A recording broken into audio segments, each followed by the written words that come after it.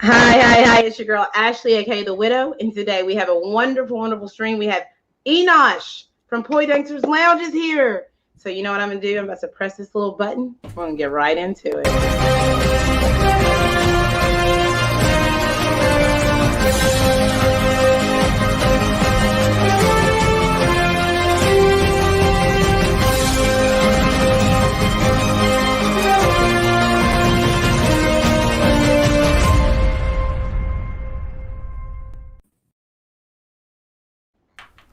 Hi, it's your girl, Ashley, aka The Widow.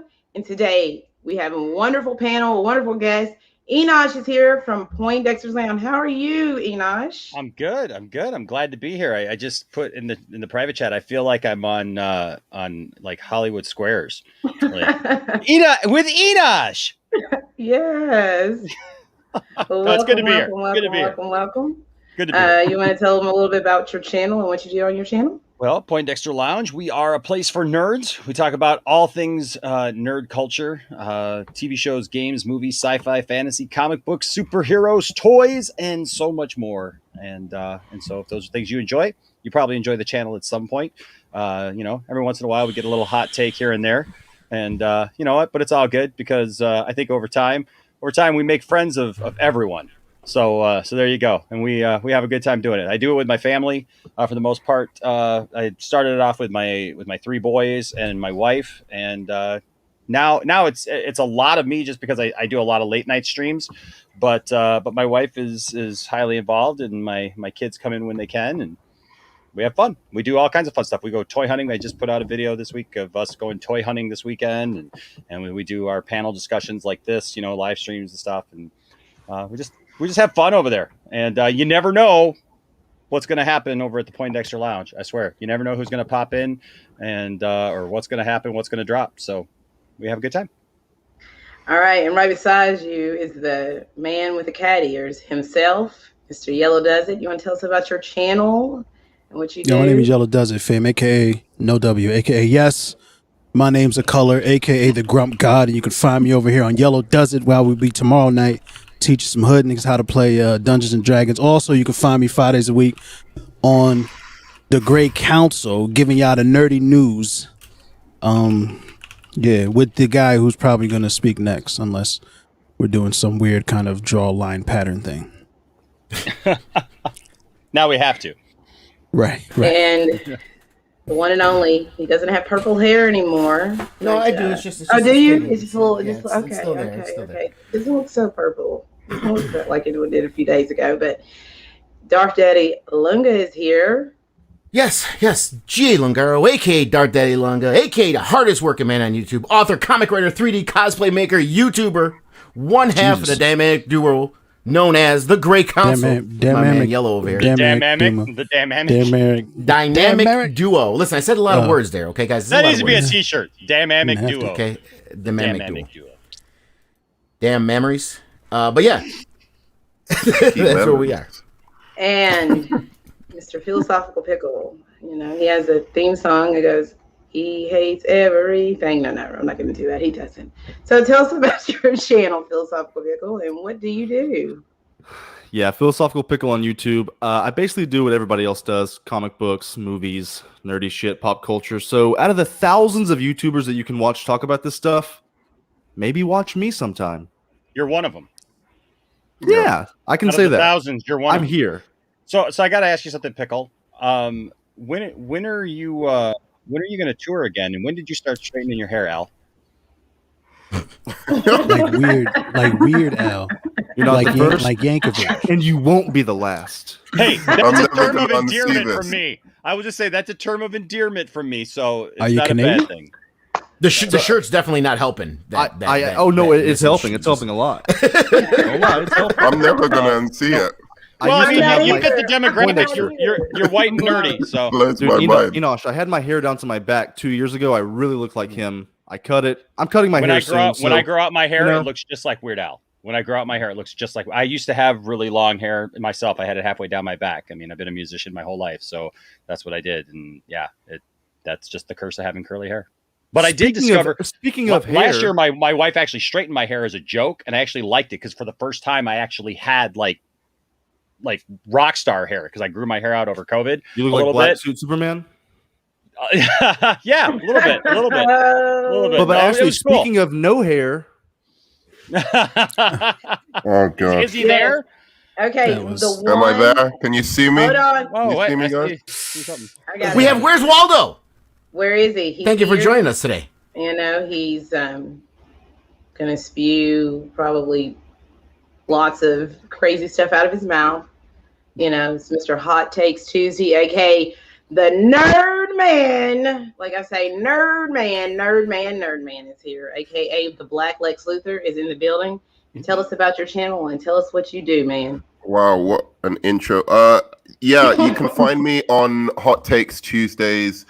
I basically have a channel and I discuss, I'm pretty much the most uncontroversial YouTuber in terms of my opinions on most things. I'm a straight shooter with pretty much the MCU, DCU, everything along those lines, comic books. You're a straight shooter, all right. Yeah, no, totally. Everything I spit is straight facts about these universes, and you should come and watch it. It's, as I said, pretty uncontroversial opinion. Nerd man, come close to the screen. I just want to shed some light on you and the things that you're saying. And my love, my YouTube heart, the one and only SJJ Dot Sanctum, aka Brother Dot, is here. Please tell us about your channel and what you do. And why does Brother Dot's chair seem like to get lower and lower every time he gets on? Pretty soon, all we're gonna see is the top of his hair. That's all we're gonna see. His hair gets higher and higher. Oh yeah. Here, get forehead action. Now, what's good, everybody? It's your boy SJK Dot, first Black Super Saiyan wherever on this planet. On my channel, I cover anime, music, movies, TV, all of it.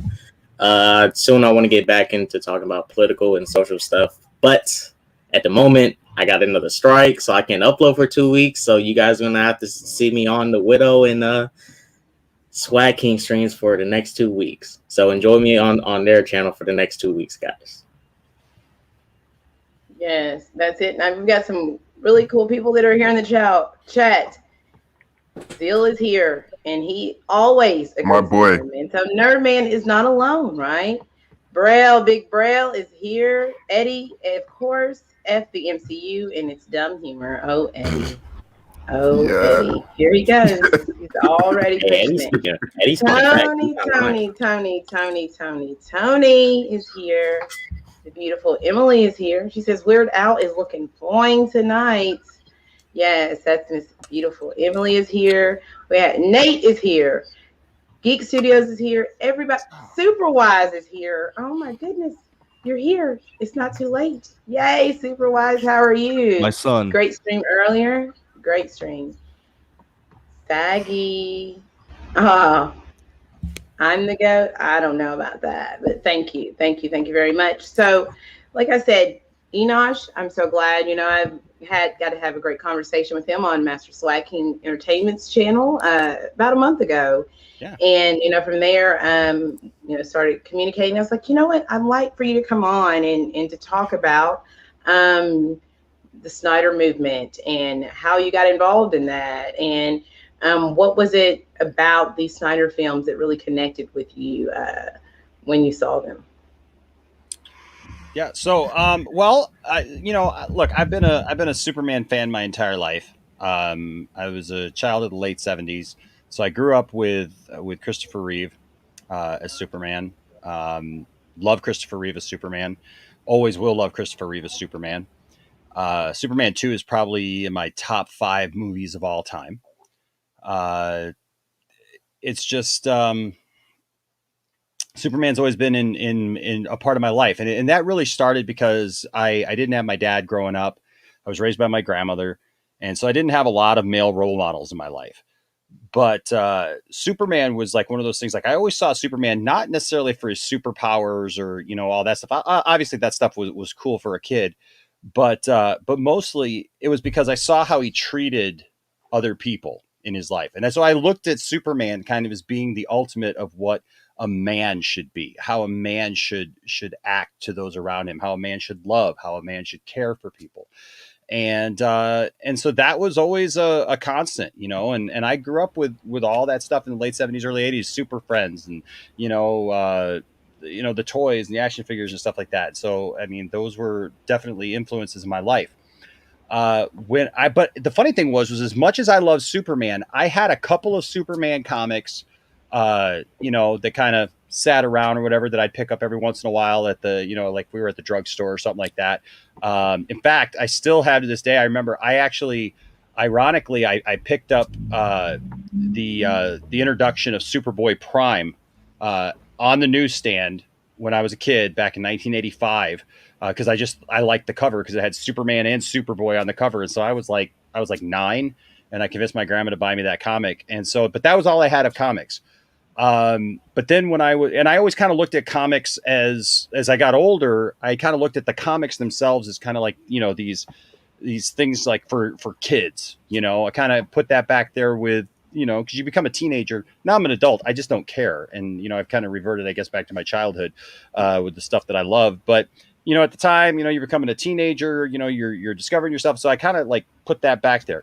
Then one night I just got back from vacation and we had a lot of laundry to do. Me and my best friend lived with us for a while. And we got back from a vacation and so I was like 16 years old. And so we had all this laundry to do from the whole entire family. And so me and my buddy, we went out to the laundromat and we started doing our laundry. We kind of left everybody else's for the home. We went out to the laundromat to do ours. And so thank you, Andrew. I love you, man. And so while we were there, there's a store and it's regional. So if anybody's in the Midwest or whatever, you're familiar with Meijer's stores. It's basically a Walmart, just kind of like stepped up a little bit.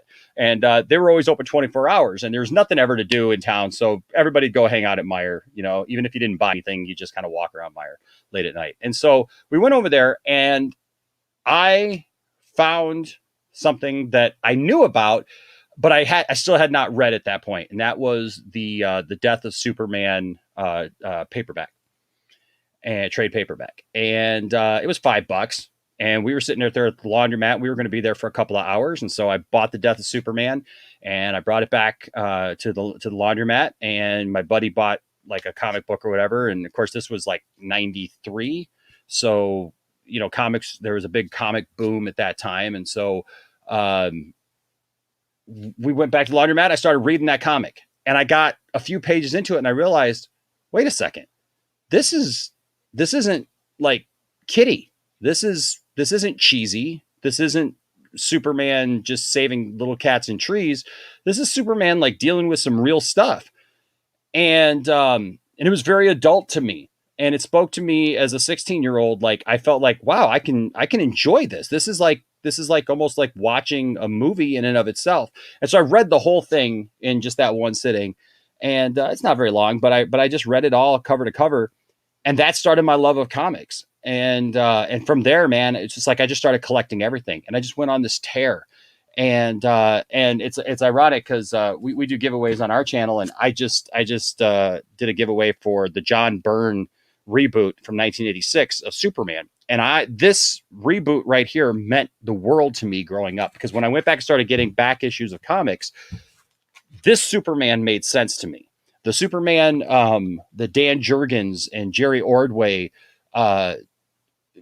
perpetrated, that Superman made sense to me because Superman was the public persona, but Clark was the real person.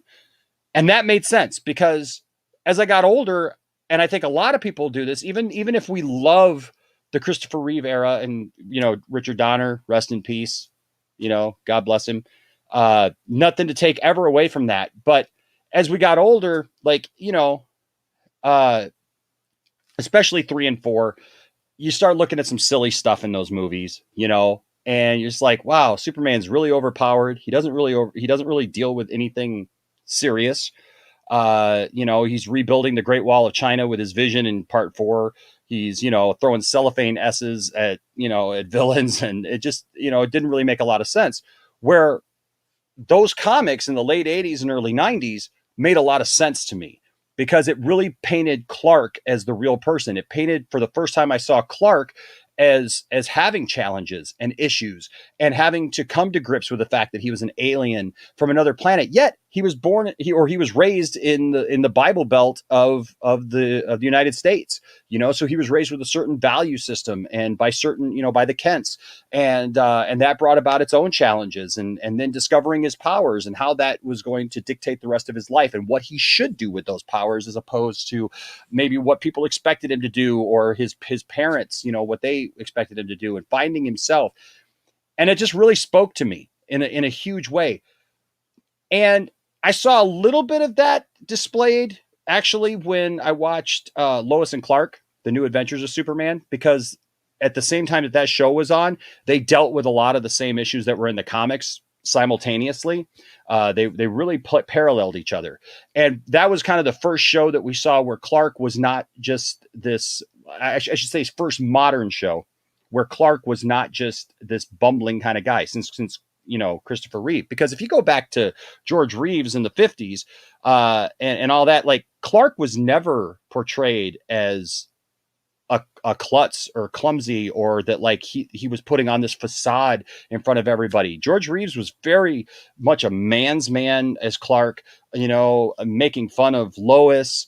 He was his own man, and nobody ever suspected he was Superman, not because he was a klutz, but because, like, you just wouldn't expect that somebody else would be Superman. Superman was Superman. Somebody else would be themselves. And, so that whole nerd part of Clark Kent was something that was very much kind of contained in those movies and yes, in some comics, but that wasn't the majority. But then when they redid it, the problem with the comics before that was Clark was just a throwaway. Even though he wasn't necessarily that nerdy klutz, they've always portrayed Clark as the facade, that was what Superman put on to be in the world. And that never made sense to me. But when they redid that, and even when you watch Lois and Clark, The New Adventures of Superman, Clark is the real person. Clark is the one who has to deal with things, because Superman wasn't raised by the Kents. He didn't, they didn't say, "Hey, Superman, it's time for dinner." No, it was Clark. Clark was the one who went to school. Clark was the one who had relationships. Clark was the one who had to grow up and learn things. And I think that that's awesome. And besides, like I said, a little bit of that being portrayed in Lois and Clark, you didn't really see a lot of that except for in the comics. And that's how the comics have been for over 30 years. But unfortunately, a lot of people who like these characters, they view these characters from the vision of pop culture. They don't view these characters from a comics angle or those stories. Most people don't even know those stories. They don't have any clue what Superman did in the comics. Maybe they read The Death of Superman. Most probably haven't, because they just know, well, Superman died and that was good enough for them. Maybe they watched a cartoon. Maybe they've watched an animated movie. Maybe they watched the animated series. Most people nowadays, I think, pretty much got what they remember from the character of Superman and others, basically from, Batman the animated series, Superman the animated series in the 90s, the Justice League Unlimited, that kind of thing, and from those runs.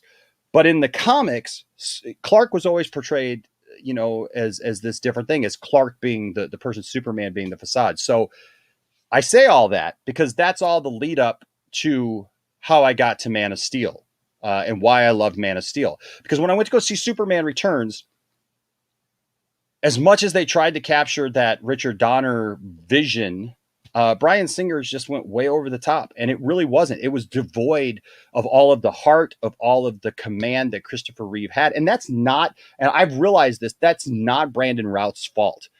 It wasn't Brandon Routh's fault. It was the way that they wrote it. It was the way that it was directed, because we all saw Brandon Routh in Crisis on Infinite Earths, and he did a phenomenal job as Kingdom Come Superman. So it wasn't him. And I've met him now, and I've talked to him, and I love his take on Superman. He gets the character. they just gave him nothing to work with. They literally had him looking doughy-eyed at everything, and they made a Superman movie where you can't root for Superman. He literally went away for 5 years, pissed his girlfriend off, came back. She's got a kid that turns out to be his, but he can't really go in and be dad because Richard White is a good guy in that movie and is raising a kid that's technically not his, but he doesn't even know that. And you got this weird family dynamic. You can't root for Superman to get back with Lois and Jason, because if he does, you're breaking up a family. So it's a really weird dynamic. But when Man of Steel came out, and plus a lot of people complained about Superman Returns, right? There was like, well, there's no action. It's really slow pace. It's this and that. So I went to go see Man of Steel. And when I came out of Man of Steel, I honestly thought, you know what? This is it. This is finally it. This mirrors what I've been reading in comics for so long, is that Clark is the real person. Clark has real life issues. Clark is trying to discover himself. He's alienated. He's an alien, yet he has all these ties to Earth all at the same time. So there's this conflict that's going on. He's discovering himself in that movie. He's, it shows Clark on the journey to becoming Superman. And that was just so inspiring to me. And plus there's action in it. There's a lot of stuff going on in it. And what was crazy to me was, coming out of that movie, I listened to people gripe and moan about stuff that have been part of Superman lore for 30 years. Like, seriously, like listening to people talk about collateral damage in the city of Metropolis, yet they love Superman the Animated Series. You can't get through an episode of Superman the Animated Series without somebody being thrown through a building coming down, a street being tore up, people running in fear for their lives because Superman always fights everybody in the middle of the city. So like complaints like that, these little gripes and complaints. And it was just like, people were like, I don't understand this. I don't understand that. Like, why? I don't like this. I don't like that. And I was just like, and then all of a sudden we started hearing these throwbacks all of a sudden, where we heard when Superman Returns came out, it was, why are they still trying to hold on to Christopher Reeve? Why don't they do something new? Here was something new and fresh. And it was, well, why didn't they put the John Williams music in there? Well, why would you? Like, why does it have to be in there? Like, even if they did, that would have been fine. But like, it's not connected to that. It's a different take on the character. And one of the things that I've just learned to do is I love all of it. I love the Christopher Reeve stuff. I love the George Reeves stuff. I love the Fleischer cartoons from the 40s. I love Gerard Christopher and John Newton, who played Superboy in the 80s, man, in the syndicated Superboy show. I love Dean Cain in Terry Hatcher in that role. I absolutely love Henry Cavill and Amy Adams in those roles. And, and now I'm enjoying Tyler Hoechlin finally. I didn't like him when they first introduced him on Supergirl. I felt like he was just there to be a punching bag to everybody. But now they're starting to redeem some of that stuff. The only thing I don't like about Superman and Lois is the fact that that suit like is way too like muscle suit. Like it literally when he moves his arms, the whole suit moves up and it looks like a turtle. But that's the only complaint that I have about that. I love Superman. I love Superman's stories, but seeing Man of Steel, it started kind of pissing me off because all these people who griped, all the stuff that they wanted before was in Man of Steel. And yet now they had it. And now it was, we want to pine for the old stuff somehow. To me, the character of Superman and all characters in pop culture need to be able to have the freedom to tell different stories. And for us not to get so worried about that they're ruining our childhood, they're ruining these characters left and right, because it's just one story. If you stick around long enough, there's always going to be another story. If you don't like something, that's fine. Just don't go watch it. Don't watch that. But don't hate on something that somebody else likes just because you don't like it. And I try not to do that. Look, we're all nerds. We all have our own opinions. And it's really easy to just hate on something. But I try to keep an open mind that if somebody talks about something that they don't like, I may tease them about it a little bit, but not seriously. I try not to anyways. But hey, we're nerds. Sometimes we're all hypocrites like that. But so that was how, when I saw that movie, I just really loved it. When Batman v Superman came out, like, look, when they cast Ben Affleck as Batman, that wouldn't have been my first choice as Batman. Now I realize, my God, I'm so glad that I don't cast Batman. That's why with like the Matt Reeves Batman coming out with Robert Pattinson, like everybody once again is all up in arms. But have we learned nothing from the past? Every time they cast Batman, every time they cast these movies with Batman, and somebody is pissed off and somebody complains, and there's write-in campaigns and there's all these things, calling for it to be brought down. And then in the end, people are like, oh, that wasn't so bad. Look at Heath Ledger.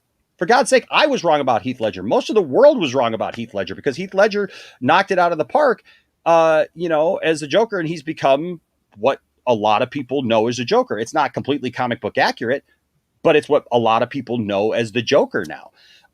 You look at you look at the people that were accepted, like right off the bat. A lot of people thought, oh, George Clooney, he'll be great as Batman. Look at him.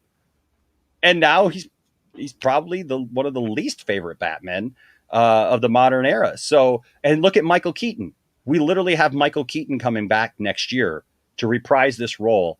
And it's probably the one thing that I think even people who aren't necessarily excited about where the DC universe is going, they still are excited about that because Batman 89 is a phenomenal movie. And it's still you're running out of steam now, Enosh. You're running out of steam now. What do you think Oh, I'm sorry. I make no excuses for it. Batman 89 is a great film. I just watched it in the theater again last year, and you know what? To me, it stands up. My son saw it in the theater for the first time, and he loves it. And so, I like Batman. I like Batman 89. I like Man of Steel. Okay, I'm there with you. I liked it, and me and Yellow have talked plenty of times. You know what? There is room for stories, for alternate stories and different storytelling. Perfectly, yes, exactly, perfectly fine. But where you lost me with is when you're saying, "Oh, there's fans just nitpicking about these little things that really don't matter," and that's not necessarily true. Like if you nitpick some of the stuff you mentioned, yeah, it's silly. I didn't say things don't matter. I'm saying we've gone to a place where literally everything is like since the prequels of Star Wars. Where the term "raped my childhood" was coined about George Lucas. I don't defend that. That's nonsense. No, I know. That's nonsense. I know. But the thing is that people forget that literally just 15 years ago, people were so pissed off at George Lucas that they drove George Lucas away from Star Wars. Yes. You know, and like now we live in a world where all those kids have grown up, and all those kids who were there are like, no, screw that. I like that movie. I like those movies. And I'm not defending fans. Yeah. Okay, I'm not defending fans because every fan has an opinion, and you're like an asshole. No one wants to hear from them. And they pretty much usually stink. I'm not defending the fans' perspective from it, okay? Because if we want to go that route, we can also say, that the Snyder fans also have some weird-ass points just as much as the other people do. Absolutely. My problem is this. There are certain elements. If you love Superman so much, you should understand this. There's certain elements to characters and heroes, specifically, let's talk Superman, since that's the one we talked about for the last 20 minutes. Having his father tell him, no, don't save me, hide your powers. Yep. And having Superman. Now, again, I liked the idea of this. I could look at this and say, you know what? Hey, this is a cool story to look from a different angle. I was fine with that, but I can make the objective point of saying that doesn't make sense for Superman, and it becomes, after a while when you start watching it, it becomes a distracting element when you're trying to watch a Superman movie because it's like that doesn't seem right. So for me personally, I always prefer Jonathan Kent to die of a heart attack. Okay? Because for me personally, and I know for a lot of other people as well, it's that idea that Superman can do all these things, yet he can't save Jonathan Kent from the heart attack, right? What I think is more challenging in Man of Steel for us, and actually takes that idea even further, is not just that, because he could have saved him. He could have saved him. But he valued his father's opinion and his father's words to him more than anything. And tell me where that element played up in any of the following movies. Did that element hit anything in that movie or any of the preceding movies? It was never really talked about again. It had no point It played no point to the narrative going forward in the movie. If it had a big point, if it had something to where it was highlighted later in a certain different scene or a different part of the movie or different growth of him, it didn't. It fell flat. It was just a plot device. It fell flat and didn't help. They discuss it over and over and over again in Man of Steel. Yeah, my dad died. I couldn't save him. Well, I could, but I didn't. Hold on. No, wait. That is such a dismissive view of everything that is said there, and that's where I see that like it was different. So people check out, and then they don't pay attention to the rest of the stuff.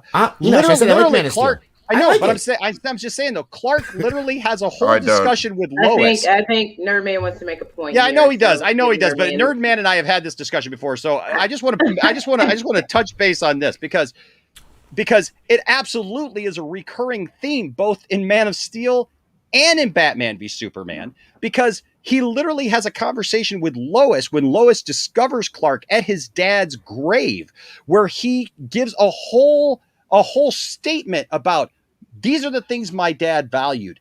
It's not just that scene with the tornado. It's literally, we see that, and then we're left, and we're given all these flashbacks of how Jonathan Kent raised his son to care more about literally this ideal of what he was to become, of where he was going. Son, did we watch the same movie? I don't he know. taught him. I don't think we did. Don't help people. Hide your identity. That is not what he told him. That is not what he told him. He told him, but that's what happened. You're going to have choices. No, he told his son in the movie, you're going to have choices.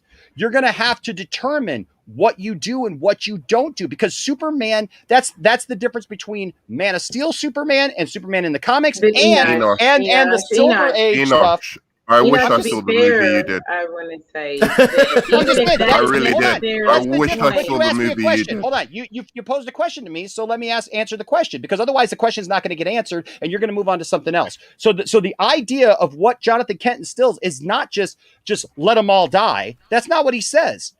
His son asks a legitimate question. He says, well, should I let him die?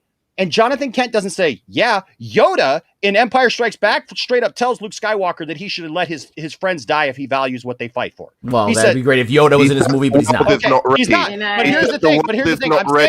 I'm saying that because Jonathan Kent, that the world is not ready. Jonathan Kent Enosh is Superman, and then he goes and saves a bunch of people, ignoring his father. Nerdman, you drive me up the wall because every time we talk, you just won't let me say what I'm saying. Let me say what I'm saying. You've been talking. Well, because I was asked to come on here. No, I know.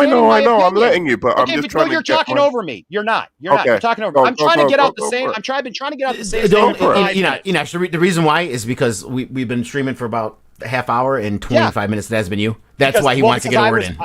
I was asked a question, and then you guys posed other questions to me. I'm fine. I just was saying my little because point. You guys posed questions to me, right? You posed questions. I was given a lead question to tell about my story and about how I got into loving the Snyderverse, and I did that. Then you posed a question to me, but you don't want me to and you're making statements about it, but you don't want me to actually answer the question because I have an answer for you. The fact is that Jonathan Kent is basically he's Clark's Yoda, but he's telling Clark, I don't have all the answers for you. You are an alien child that I love, that I have raised as my own, but I don't know how to tell you to do with your powers what you have. I'm not perfect. I do not have all the answers because I don't have those same things. All I can tell you is you're going to have to make that decision one day of who you help, of what you do with your powers.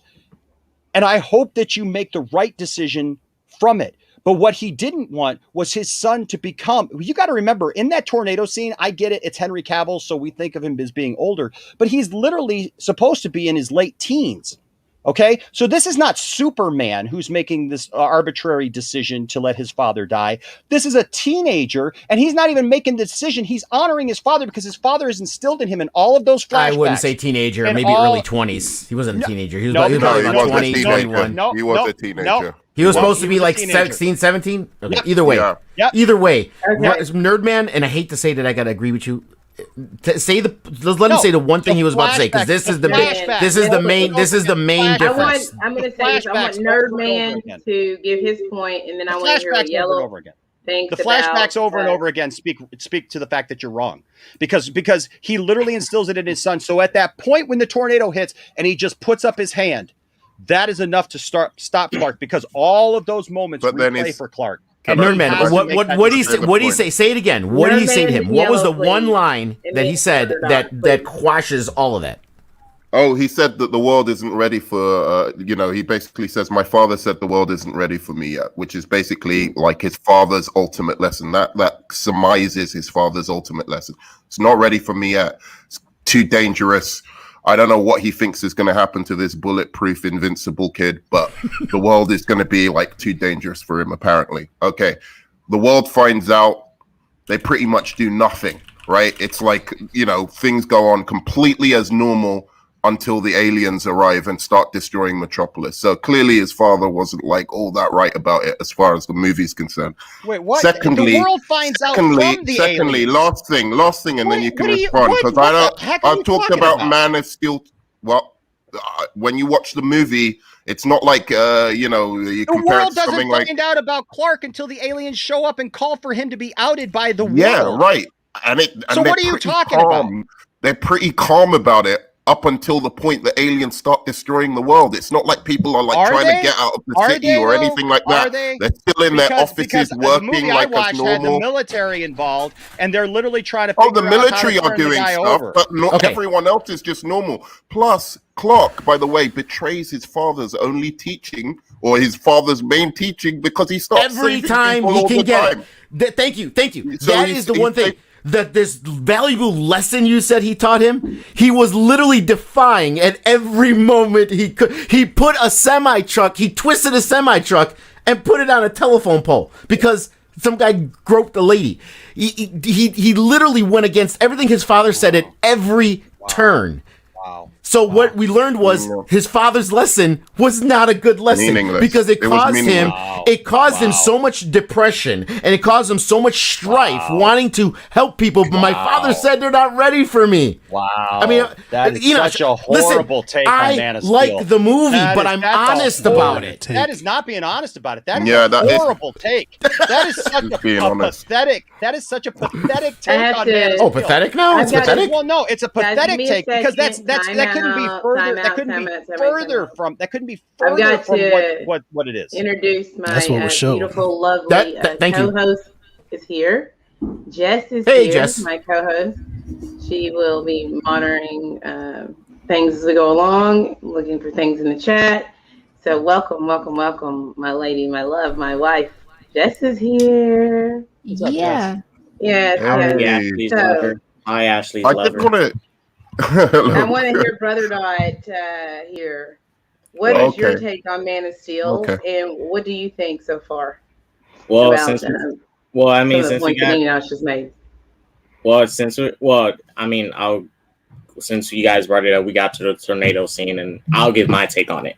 This is my thing with the tornado scene, right?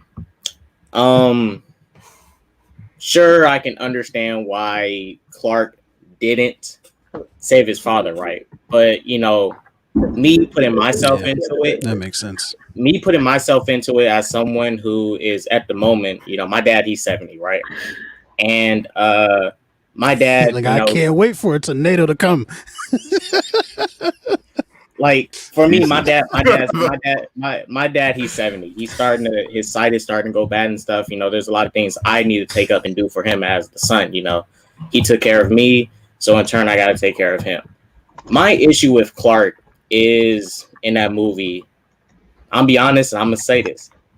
I lose respect for Clark because I think he's a shitty son. And I say this for this reason.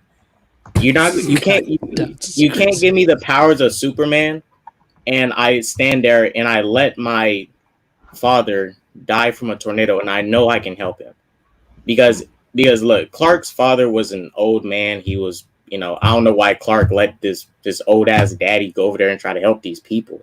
He was clearly struggling just to do that, messed up his leg.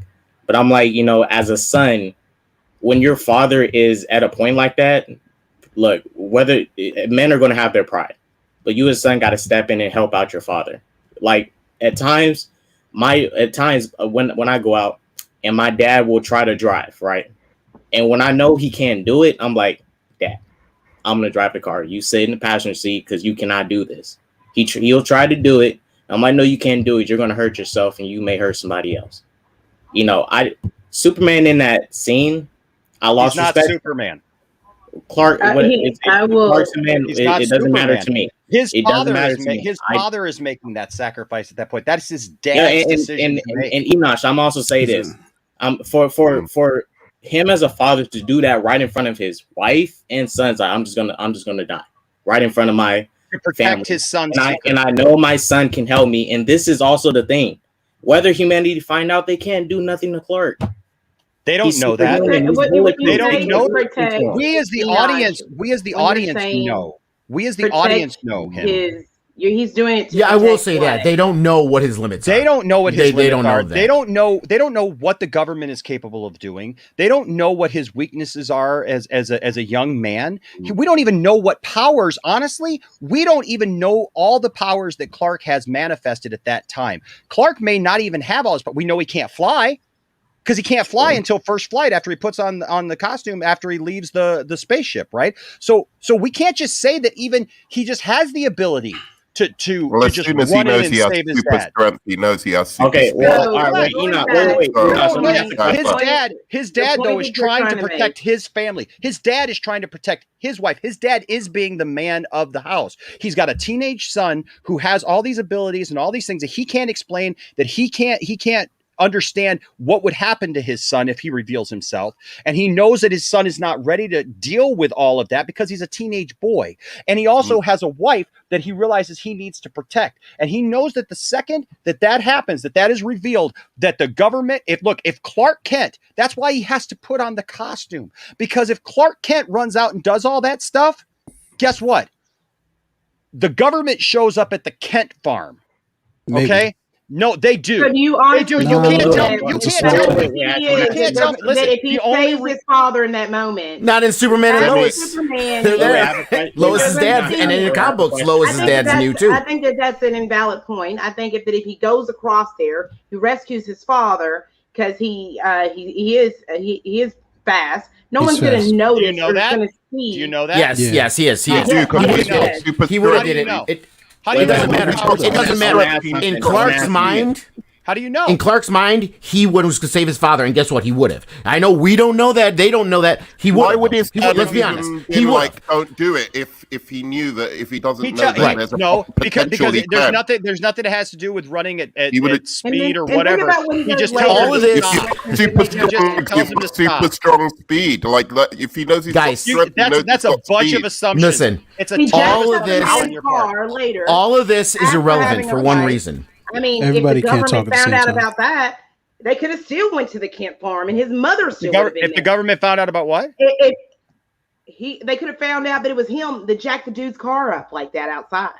But that's why that's no. Here's the reason why all of this is irrelevant, which Enosh called that's why he was traveling pathetic. as a nomad, kind of from town to town. Okay, and just going from town hold to on. Who he was.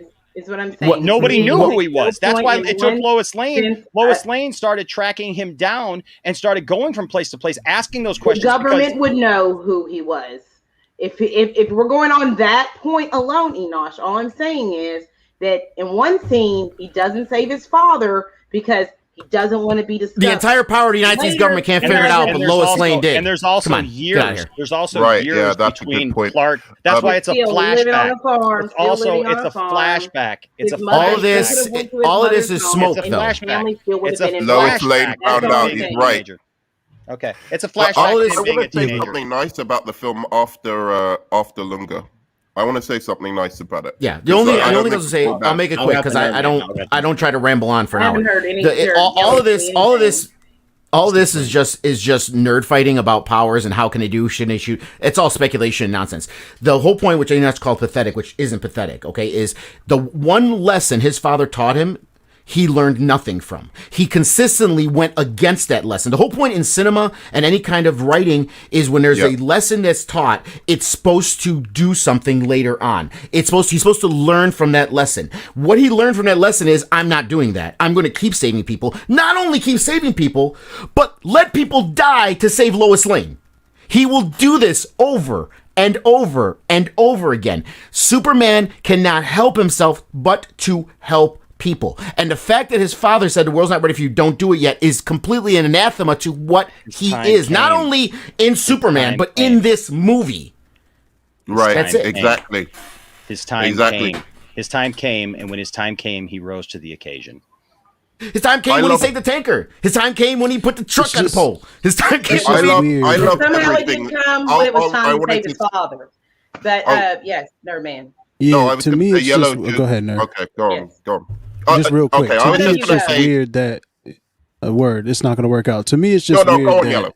Okay. Yes. an impulsive teenager who grows up to be an impulsive adult wouldn't go save his pops. This just seems like a weird thing for me to have to accept. I mean, if this is not Superman, if he's not the special guy yet, how is he not immediately going to save the man who's responsible for him like being alive? And like, how is he not going to save his father? That just seems like a weird decision to make. And I'm not a Superman would never do that. I think Superman is one of the corniest characters ever to be created, right? So it's not like, but being true to the character, it seems like the guy who an impulsive teenager who has been stated multiple times his brain works more like humans does. It's not all that Kryptonian stuff, blah, blah, whatever it is. He's emotional and stuff like Kryptonians are not, which is a thing that keeps coming up over and over again. It just seems weird that guy doesn't blur past everything and snatch his dad out of a tornado. It just seems weird. Smallville reference. And I want to say something nice. This is not a continuation of Smallville. So I want to say something nice, but just after piggybacking off what Yellow said, I think the problem, and I think some of the disconnect with the movie, even though I can see what you're saying, Enosh, as well, about elements of what Snyder was trying to do with the movie, that I really enjoy.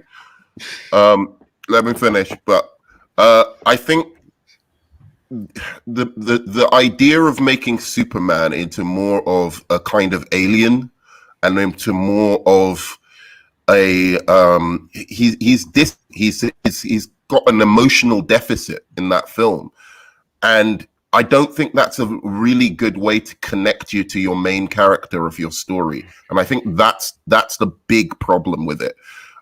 That being said, I do like what Snyder was trying to do, and I think he finally did achieve it properly in a way that more people could enjoy in Zack Snyder's Justice League. I really do. I think what he did in Man of Steel, we're skipping. You know, he was just starting, and there were some flaws there, and he needed some, because what he was trying to do is a little bit more difficult than your average superhero movie. He was trying to make Batman Begins for Superman. That's not an easy task. So I think there are really great things, and hopefully he was learning from it as he was going on. I think eventually he wasn't learning from it. That was his plan all along, man. That was the whole. No, but point. I mean, learning. Everyone makes mistakes, right? Like but even if you do something that's really good, you make some mistakes. From the beginning, my Superman arc was 5 movies. It literally took him from the beginning to being the Superman that we all know by the time that it was done. So you think Man of Steel? Yeah, but the argument there is you took the most simplest hero that has the simplest. Not true. Not vision. True. Yeah, it is. Read a comic. He is. Read a comic. Read a comic. Did you say read a comic? Read a comic. Enosh, I'm 47 years old. I've been collecting comics since I was fucking 8. Read one. Lunga. Okay. Then I have read them. Because obviously you're not looking at the cover and reading what's between the pages. And Enosh, and that's no, hold on. And that's why we have a fucking problem. That's why we have a fucking problem. Because the moment someone disagrees with your take, you question their education or you question their knowledge. And you're fucking wrong on that, Enosh. You're fucking wrong. That's an ad hominem attack that I didn't say a fucking word to you. And you're going to sit here and question my knowledge? Get the fuck out of here, dude. I'm asking that is the dumbest. I'm going to question your knowledge. If you say that Superman, because what the fuck have you been reading? 1950s Superman? Because that's what it sounds like to me. You're talking about 1950 Superman. You're talking about a simple character like 1950 Superman. I'm saying for the last 30 or plus years, Superman has not been a simple character like that. Superman has been. He's still simple. Even with everything they've added to him, he's still the simplest hero. He still is, Enosh. Yellow. In terms of his motivation, it's Park And and that's said, teaches and him. that is said, and listen, this is not an attack on you. This is that is simply said as someone who sounds like, at least, that All you you're looking don't at is the understand covers. Superman. Have you That read a don't comic book? understand- That's an attack on me, bro. It's not an Sorry, attack on you. sorry. It's all That's right. not All an you've attack read on is you. the cover. All you do is look at the covers. You don't Have read. you read Superman? Motherfucker, have I read it? I write fucking comic books. Are you All fucking right, kidding guys. me? I don't care All about right. the Are you comic kidding book. me? Off topic.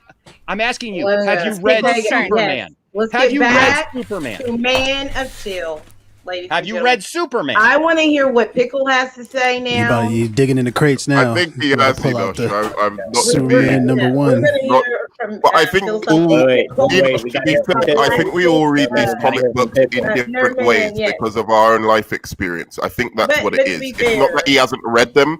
We just read them in different ways and we look for different things in them, and different things stand out to us more. For me, the Park Kent, who's the honorable guy who'll never tell his son, maybe let kids die, who's not like overly complicated, who's telling him, the good things and training him to be a Superman.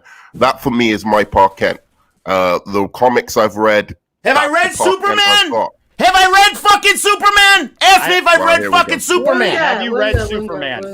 Oh, we just read a random one. All Have I right, read all fucking right. Have you Superman? read Superman? With the Damn, a understanding. random one. Pickle's turn. Have I read Pickle. fucking Superman? I'll Random, let- years ago? random comics Yes, I'll off the let Lunga crate, finish bro. his Digging Have in I the read fucking crates. Superman? Yeah, have I fucking read You Superman? got the books apparently, but apparently you haven't read it, because if you actually listen to the people Okay. who wrote those, it's guys- amazing. It's you You want me to amazing. pull out everything Yeah. in the fucking box? It's amazing. I'm interviewing. That was the dumbest shit you've ever said, No, Enosh. it's You not. lost the No, argument hey, immediately. hey, I'm because when you interviewing can't win an Dan argument, Jordan. you try to demean and Lunga. diminish the other Lunga. person's knowledge. Lunga. And that's why you're Here's wrong. the thing. Yo, Here's the Ashley, thing. just Here's the mute thing. him, fam. I'm literally talking I to don't Dan wanna Jurgens mute next you. Tuesday. I'm interviewing That's Dan Jurgens irrelevant. next Tuesday, and Dan Oh, Jurgens the who wrote those clout. stories- I'm talking to Dan No, no, no. Jurgens. Shut I'm up. telling you, That's because mad he irrelevant. disagrees with you. Guys, That's He fine. disagrees Yeah. with you, and he So- wrote the Wait. thing. Mark Wade He disagrees wrote with the you, thing. Enosh. So don't tell Mark me what Wade All right, I'm disagrees gonna with count you. down from 5, and if you guys don't stop, please listen to You're Can gonna I Dan. just be say like- this? Mark Wade, All right. who wrote the book Just that mute Man him. of Steel was based on, Nerdman. disagrees Nerdman, with listen you. to Yes. He doesn't Nerdman, like listen Man to of Zack. Steel. Wait, Mark everybody Wade, relax. Are you relax, kidding me? Relax. Mark Wade doesn't Relax. like Oh, it. I don't know who. No. Merman, wait. Oh, Enosh, God. please wait. Everybody, please wait. Please relax. God. Ashley does not want to mute Oh anybody. no, don't stop Please talking just now everybody because the relax. dude is She doesn't wanna talking. mute Jesus nobody. Christ. Relax. Jesus Christ. I mean, just Okay. look. I'm just asking it. Look, everyone. Can I just say this? Ashley does not want to mute people. We're all adults here. Do I that shit. don't like to do that. No. Do wait. that Yeah, shit. and she can if she wants, but she doesn't want to. Let's just please, just just when Ashley says something and she wants to redirect it, just Me just or listen Jay. to Ashley. Listen to the queen, the widow. And my queen, my Jess. Okay, so Jess was going Yes, to and also her lover. explain something really quickly, and then I would like to hear Pickle's take, because Pickle has not said anything this whole time, and that is a rarity right there, ladies and gentlemen. So Jess, what did you want to say before we get to Pickle about debating and discussing things here? Oh, if we could just kind of keep it civil, we don't need to do personal attacks. Like, I respect all of you guys here. We just gotta, we could get loud, we could get passionate. Let's just not go for the personal attacks. All right? Yeah, maybe not Show tell someone nobody. they don't know what they don't read, they don't look, they don't pay, they don't read anything. I'm just an idiot. all apparently? right. Okay, all sure. right. All right. Okay. All right. Idiot. All right. I didn't all call right. you an idiot. Also, it's not going to happen. Okay. They're going to do ad hominem attacks. They're going to. It's going to happen. Okay, so Pickle, All of them. Yeah, it's Pickle's turn. We're who's just gonna gonna. talk? Weird Al, aka Weird Al, go for it. I didn't think it would get this heated until we got to Zack Snyder's Justice League. We got We like, haven't even got to like BVS. 8 more movies to talk about. What's happening right now? Not really. So overall, I like Man of Steel. I think the action's incredible. I think the cinematography is incredible. There's some good writing moments. I think Zod is better than most MCU villains. I love Zod. But that tornado scene, Enosh, if you're saying that we don't know if he has super speed, but if he's already like 12 years old, he has heat vision, X-ray, and super strength, you can assume he has the speed. And in the the tornado scene, strength when is you how watch he it, has the speed. when you watch the movie, when he holds his hand up and says no, which I get where you're coming from, Enosh. It's like I don't want the world to see and like hurt you, do tests on you. But in that moment, we're forgetting that everybody's running the opposite way. Nobody's looking. Clark had a good 10 seconds to save his dad because watch this. We can pull the scene up right now. People are running the opposite way when he screams, "Dad!" Nobody's looking. He could have saved him easily in 5 or 10 seconds. And the fact that he dies like getting a dog in a tornado is the fact that Zack Snyder, as he always does, took a heart attack and had to up the coolness of it, make it a tornado. But I get where they're coming from there. But definitely had a heart attack in that tornado. He had a heart attack in the tornado. Yeah, I think Man of Steel is a good movie. A very apt way of describing it. I think Man of Steel is a good movie. I think that it's scene is exposition stupid. heavy. It's really exposition heavy. And I will defend Superman snapping Zod's neck. I love that moment, but I felt that moment was building on, okay, he finally killed somebody. He drops to his knees and he screams. You see the emotion on his face. He's never done that. He doesn't know how to feel. So he lets out this visceral scream, but then they don't build on that. Like maybe they build on the father thing, but they don't ever mention him murdering Zod ever again, how it affects his psyche, how it affects why he doesn't kill people in the future. So I thought it was a great building block for the two future extra Superman. movies. So I thought it would be a good building block, but once we get the other movies and he doesn't even mention it, or like the next scene that he's in Batman Superman, he kills a terrorist. Like it doesn't even affect him really. So the killing part, I don't know about the tornado. I don't know, but I think Man of Steel is a decent movie. I mean, Zack Snyder's Justice League is the one that we need to rip. Come on. Whoa. Okay. Whatever. Okay. Well, can I just say this? It's really easy. It's really easy to sit here and tell me that I shouldn't get emotional about something that I just told you and laid out for you that I absolutely love. And all I hear is, yes, in the midst of, oh, but Enosh, I really like the movie.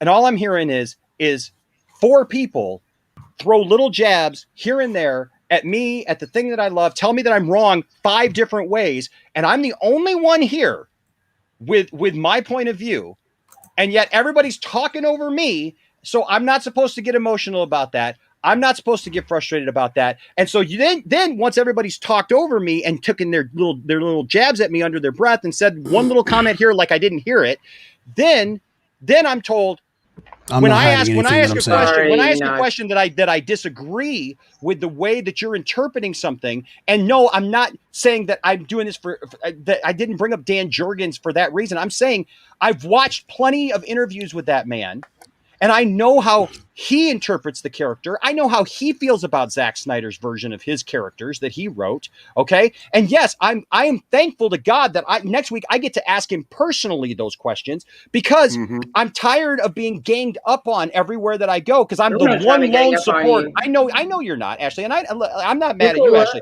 I'm saying, you got to understand though, I'm the only person. I ain't mad at anybody here. Okay. I'm not mad at anybody because I can take that. But what is frustrating, what's frustrating to me is when I'm the lone person, then when everybody else is jumping, no, you're wrong, Enosh, you're wrong, Enosh, you're wrong, Enosh. Well, I disagree with your takes. You're not the lone DCU.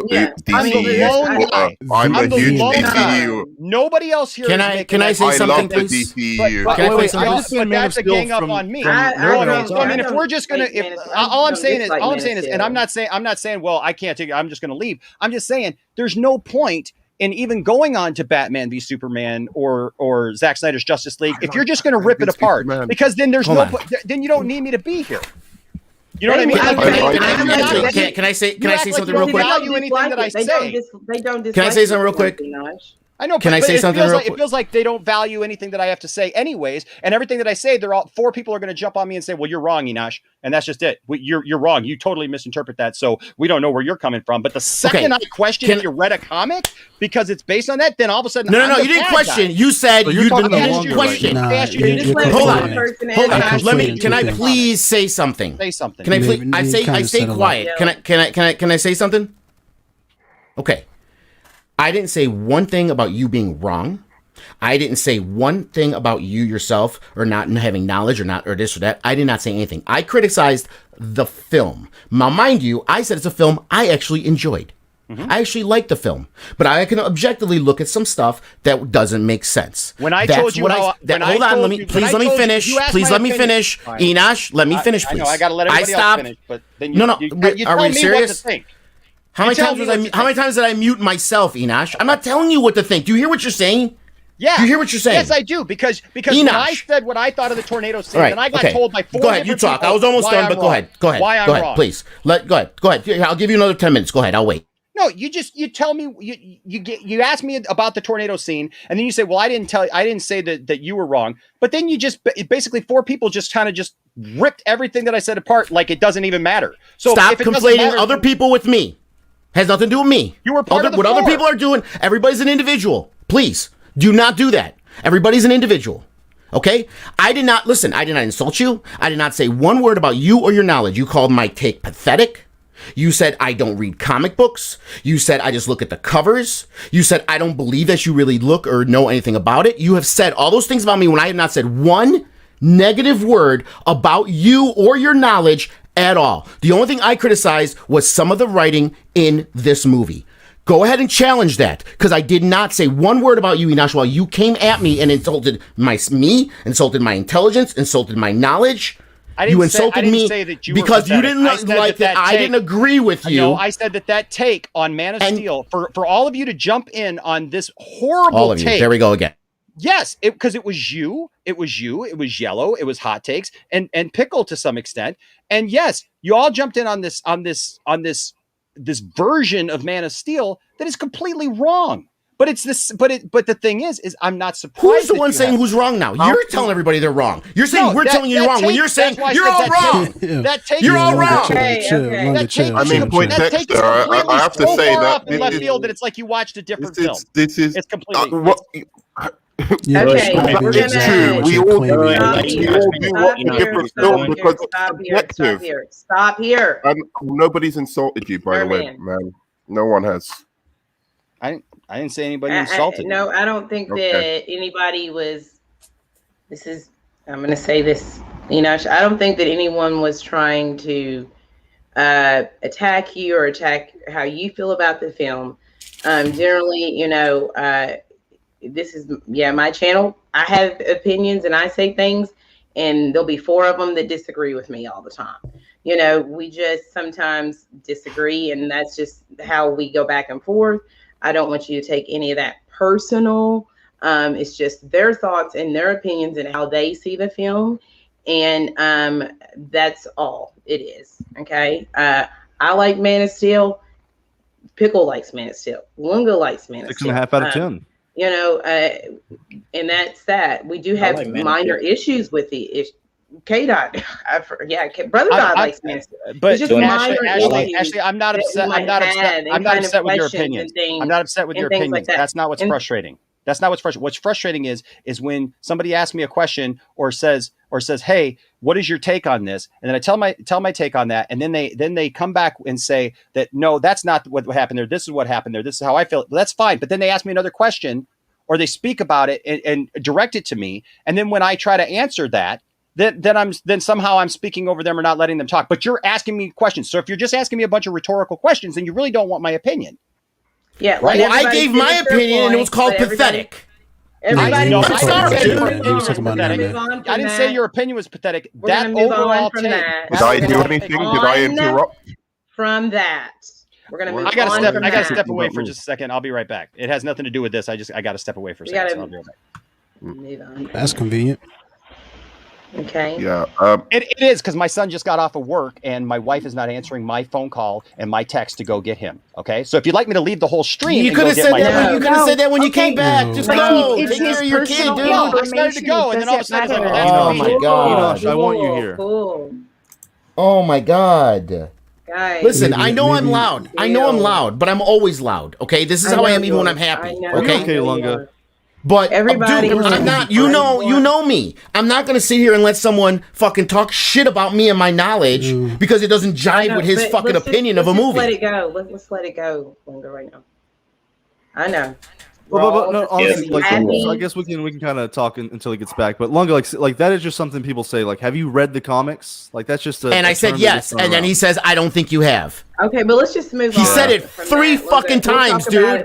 He kept saying no. Yes, dude, I have. I'm a comic reader since I was 10. I don't think you have, dude. I've written comics. Oh, well, I don't think you know anything about it. He kept doing it, dude. How many times am I gonna take that before I'm gonna fucking smack someone in the lips? I'm sorry. Yeah. All right. Look, We're gonna he talk has about to it later. look. Yeah. Let's just end Look, That's it. gonna be the I- end it's of it. too- We're here for what the topic that we're here for. We're not here for drama, so we're just gonna let it go. We're all Elsa in the snow right now, letting it go, and we're gonna move on to the next movie. Okay. Praise Ashley's lover. Praise her. What just happened? Too many emotions at one time. Yeah. Yeah. We just need to all just And none of them are about the movie. yeah. But anyway, Some of them are about the movie. Not mine. Yellow. Mine has nothing to do with the movie. It's what about did what you he talks think? about, me and my What- knowledge, not about the movie. I thought I stuck pretty heavily on the movie You and did. why that tornado scene was stupid and the reason that we talk about these things. I don't hate on movies just to hate. Okay, I like to critique them so people can learn from it and do Word. better. So we can learn Me too. what to do better. Yellow, don't. What are you saying, Yellow? What are you saying? That's Nerd Man's gig. You can't have that. Yeah, no, but genuinely, like I want to see these things done better. So because I don't know what just happened. No, but I'll say this. I'll say I this. just don't take anything in these discussions personally because they're just about films that ultimately really don't matter that much in the whole face of things. So if somebody says I haven't read any comics or I know what I've done, I know how much I've researched, I know how much I've read, so I just don't think it really matters. All right. I keep you went right back to that and I didn't want to go back to that. So No, all right, fine. I don't let's not mention it. I don't want to hear anybody bring it up again. Okay, we're going to stick to the points that we're going to talk about, and that's what we're going to do. All right. So, all right. And so, we'll just move on from Man of Steel. Okay, is that good? Is that what we're going to do? All right. So, and then we thought that the next film that we were going to get was Man of Steel 2, and then it turned into this new thing. We got Batman versus Superman. And we know that everybody was super excited when it was announced that we were getting a Batman versus Superman film. And then it became kind of a polarizing film. There were people that loved it and people that hated it. And it was one of those films that either you really, really love it or you kind of didn't like it. And I kind of want to start with that. Why do we feel that it had such a divisive nature, this film? Because it was trash. Jesus. And why and what was it about that you didn't like Yellow? There was too many things in one movie. They were not ready. They tried to rush the Avengers, fam, and it didn't work. And Enosh, can you tell us exactly what was it about BVS that really connected with you, and why did you really enjoy this film? It's a natural progression for the character of Superman to have to go from in a real world where if we woke up tomorrow and a man had these kind of powers and abilities, the world would not just be accepting of Superman. I've heard it said that Man of Steel is a story about Superman accepting his responsibility to the world, where Batman v Superman is about the world accepting Superman. He has put himself in this position, but Batman, as being Batman and feeling the responsibility and the weight of being Batman, because at this point we don't know that other heroes exist in the world. We don't know of other metahumans or people who follow that path. So at that point, Batman feels full responsibility of that. And I love the dynamic. I love the dynamic of an older Batman who has been everywhere, seen everything, and he feels like, hey, now there's aliens. Great. I used to fight penguins. I used to fight people in Gotham like this. Now there's aliens here, and there would have been nothing that he could do about it. He was so helpless in that beginning scene where he's trying to run around, help people, and just kind of mop up, but he's totally out of his element because he couldn't combat that. It would take somebody like Superman to fight a world-ending scenario like that. And so the thing is that Batman feels that weight, that he's got to do something, because if Superman decides to go rogue, because he doesn't know Superman, so he doesn't know that Superman is doing it for the right reasons or whatever. So, so his take is, if Superman goes rogue, Nobody else is going to be here to save the world. And so, it's that classic battle. And then, I mean, it's a classic thing of misunderstandings. You got a mastermind who's behind it, trying to pit people against each other, trying to misdirect and things like that. And, I love it. I think that the Ultimate Edition is absolutely brilliant. I think it's a very deep film. I think the problem comes from, I'll agree. Like when I first heard that Doomsday was going to be in the film, when I saw that trailer, I initially went, why is Doomsday in this film? When I saw the film, I was glad that if Doomsday was in the film, that they had the guts to kill Superman in the second movie. Because if Doomsday shows up, Superman better die, because you don't get a chance to just keep reintroducing Doomsday over and over again. So I love that story. And I think it's a very deep story. I think it's something that you have to put your thinking cap on, and you have to pay attention to dialogue in that movie. That's not a movie that you can excuse yourself, go use the restroom, go get some more popcorn and do all that stuff. But you just can't do it. You have to be checked in for that movie.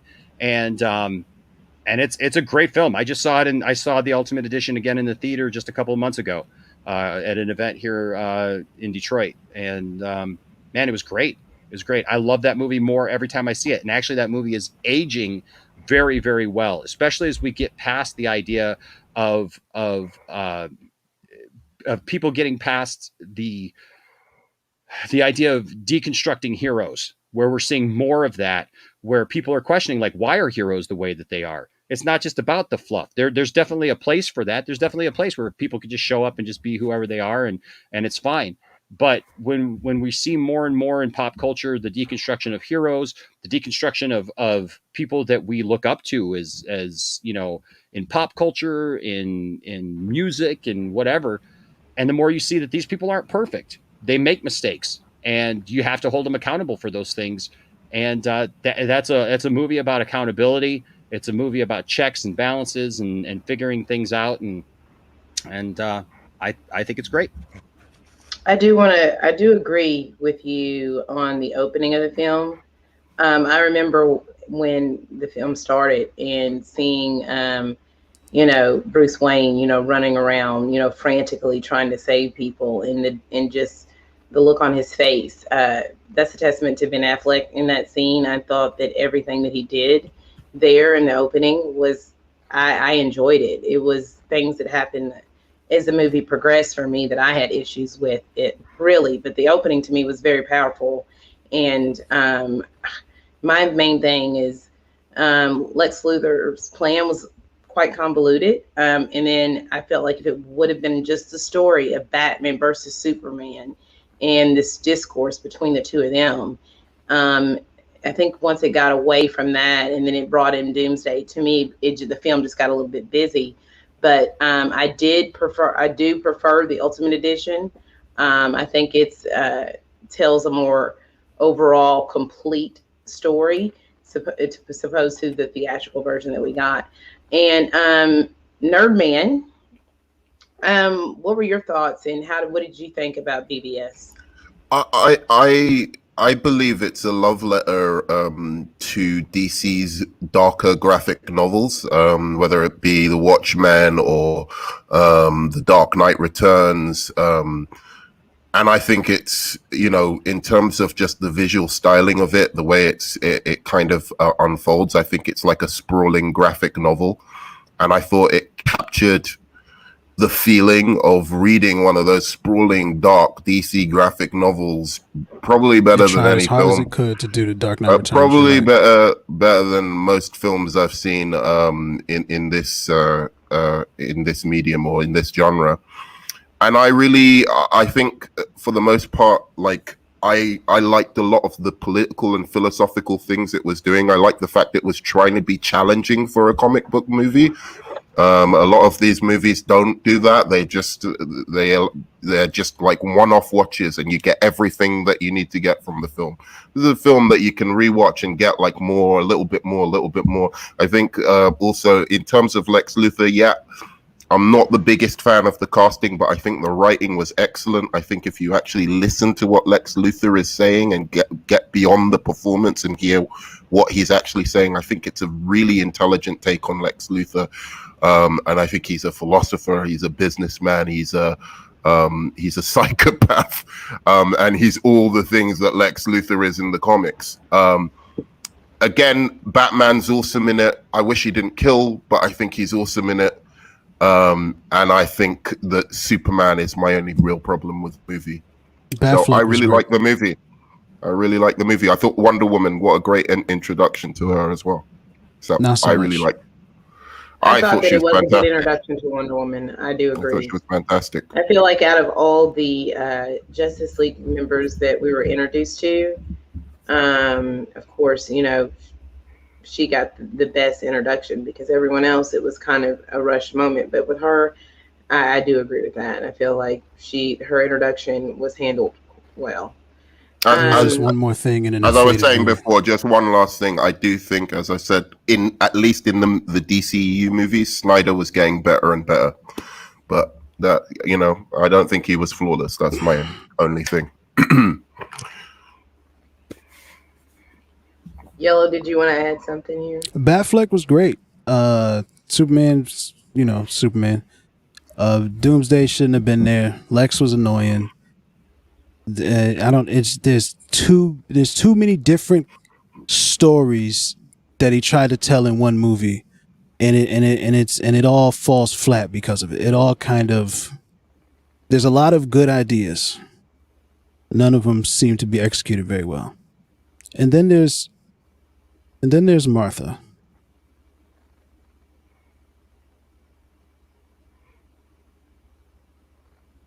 That's it. No one's gonna say it. No one's gonna say it. Martha, why did you say that name?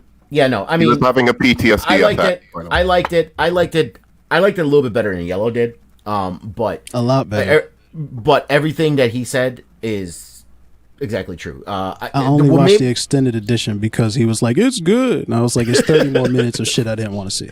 But again, I can. It's okay to like bad movies. I say this all the time because I'll like movies that I like that are not a great movie, but I enjoyed it. It is a bad movie for what made the movie good for me was the performances. I still think I say to this day that to me Ben Affleck is the best Batman that I've ever seen on screen, and I still stand by that. Ben Affleck is the best Batman that I've seen to date on screen. Henry Cavill is still great as Superman. I thought he did a great job. Those were two great performances. Lex, he can go suck an egg. That was a horrible Lex Luthor. Gal Gadot, obviously, one great. They made it. However, like he said, they took and like ignore the performance for the like. What are you? Ignore the. Sorry, go ahead. Ignore the performance for the things that he said. Like what? We're watching a movie. We're not reading a fucking book, bro. Right. All right. Oh no! I don't think he was that bad. I'm just saying, like, obviously, if he was so terrible to me that you can't man. just ignore some of. You man, pussy. Get your mouth off the mic. Anyway, move that story. Yes. So the performances were great by most of the cast, but yeah, they put too much in there. He tried to do Frank Miller's Batman, Dark Knight Returns. He tried to do Death of Superman, and also introductory Justice League formation. Yeah. In one movie, which was way too much. This could have been a good thing if it was done a little bit later, or if there was something in between it. If there was a Batman movie between it, for example. If there was a Batman movie with Ben Affleck between it, it might have been better. At the same time, the Doomsday just doesn't fit. I don't care how many times you try to make it fit or try to like it because you love Superman, you love Doomsday, and you love the stories, and you love that. It doesn't fit. It doesn't work. And to me, it does an injustice to what Doomsday was and how the storyline went. So it kind of, he was a throwaway character. They could have had Lex in his green super suit if they wanted to fight them. That would have been cool. Do. You know, they could have done a million different things instead of Doomsday. That would have been too much like Iron situation. Man. But he did that because he wanted Superman to die. And the only way Superman died is with Doomsday. So that's why he was shoehorned in. That it's centered around that. Okay, Superman's got to die. So it's obviously got to be Doomsday, and he had to build everything else around it, and it started to become very sloppy. What if it was Brainiac? What if Brainiac came and killed Superman? Yeah, and you had people screaming that, that's not, Brainiac never killed Superman. Right, that's true. Yeah, you know, it's, right. So, you know, it was overall too much going on, too much of a mess. in one movie. If there was one or two movies in between it, if we had the solo Wonder Woman movie, the solo Batman movie, it might have made more sense as it was. The Martha scene, I pick on it, but I'm not going to use it as a judgment for the whole movie. It was stupid, but it was one line in an entire movie, so I can let that one line go. But yeah, it just it didn't fit. I do have a question because, and I don't know if Enosh knows the answer to this before I get to Pickle.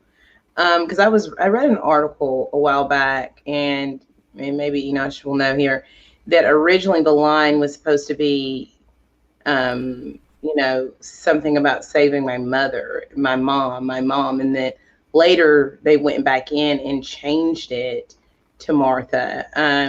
Is that true, Enosh? Do you know if that was an actual? No, I don't know about that. That's just fans writing it better. No, I was just curious. Can I point out something? And I'm trying to remain quiet really through all of this, but you got to understand, like, I swear, I'm fine with people having different opinions.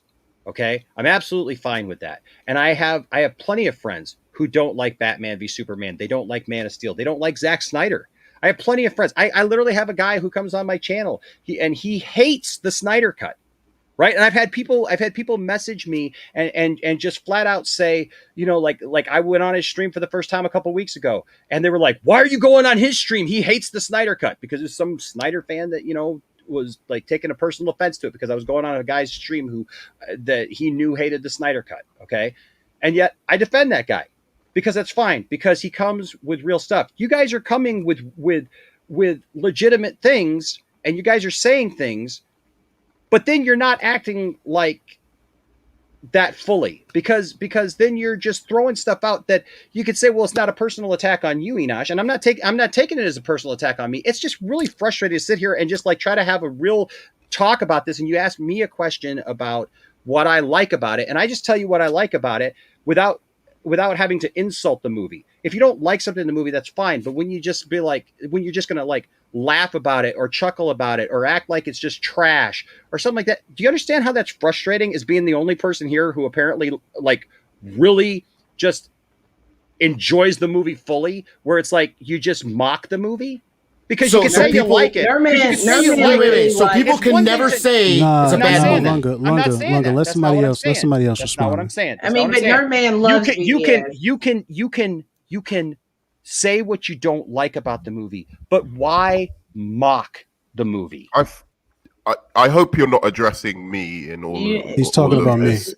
I'm talking about in general because there's been a couple of things, especially because you're saying that everyone is doing that, and I'm just like, first of all, I'm not doing that. And well, I think not everyone, obviously, not everybody is. I'm just saying, I'm hearing a lot of that. Explain who and what was mocking. What specifically was mocking? I'm just hearing little jabs and little jokes about it here and there. And the thing is those add up over time, where it's like it becomes across as more mocking the film to say, well, I like it, but yeah, that Martha thing, but that's trash, or this is trash, or that's trash. It was trash, but it was, dude, it was. I'm sorry. That's your opinion. But exactly, and I'm entitled to it. That's not jabbing. But I'm saying if we're having a discussion though about things from a real point of view, why does it have to go to the lowest common denominator that like you literally have to mock it or trash it? But I'm not mocking it. Instead of just saying, I don't enjoy this. I don't like this. I'm not mad at anybody. The Martha thing, and I'm not mad at anybody about it. I'm just saying, like, it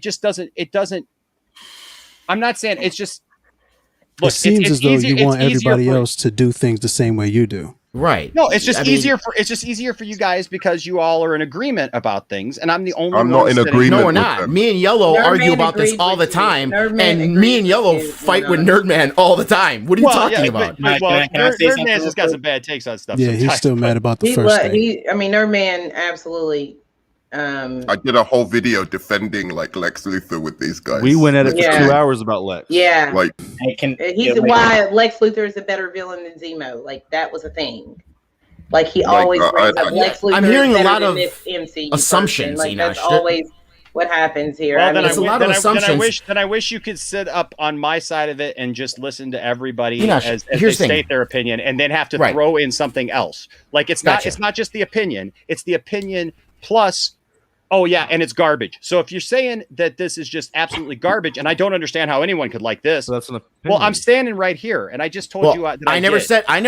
I mean, this personally, I never said I don't understand anyone can like this. And guess what, Enosh? That's what film critics do. But that's what film critics do. They'll say this movie's bad.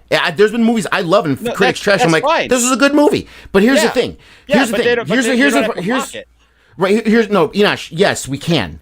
But here's the thing that you got to understand. We can no. But you don't get to be the ethical police and tell us how we should judge a movie. And at the same time, we can call this movie whatever we want. And no matter what you stretch it, that is not an attack on you. And you're taking our criticisms of this movie as a personal dig to you when it's not. Yeah, it's weird.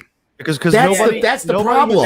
Zack Snyder's an idiot or anything. I like Zack Snyder. I love Sucker Punch. I love 300. I loved everything he does, and I sat here with Yellow that the Snyder Cut was a monumental achievement of DC movies. You make a lot of assumptions, dude. You make a lot of assumptions, and you want to make enemies of people who actually agree with you on a lot of things. I'm not trying to make enemies of anybody. He was talking about me. I definitely didn't agree, except for Batfleck. I think we agreed on Batfleck. Batfleck was dope. Wait, can I say something real quick? It's in response to Enosh. Look, Enosh, I'm like this. I did a reaction video and I watched 1184. I love that movie. There's a lot of people who trash that movie. And this is the thing. This is the trash. This Is also trash.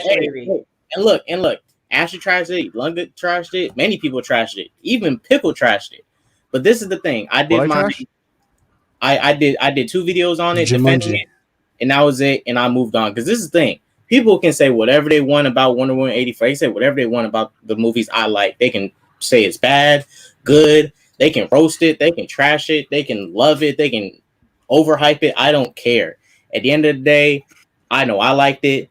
And, I can handle people trashing. But the thing about it is, like, because I don't tell people how they should look at a film or not.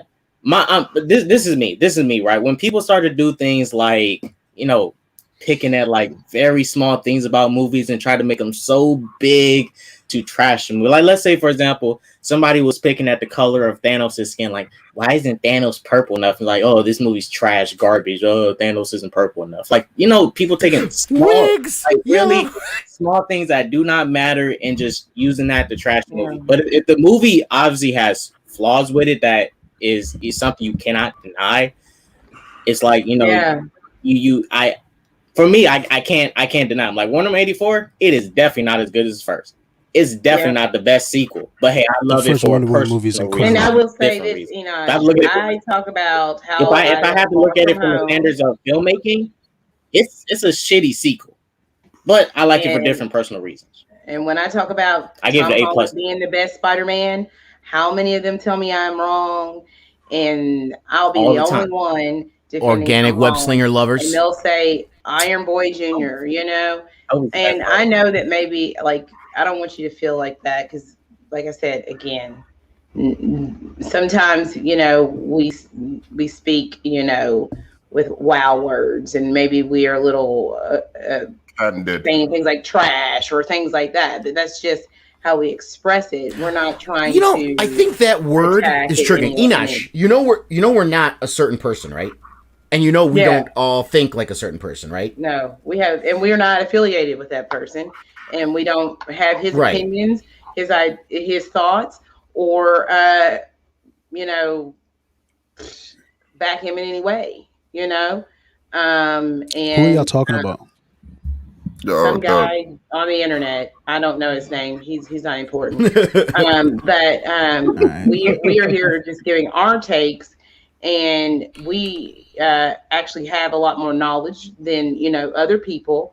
And we're not just saying it's trash, it's filth.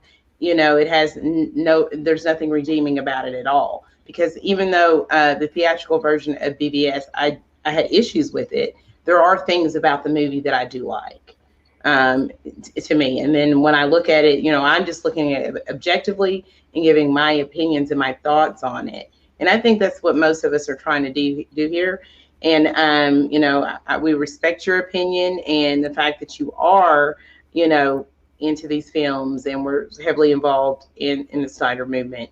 It's not an attack on you and your views at all.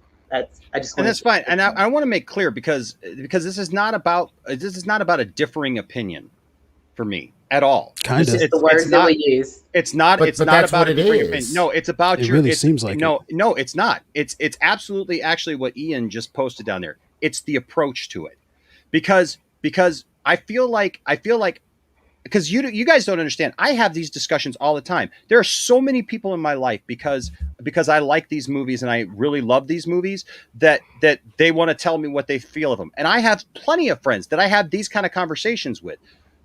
But when somebody comes in and they give their take on it, it's the approach. It's all the approach. And I just felt, and you know what? And I apologize to you all if I misread that and that wasn't how you guys are. I'm man enough to say, look, I'm sorry for that. But it felt like the approach of, hey, Enosh stated his opinion. Now we're going to give our opinion, but not just our opinion. We're going to hype up on that and basically explain why Enosh is just absolutely wrong without actually saying, Enosh, your movie's trash or your opinion's trash. And that's how it makes you feel. Enosh, So you are maybe not the that's center maybe of the universe. I have given the Okay, same but- opinion multiple Longer, times that's on my unnecessary, bro. stream. That's See, unnecessary, That's Longer. exactly what I'm talking And about. he wasn't talking about you. Well, no, it's no, like a it's- backhanded slap. It's like a backhanded He's not slap. talking about you, bro. trying to- You're gotta calling relax. it a backhanded slap, though. Longer, you gotta That's the relax. He's not thing. talking about you. Just Please, stop talking. okay. And like when Nerdman is talking about BBS, I called it trash. Pickles said, "What Nerdman? That's crazy," or blah blah blah blah. This is a trash movie. It is nothing you. That's just a word that we use. But there's also ways that it was Well, done, we're right? expressing So Ashley, at no point did I get that feeling from you. From Pickle, I didn't get that feeling from him. I didn't even get that feeling from Nerdman, to be quite honest with you, for most of it, even though he's been on my channel. We've gone round and round about a couple of things. But at the end of the day, I respect him. I did feel like there was some of that. But Lunga, it's not about me thinking that the world revolves around me. It's just that we were just having this conversation. Ashley literally was addressing me, and I was explaining why I felt the way that I felt, and then you used it against me. You literally just did that, Okay, man. well then He here it didn't- is. he How didn't about use it this? against you. I didn't use it against you. You just went around the panel and Okay. said, this person's okay. Hold on, let me say it, please, Ashley. This person's okay. This person's oh, even this person's okay. But Lunga, because everything when I speak, you think is some kind of pointed attack at you. And instead of just saying, Lunga, why are you saying it about me? You make these general broad statements to try to make me look like I'm fucking crazy. Well, he wasn't just talking about you. Well, you keep saying that, but yet he is saying it's me. He just said this person's okay. This person said this person. Oh, but Lunga. No, come on, dude. I didn't- When he brought up the Martha, No, I was the you're- one that was talking about Martha. No, I didn't say. And I your said name. one short Until sentence just now. about it. Until just now, I said your name because I Right. feel like Okay. I feel like you made a comment about me, and you're like, well, Enosh, the world doesn't revolve around you. You're not this. You're not that. It's not all about you. And I didn't say that it was about me. Ashley asked me a question directly, and that's what I feel like. Like Ashley asked me a direct question when I first came in here, and I gave my opinion. And then Ashley has directed other questions. Nerdman has directed questions at me. Pickle has directed questions at me. Like we've had a conversation amongst that, and that's fine. And I've listened to everybody's opinion. But the thing is, then you come back with this thing of, well, everything doesn't revolve around you. So it's like you can't just tell me your opinion. It's like you have to, and maybe it's just your approach, Lunga. Maybe it's just I don't. Maybe it's just your approach. Maybe I just don't dig your approch. Hold on. Let's rewind. Let's rewind. Dig. You know. Let's like, I don't know. let's rewind. Okay. Let's Boys, rewind. boys, Let's rewind. boys, Let's rewind. boys. You Hey, Ashley asked you a question. Okay, fine. I won't ask my question. I won't say it then. It's fine. Go ahead, No, Jess. I think we need to just go forward and automatically assume that nobody is personally attacking the other person. That is not the intent that is happening here. And I think going forward, we need to try to be more respectful because this is the second time that I've had to say it. And if I have to feel like I have to do this again, I'm going to log on and then I'm going to start muting people. So I'm just going to say that because we can have a great conversation. You all have differing opinions and they're very important and they're amazing. And I don't want to have to do that. And I think going forward, just respect would be fantastic.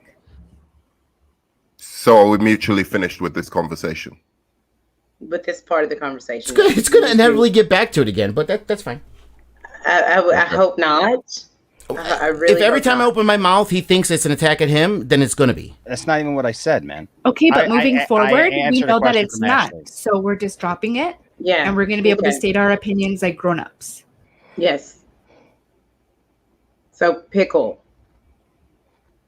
I did not get your take on BBS. What were your thoughts? What were your feelings? I'm sure I would like to hear what you have to say about the film, because You sure? so many things we're not getting to at this moment. Yes, please. We can skip me if you want to. If you want. No, I'm not going to skip. I've talked about this movie ad nauseum. Okay, I'll make it quick though. I will critique this movie. Enosh, you're gonna take it, okay? So, I think I saw this movie twice in theaters. I liked it the first time. Second time, no. I liked it the first time. Loved it the second time. The Martha scene made me cry. Bought it on Blu-ray. That's I watched disgusting. I watched it a third time, and I was like, "What the fuck was I watching?" Like, I do not like this movie at all. But let me switch it up and say some things I like about this movie. Batman's good. I like the themes that Zack Snyder brings in about like what an alien on the planet means, what Batman would think about that. Lex Luthor's whole thing about God, I like that. And the warehouse scene is it's one of the best action scenes I've ever seen in a movie, period. It kills most of the action scenes in the MCU and most of the action scenes in any action movies. It's like John Wick meets Batman. Amazing. Yeah, that's about where it ends. I think Lunga was right. They tried to have 3 different storylines in this movie. I'm not a fan of Lex. I'm not going to get into Lex. I don't like his performance. Like, I like a lot of the themes that Zack Snyder brings in, the questions that he asks. I just don't like the execution of the dialogue, the pacing, the way that he threads scenes together, putting Jolly Ranchers in people's mouths. No, that's a little thing. But like Wonder Woman, I think Gal Gadot is terrible as Wonder Woman. Her acting is so poor. I think when she comes in, it completely takes away from the main story of the I'm movie. going to sit here and listen to this. You will, This is the best movie. Nerdman, be quiet. I'm joking. I'm joking. I know, we have a little. So I think she's not good. And then the first time that we're seeing the holy trinity of comic books together on screen, the first time ever, Wonder Woman says one line to Superman, then they go their separate ways and fight, and Superman dies. Like, there's no chemistry between Wonder Woman and Batman and Superman when they're actually fighting. There's no plan when they fight Doomsday. Batman's like a little bitch in that scene. Superman dies. Superman is a villain, has barely any dialogue. He's a secondary character in his second movie and dies in his second appearance. I think the movie was rushed. I don't care that it's dark. That's never been a critique of mine. I just think that they added too much to it. It's too bloated. I don't like the dialogue. A couple good things in that movie, but I really don't like that movie. And yeah, that's what it is. Okay, thank you, Pickle. Brother Dodd, did you have anything you want to add here? Things I liked about BVS, obviously, I like the action. Another thing I liked about BVS was a lot of the angles, the camera shots and stuff. Visually, it looked great to me. Batman, like Norman said, I didn't like that he killed, but he was the best part of the movie to me. Superman, a bit underwhelming in the movie. Wasn't really a big fan. Gal Gadot, when she came in as Wonder Woman, my goodness, I was happy when I saw that because I didn't expect it. But like I said, I agree with most of everybody else on this topic when it comes to the cons. Save Martha sequence, really didn't love it. I see Zack was trying to make a relatable Superman, and I can't relate to somebody calling a mother by their name. You got to say if in that scene, if Superman that's a weird point. If Superman said in that scene, "Save my mom, save my mother," I would have been like, "Hey, Batman wouldn't have known who he was talking about." That was stupid. I know the whole sequence, but whatever Zack was trying to do, just switch up the dialogue a little. Just switch up the dialogue. He can go whatever route he wants. But, thought the movie was a bit cluttered. It was a bit slow at times. But some of the redeeming qualities, the action, visuals, Batman, Wonder Woman. That's about it for me with BBS. The score is great, too. I would say I understand why they did that. It was to, make Superman appear to be human to Bruce. But I just think it just didn't connect. I think maybe possibly that it was the delivery of the line along with Martha, but I understood why they did it. It just didn't connect for me. It just seemed a little off. But I understand why they did that in the film. It was to show that, you know, he's not just this alien from another planet. He has parents. He has a family. He is very similar to Bruce, and that was the attempt there. So, Nerdman, you But have it anything was else to say also here? no, but it was Yes. also just about the Martha scene that he became Joe Chill. He became the guy who killed his parents in that moment, and that's what he realized. And that is really, That's if headcanon. anything, the one that's not headcanon. That is exactly what happens. You see that he has the flashback to when his parents was dying in that moment. Right, so he realizes at that moment that he's standing over Superman, he's doing a similar kind of thing, and you know, Lois is staring up at him, looking at, you know, desperate for her loved one. He realizes he's doing a similar thing to what Joe Chill did to him and his family, and that's the one thing that if Batman realizes that, you know, that could stop him right in his tracks. That's what we know about Batman from all like the movies, the cartoons, everything. That is the thing that drives him at his very center. So for me, I understood the moment. I do accept, you know, some of the people who are, or what people are saying about the execution in some of the areas, but to say that you don't understand it or you don't get it, I mean, fair enough. Everyone's entitled to their opinion, obviously. it's clear what was happening in the scene. I've always been like, I completely get that scene. It's not just like, oh, Superman becomes human to him in that moment. It's beyond that. It's like a lot more. I don't know if it's they don't get it. It's possibly that they don't buy it. Okay. I mean, that might be more of a fair assumption here. We get what they were trying to say. We just, as the audience, didn't necessarily possibly buy it. It was the execution. The execution. On paper, that scene is really good. But yeah, executed, acting, the way it was written. Yellow, I completely think that he could have said, "Save my mom" in that moment. Like in a panic. And then Lois comes in and confirms what her name is. They could have done it in a better way, some way. But that like Zack Snyder, a lot of his things, I liked his themes. And on paper, the ideas that he has, I think they're good. But like the execution of them, it's just the acting is not great. I think, Ashley, could I say something real quick? Yes. I think just look, for me, I would have not wanted that whole situation, but if you had to run with the situation using just the term mom, mother, mommy, whatever, right? I think that would have been impactful enough because Batman, I don't know, Batman could have probably wasn't even considering, like, you know, maybe this alien doesn't have a mother. He probably doesn't know that Kryptonians need a male and female to, you know, create another. I don't know. I mean, you know, he should, but whatever. But at the end of the day, I think just addressing that Superman does have a mother was enough to provoke something like that in Batman to have his PTSD kick in. Because he wasn't thinking of him as, you know, another human. He was thinking of him as like this foreign alien that helped Zod destroy Metropolis and stuff, and not really be not really do his best to protect other people in that moment. No, I just thought, you know, if you go in the way Zack did it, switch up, take out Martha, take it all out, and replace. I can say that's all you got to do.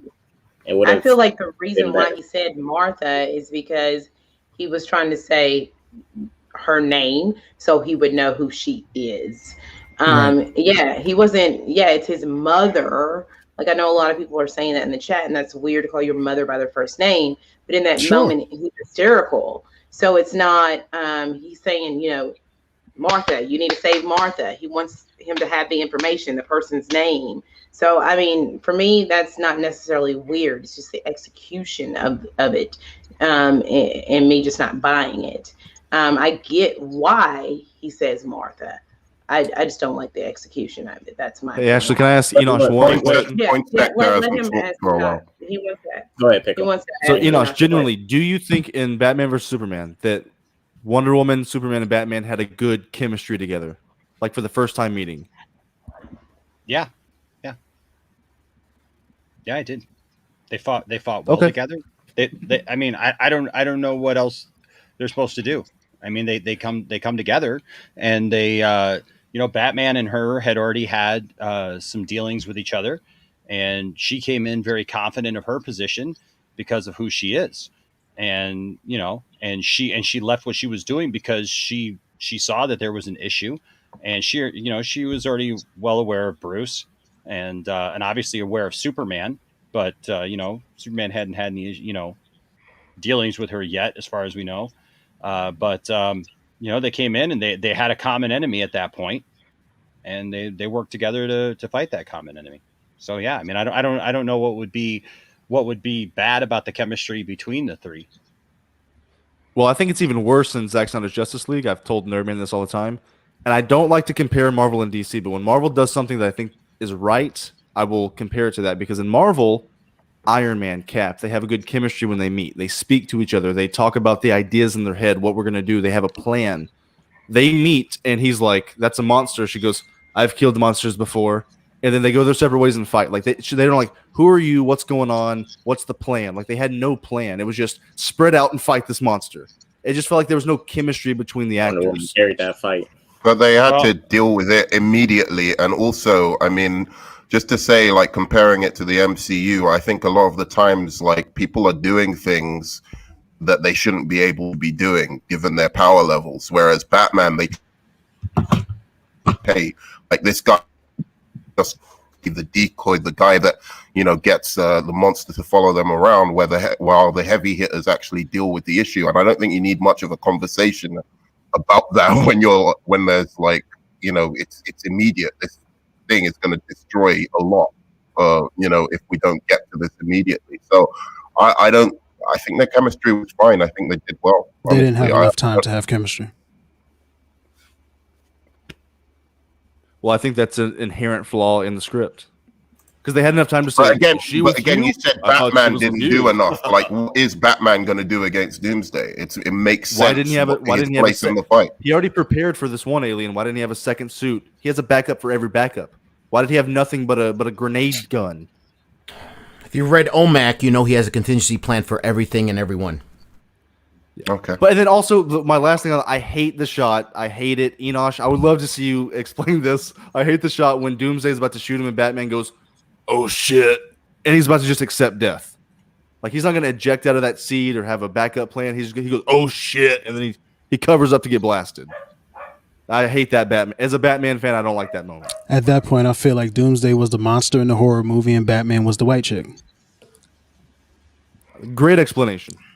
Yeah, Wow. that's But again, that does go against Batman's character. He doesn't shy from a challenge. He will tactfully retreat, but don't you think that's like kind of the interesting thing about that take on Batman, that like it makes him more human, that that he's he wouldn't. No. I don't think he would. What makes him human is his psychosis. No, That's but what wait makes a him second. human. I don't think he'd do this with the Joker. I don't think he'd do this with Penguin. He's probably never like shrank away from a fight or anything in his whole career, and for him to face something finally that makes him do that's what's like incredible about like that moment. It's like Batman went up against Doomsday. He went up against Darkseid. Superman. He went.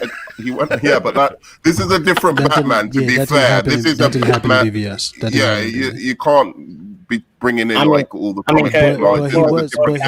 He was fighting falling buildings in the beginning of the movie. So if no, a but falling he building did the doesn't make same you go, thing oh again. shit, I don't think a sentient. Even against Superman, he did the same thing against Superman, where he was like, he was wearing a suit. Out of his element with Kryptonians. He doesn't know, like, Jesus, I'm fighting gods now. I've just been fighting people in penguin suits and whatever, before this, and now I'm fighting like these gods. Really and I think penguin suits. Well, it was in the trailer. He had no fear trying to take out Superman. He had no fear trying to take out Superman, knowing that one little thing that went wrong could have ended his life. No fear. But with Doomsday, he's scared. I'm sorry, it doesn't jive. No, but he did fear. That's what we're saying. He did at one point where he was punching Superman. He literally, he didn't say oh shit. Didn't say oh shit. The eyes didn't get white. Didn't say oh shit. That did happen. Well, true, but that's for the different audience. That's for the reactions to audience. different That's- moments. I mean, But to be That's the fair, we are movie bringing part. in That's other WB. Batman knowledge, but it's hard to do that when they're representing characters that we know and they're showing other things from the comics. We're gonna assume that this Batman would have a contingency plan, but whatever. Yeah, no, we So- can't do that. We can't bring. And in shit I from elsewhere. yeah, you're right. I don't expect everything in the comic books to be. Yeah, that's trash. Don't do that. It doesn't no more. work. No, but I could still bring a points when it comes to why it doesn't jive, especially in the same movie, where if he's not scared of one thing and then he's scared of another thing. Right, that was just a supporting point to what was in the movie. I understand why you're bringing it up, but I'm just saying, I think the explanation from the film's point of view and what the filmmaker was trying to do was to show, hey, we're always used to be to this Batman who would never do something like that. And to see him do something like that shows how serious the situation is. So I do think that was. I just want consistency. That's my problem with Marvel movies, is that some of the stuff isn't consistent. Just be in the same movie. Okay, we're not talking about spread over different movies or different creators or different versions of Batman. Yeah. In the same movie, be consistent with the character. That's all I'm saying. Mm-hmm. Enosh, do you have anything you want to add here? Not really. I mean, I just look at it as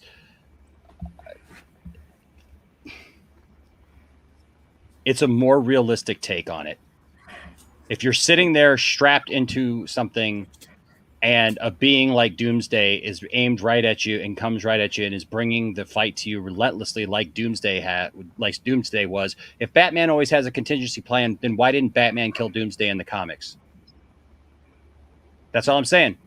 Because I've never read Superman. I don't know. Batman doesn't. Because Doomsday landed on the planet and ran havoc. He did not have any information on Death him. of Superman. Doomsday didn't land on I'm the not planet. a Superman fan. Doomsday didn't land on the planet.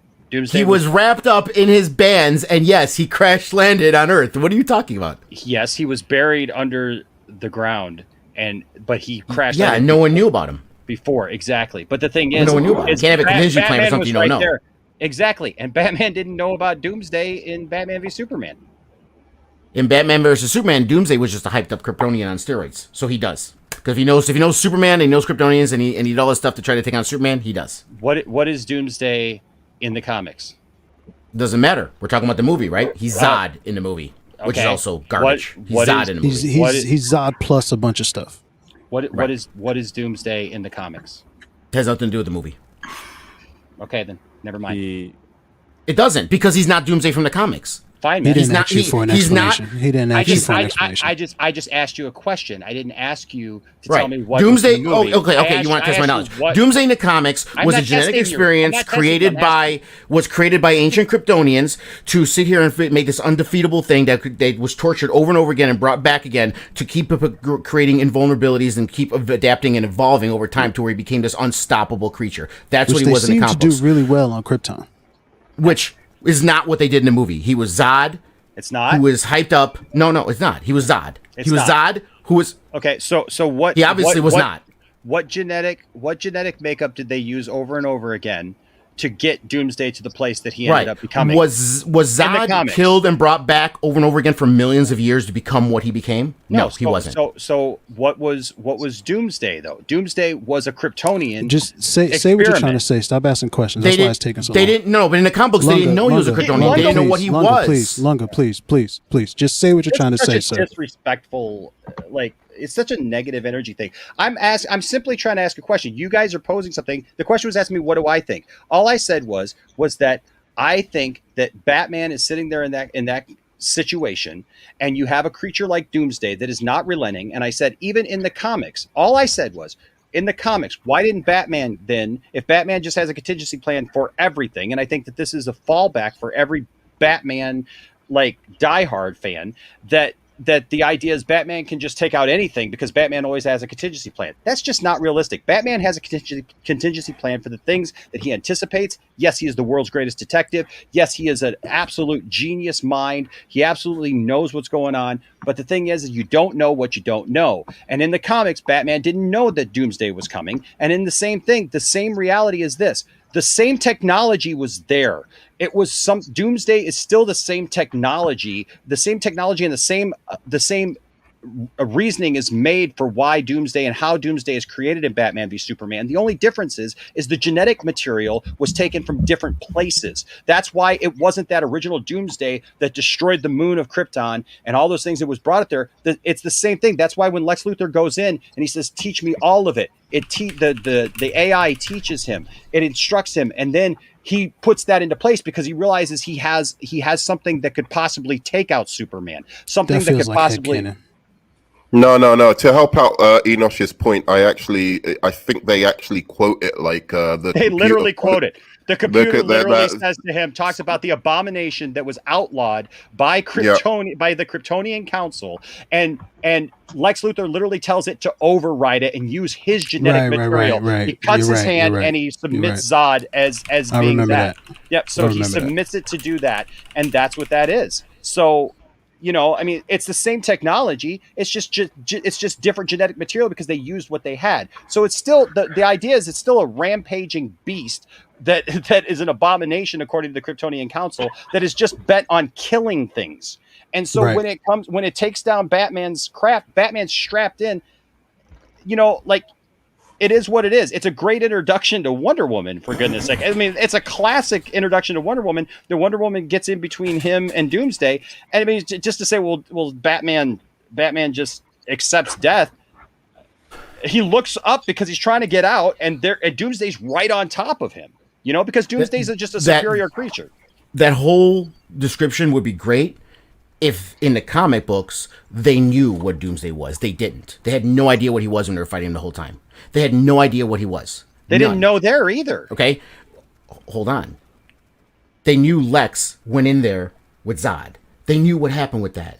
Lunga, no, because they didn't know that he did it with Zod. They didn't know that he made him with Zod. Because he never told Superman. Superman knew. No, he didn't. All he saw was the creature. The Doomsday. He just says, "Here is your Doomsday." They knew they had Zod's body.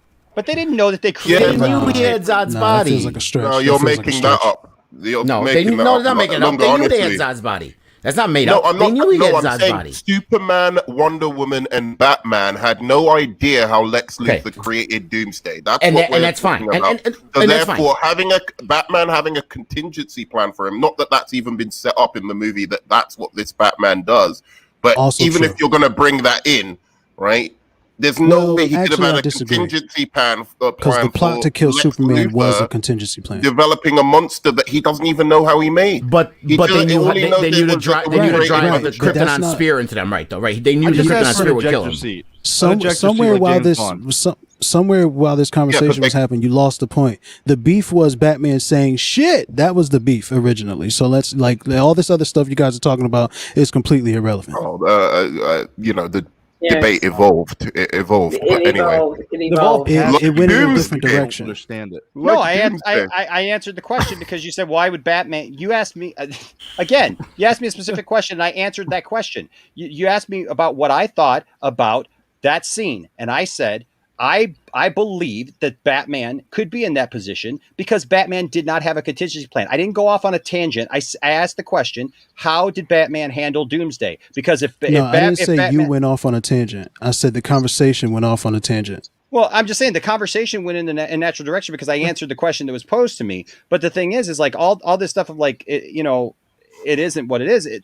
That's what happened. Batman had no idea the Doomsday was even in the probability that it was even a thing at that point. And he literally is seeing this creature and it just flew from saving Martha and is flying back trying to be part of this fight now.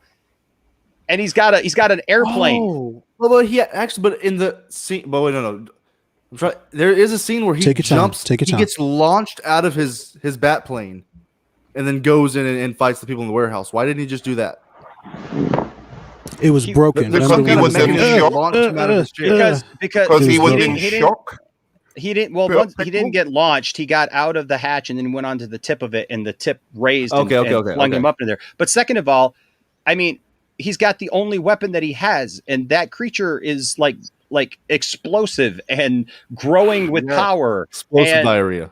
I'm just okay. It's just that creature is something far beyond something that he even in the fight. Batman is like hiding behind stuff because he's mortal. So like, why would he jump out of his? Why would he jump out of the Batwing or whatever it's called in this movie? I'm guessing it's called the Batwing. Why would he jump out of that when it's literally the only thing that he has that has weapons that he can even fathom could even do something? It's got guns, it's got rockets, it's got whatever. And so like, why would he take away his only advantage and put himself on the ground to fight this thing one-on-one? That just doesn't make sense. Well, at that time,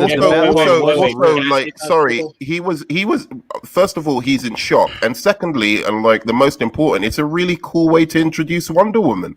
I mean, you're gonna have a thing to introduce Wonder Woman. That's a badass way to introduce her. Batman's character for Wonder Woman. No, that is not what you're doing. That he has had many cool moments in that movie. He had a badass warehouse scene. So like Wonder Woman, you want to introduce her in a cool way. Sure, for a moment, Batman shows some vulnerability, but he's a man. It's perfectly within his character to be like, oh, I'm mortal. I'm faced with this thing that I've never experienced anything like this before. He's shooting laser beams like now at me while I'm trapped in a ship. So obviously he's just going to be in shock and shrink away from that, but that's fine because again, it gives us the cool moment with Wonder Woman. I don't think. What did you want him to do? A contingency plan where like Batman would continue to try to get out of the thing. Continue to try to get away. That's we can still have the shot of him trying to get away, and we can still have the shot of Wonder Woman saving him. He doesn't have to look into the camera and say shit. That's but to be fair to all of you defending it's a nitpick, and it probably shouldn't have been brought up in the first place. I didn't mean for it to get to this. Again, it came up because of what like Yellow said. It was about talking about him saying "oh shit," and what my argument was when I said he has a contingency plan for everything is Batman's usually not someone who's surprised, not to the point to go "oh shit." His eyes might get wide. He might make a move like I gotta move. I gotta get out of here. That was what the whole argument was started with. Then it expanded into this big old other argument. But it's a serious nitpick as well, though. Oh, definitely. That's just one moment that I but we can't, when we talk about, it might be a serious nitpick, but for you, Nerdman, you should not use the word nitpick because you're full of them. She got a point. She got a point, yo. She got a major point there, dude. She got a major point. Ad hominem attack. Hawkeye's haircut is not a nitpick, my friends. Oh my gosh! Get the fuck out of here with this bullshit, Nerdman. You ain't got no hair, Nerdman. Shut up. Haircut from a barber, dude. It's definitely a nitpick. Nerdman hasn't seen a barber in 10 years, so don't worry about it. Hawkman is a fucking archer, bro. He is dexterous. Hawkman. Hawkeye, whatever his name. Hawkeye. He is dexterous. All right. He can shoot a fucking bow behind him around a corner. He can give himself a fucking haircut, fam. A mohawk. A fucking mohawk, Nerdman. A mohawk. All right. All right. Come Let's on, get back fam. to this. All right, guys. With a bad taper. It was a bad taper. Clippers, you go zoop, and you're done. There's really not much to it. I want to get to Zack Snyder's Justice League, and then try to get to how does this universe continue on. No, we can't skip Wonder Woman. Wonder Woman was an incredible film. Okay, but it wasn't technically a Zack Snyder film. Right. It was a produced film, just like Suicide Squad. Word. I mean, all these films are in the Snyderverse, but I was trying to talk about his specifically. Film. Sure. But Wonder Woman does kind of fit because he did have some guiding. He did have some guiding hand. Wonder Woman 2017 for me. We can talk about Wonder Woman, and we can talk about Suicide Squad rather quickly. Please don't. Give our thoughts. We can skip Suicide Squad though, right? No, I mean, because I just feel like I really haven't had anything good to say yet, except for Batfleck. I would love to praise Wonder Woman, and then We'll do Wonder Woman, and then we can talk about Suicide Squad if you want. We can get Suicide Squad. I want to know Poindexter's view on Suicide Squad because I've never heard that before. I have not heard your take on what you thought about Suicide Squad. I'm David Ayer's Suicide Squad. Well, we haven't seen David Ayer's Suicide Squad yet, but okay. We haven't seen James Gunn. That's we that's saw a nitpick. this trailer company came in and chopped the movie up. Yeah. Yes. But what the So movie that he's as made far as in the the movie, past- as far as the movie that came out, so this is where I differ from a lot of people. I'm all for David Ayer one day possibly getting his take on the movie. I mean, the film that he made. I'm all because I'm a believer in creators being able to put out their creation and not be meddled with by studios. But Second. but that being said, I actually liked Suicide Squad. I enjoyed it. I didn't have a problem with the pacing. I didn't have a problem with the introduction of the characters. The only part that I really didn't care for, honestly, was like the Mighty Morphin Power Ranger putty guys, like they were around, and I didn't like the ending. I didn't like Enchantress doing that weird, awkward dance that was horrible CGI. And and her brother and all that stuff. I didn't like that, and none of that really worked for me. But as far as the character development, my God, it was awesome. I mean, I loved. I'm not look. Will Smith is like hit or miss for me. Okay, I love Will Smith, yet at the same time, Will Smith gets on my last nerves because he's basically Will Smith in every movie, right? I mean, you see him, he's Will Smith. And I take that back because it's not every once in a while he does something that's like serious, like you got like what was it, 8 pounds? Or was it 10 pounds? Seven. 7 pounds. Ali. Somewhere in there. 8, 10, 7, somewhere in there. 7 pounds was a great film where like his acting chops really show. And then like his The Pursuit of Happiness, an amazing film, and he's got those films that he does that. But then there's a lot of films where I just feel like he shows up as Will Smith, but I felt like he got a nice mix as Deadshot. I really felt that he had a nice mix in there. Margot Robbie, as far as I'm concerned, could do no wrong as Harley Quinn. You could put her literally in something like, I don't know, making a grilled cheese sandwich, and I would go see that movie. I mean, I guess they already did. They made a And they movie did. about a sandwich. They literally did. They literally did. And you know what? I enjoyed her in that too. So, but yeah, she's great. There's some characters that aren't as fully developed as others, but it's an ensemble movie, and you're not going to fully develop everybody in that film. And honestly, I love Jared Leto's Joker. I love his take on the Joker. I think it's very comic book accurate. I think that when people go at it the way that they do, again, they're looking at it from.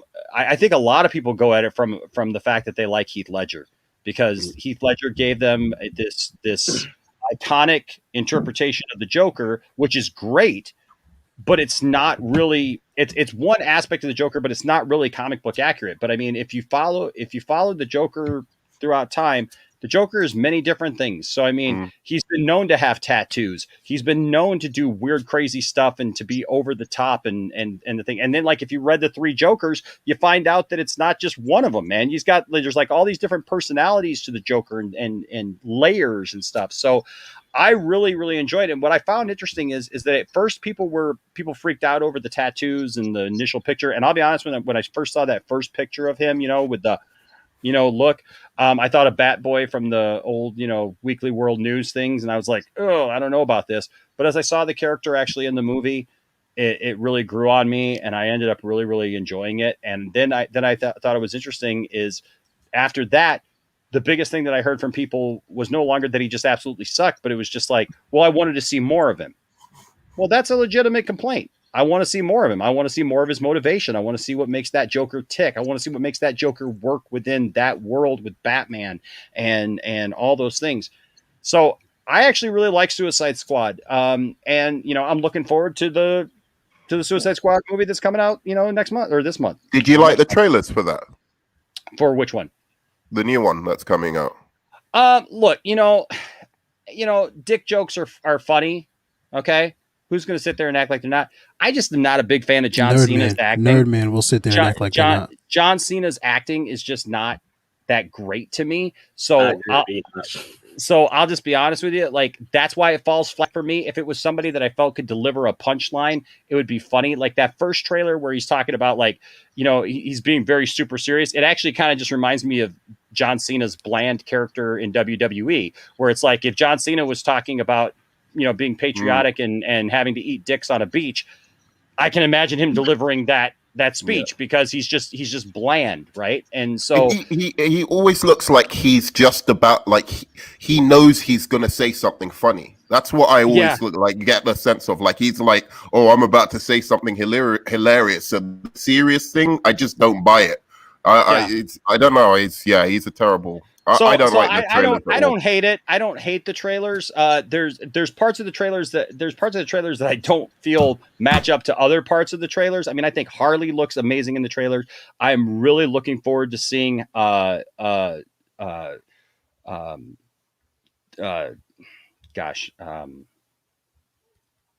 know why I got Deadpool on the mind.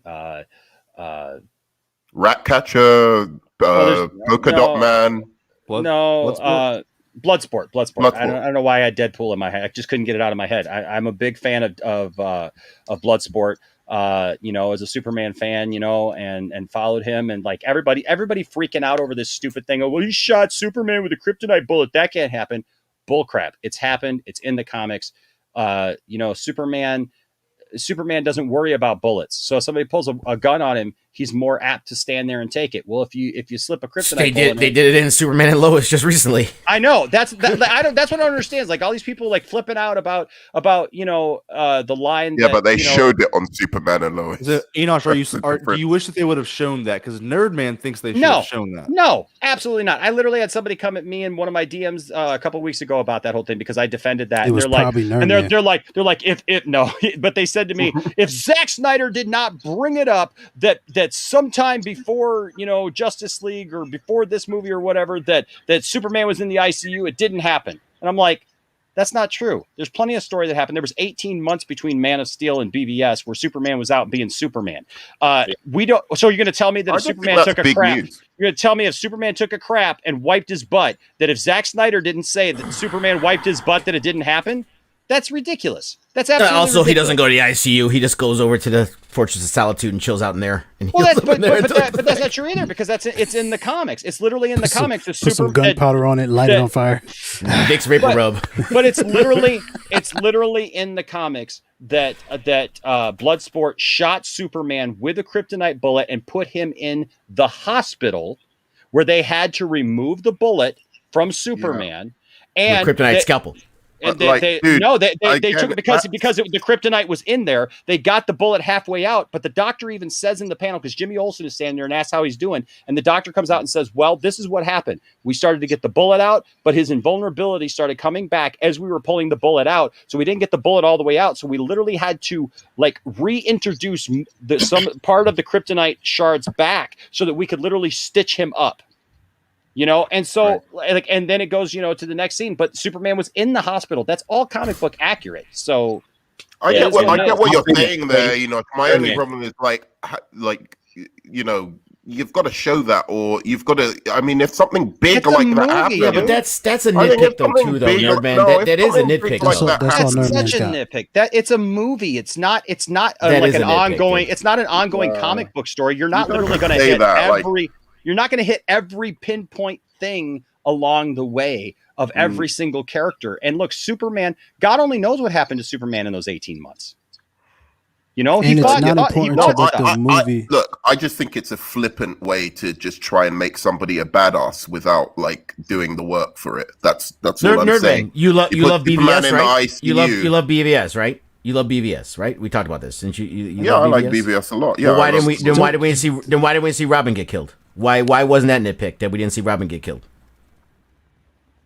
Why wasn't it a nitpick? Yeah, no, exactly. No, you're absolutely right. Yep, stall for time. If you're worried about not seeing Superman get shot by a kryptonite bullet, which is actually not important to the story at all. The film yet. So I don't know how much I like Robin getting killed, which is important to Bruce Wayne's mindset for the movie, but it's not shown, isn't a nitpick.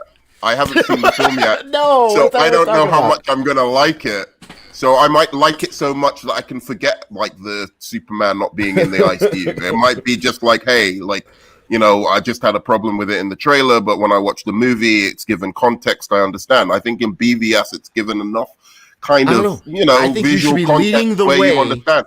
And also, you get Don Juan said, why the hell was Robin killed off screen? You should be leading that fight. You get the sense in BVS that you're going to see that at some point, and I think that was the plan, that you were going to see that in maybe another Batman, like the next Batman movie or something like that. We can't applaud people for things that never happened. Look, I'll say this. Look, Nerman, I'm gonna say this. Whether they show Bloodsport shoot Superman or not, and this thing, you don't even have to put huge emphasis on it. It can be a quick 2-minute scene or a minute scene. It doesn't have to be that long. All you gotta do is show a stunt double in a Superman suit get shot in by Bloodsport. That's it. That's right. If they shoulders down like Shazam. Yeah, look, if they show it, because I prefer show over tell, but some people like to tell, but I prefer show. But if they show it, I'm saying, hey, hey, Bloodsport, that's cool. But they're just gonna be saying it. I'm cool with either way because it's that's not important to the story that they're telling in the movie. Yeah, it's just Bloodsport does in the comic. But if they for me, you can show it or not. It doesn't matter for me. But if they do show it, that would be better for me because I prefer show over tell. But it doesn't matter either way. I don't think it's a bad thing that, like, for Superman, I think it's just an artificial way to make him seem badass without showing us him doing. But I don't, Nerdman, I don't care. Like, yeah, well, no, it is the build of his character because outside the comic books, hey, that wasn't my only problem with the trailer, dude. There was a lot of problems I had with the trailer. That was just like one of the problems. The fact that they're copying. But we're supposed to be talking about the first movie. Story, so true. And I was about to say, completely forgot we were doing that. Yeah, we should be talking about the first movie. But thanks for cutting off Yellow, as per usual. It's fine. I mean, if you want to bring up one thing, fine. But like, we're supposed to be talking about. No, it's okay. Don't worry about it. I don't even care that much. So let's I wasn't apologizing. Can I say one more thing? I wouldn't say it. No. Enosh, I agree with you about John Cena. That means he cannot act. That's all. No, it's the first thing we all agree on. He was great in Blockers. That's about it. Was he? And even that, it was a side role. It wasn't hilarious in Blockers. Yeah, but he was a side character. He was a comic relief. It was. He did that. Whatever he was there to do, he did that shit great. I don't know how else to express that opinion. But that might be distracting. I can go into the details about how I really believed he would shove a funnel tube up his ass, and like I could go into those. But I feel like if you saw the movie, you know what I mean when I say he was great. It's just, yeah. But I'll give him a chance for Peacemaker. I'm giving John Cena a chance, but as a leading man. I absolutely hate the Peacemaker character. I haven't liked him from the moment they said anything about him. And Lunga's all like, oh, he's supposed to be a joke. And I'm like, right, and it's not working. We're supposed to be talking about the first Suicide Squad. I just want to make absolutely. Forgive me. Go ahead, Ashley. I would say, what do I think about Suicide Squad? For me, I think it's a little unfair what happened to David Ayer's movie. I do want to say that. Trailer company made a trailer, and everybody was so excited about this trailer that then they went in, hired this trailer company to chop up his movie. And but I don't know if I got just a little bit more of Leto's Joker, if I would feel differently about his performance. I mean, I felt that his laugh was a little strange. It wasn't uncomfortable or an uneasy feeling. To me, it was just like an odd acting choice, which I didn't understand. For me, I like the whole idea that this Joker is kind of a gang leader type of thing. I thought that was a cool take on it. But that's the thing I hated the most. You don't want to be. That didn't bother me, but it was just like I liked it too. I like Cholo Joker, bro. I like Cholo Joker. The delivery of the lines and the laugh, but the whole new take and the new fresh approach on the Joker didn't bother me. Right. It's just the story that they then told with that Joker was the problem. And the fact that he was just a side character, which was strange in the film, which I feel like he could have been a side character, I think. He basically was. I'm saying it could have worked if they had a better main villain. It's just like when you have that trash and then you got the Joker sitting there doing nothing. It's like, he was only in there. He was only in there for Harley Quinn's character growth. That's the only reason he was in there. Yeah, and I feel like that was a misstep. I mean, Margot Robbie in Suicide Squad, she was good. I thought Will Smith did great things. I thought Viola Davis was good, but the three of them alone, Viola was amazing. you know, but she wasn't in the film enough either. Which I wish, but you know. But her character isn't. She kind of stands back. That's the whole thing. She's like Nick Fury. Nick Fury's not in the movie from beginning to end. He's and what they did with her in that movie was good too. But everything after that was just more of her. Yeah. Because she was so good. I know that she's not going to be the driving force of the film. That her character. Am I the only one that didn't like Diablo? I didn't like his character. Diablo. I didn't care for Diablo. He didn't do shit, but I liked him. They centered it around him. They centered really, if you really think about it, they centered if there's a heart his pain to the movie, they centered it around him, and it just didn't. It just didn't resonate at all with me. It just felt you know flat. what I didn't like about him? I didn't like that it showed his flashback when he burned his house down and killed his wife. But then he's holding his wife's uncharred body, like there's not a scratch on her. Like fire just kind of knocked her out. It's in his imagination, dude. It's in his imagination. Also, so again, he's not going to imagine his wife charred there. up. He's going to imagine her as she. Dude, he was just as he remembered her, as he loved her. That's what he's. It's just this moody ass emo dude throughout the entire movie. It was just a drag. I just couldn't deal with him. He was a nice flavor. He was a nice spice. Yeah, man, it's too much. It's too much. I just didn't like him being a pacifist because I was like, why is he here? He doesn't want to fight. This fucking guy, Kata, just shut up. He's dead weight. Jesus Christ. Well, listen. To be a point, I just stated if you're part of Suicide Squad, we don't want to wait the entire movie to see you use your power. Is this like, right? Nah, man. Let's get it. I love Margot Robbie. Margot Robbie, I'm sorry, she's the greatest. I love her. I think she's the best incarnation we could have of Harley Quinn right now in the movies. I think she's great. I think she did a great job. I love Jai Courtney as Boomerang. He was fucking awesome. Thank you. I loved Killer Croc. You know, Killer Croc got some shit, but I like Killer Croc. That's ridiculous. I like Killer Croc, dude. I know the BT line was dumb. The BT line was dumb, but I love Killer Croc.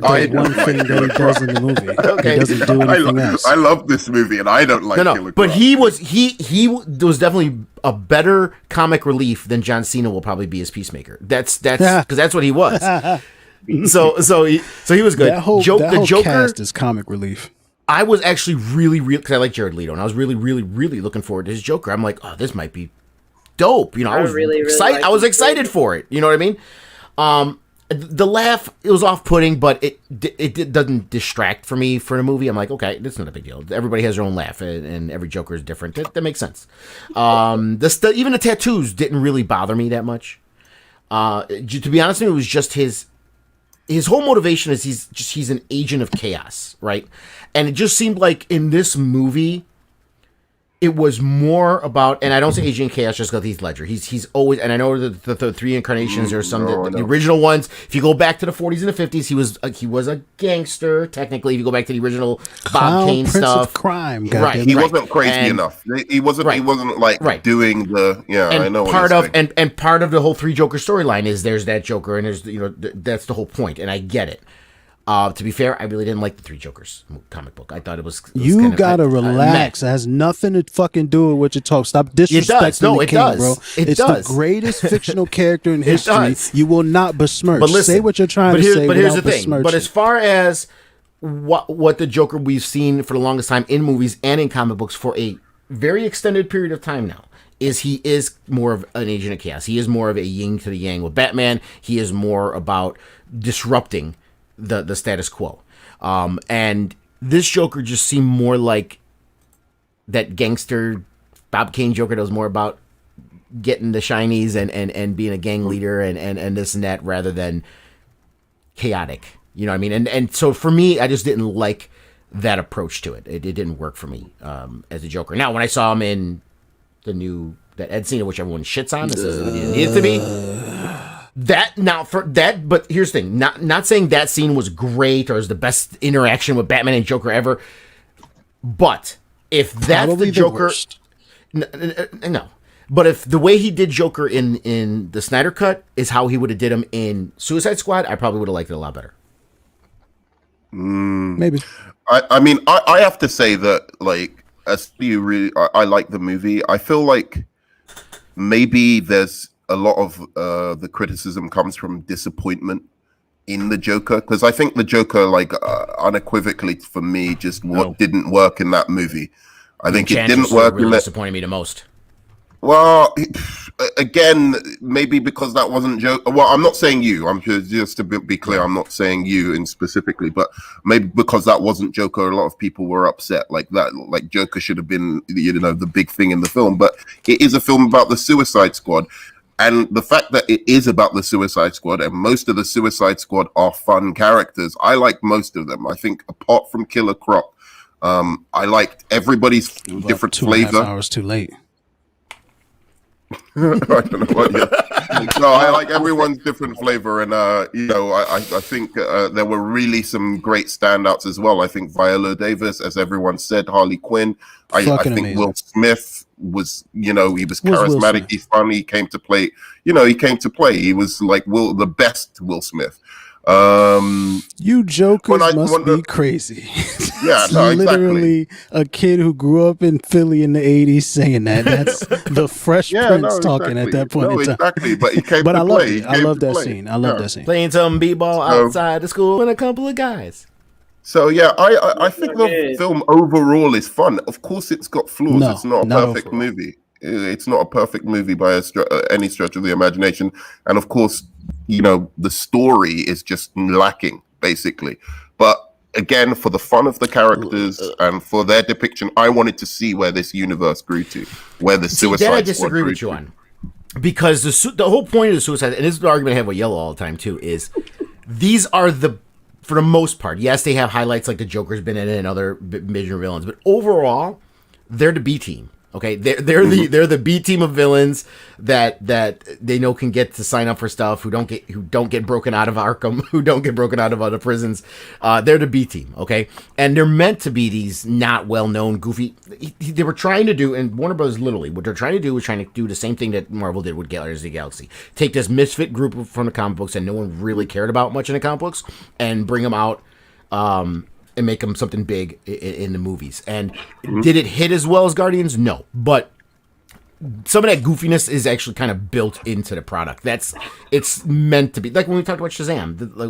I agree with you on Shazam. So some of this is kind of built into the Suicide Squad. So it is there. Now, so for some people, when they're thinking of superheroes, they want something maybe a little more serious, a little more impactful. You're not going to get that with Suicide Squad and... that kind of movie. That's I think you can though. I think you can because they did it animated. Suicide Squad hell to pay. Fucking amazing movie. Yep. And I don't know. I mean, maybe not true for all of y'all, but fucking Bronze Tiger, I really felt for what he was trying to get across, and I think they tried to do that same thing with Deadshot, but it just didn't quite work. And it looks like they're doing the exact same thing again with whatever, and they're doing the exact same thing again with Bloodsport. And like, come on, fam. Yeah, that was kind of lame. But don't tell me that scene at the beginning with Will Smith in prison, though, when they bring out the guns. Don't tell me that shit was awesome, though. I like that scene. That shit was awesome. I love that scene.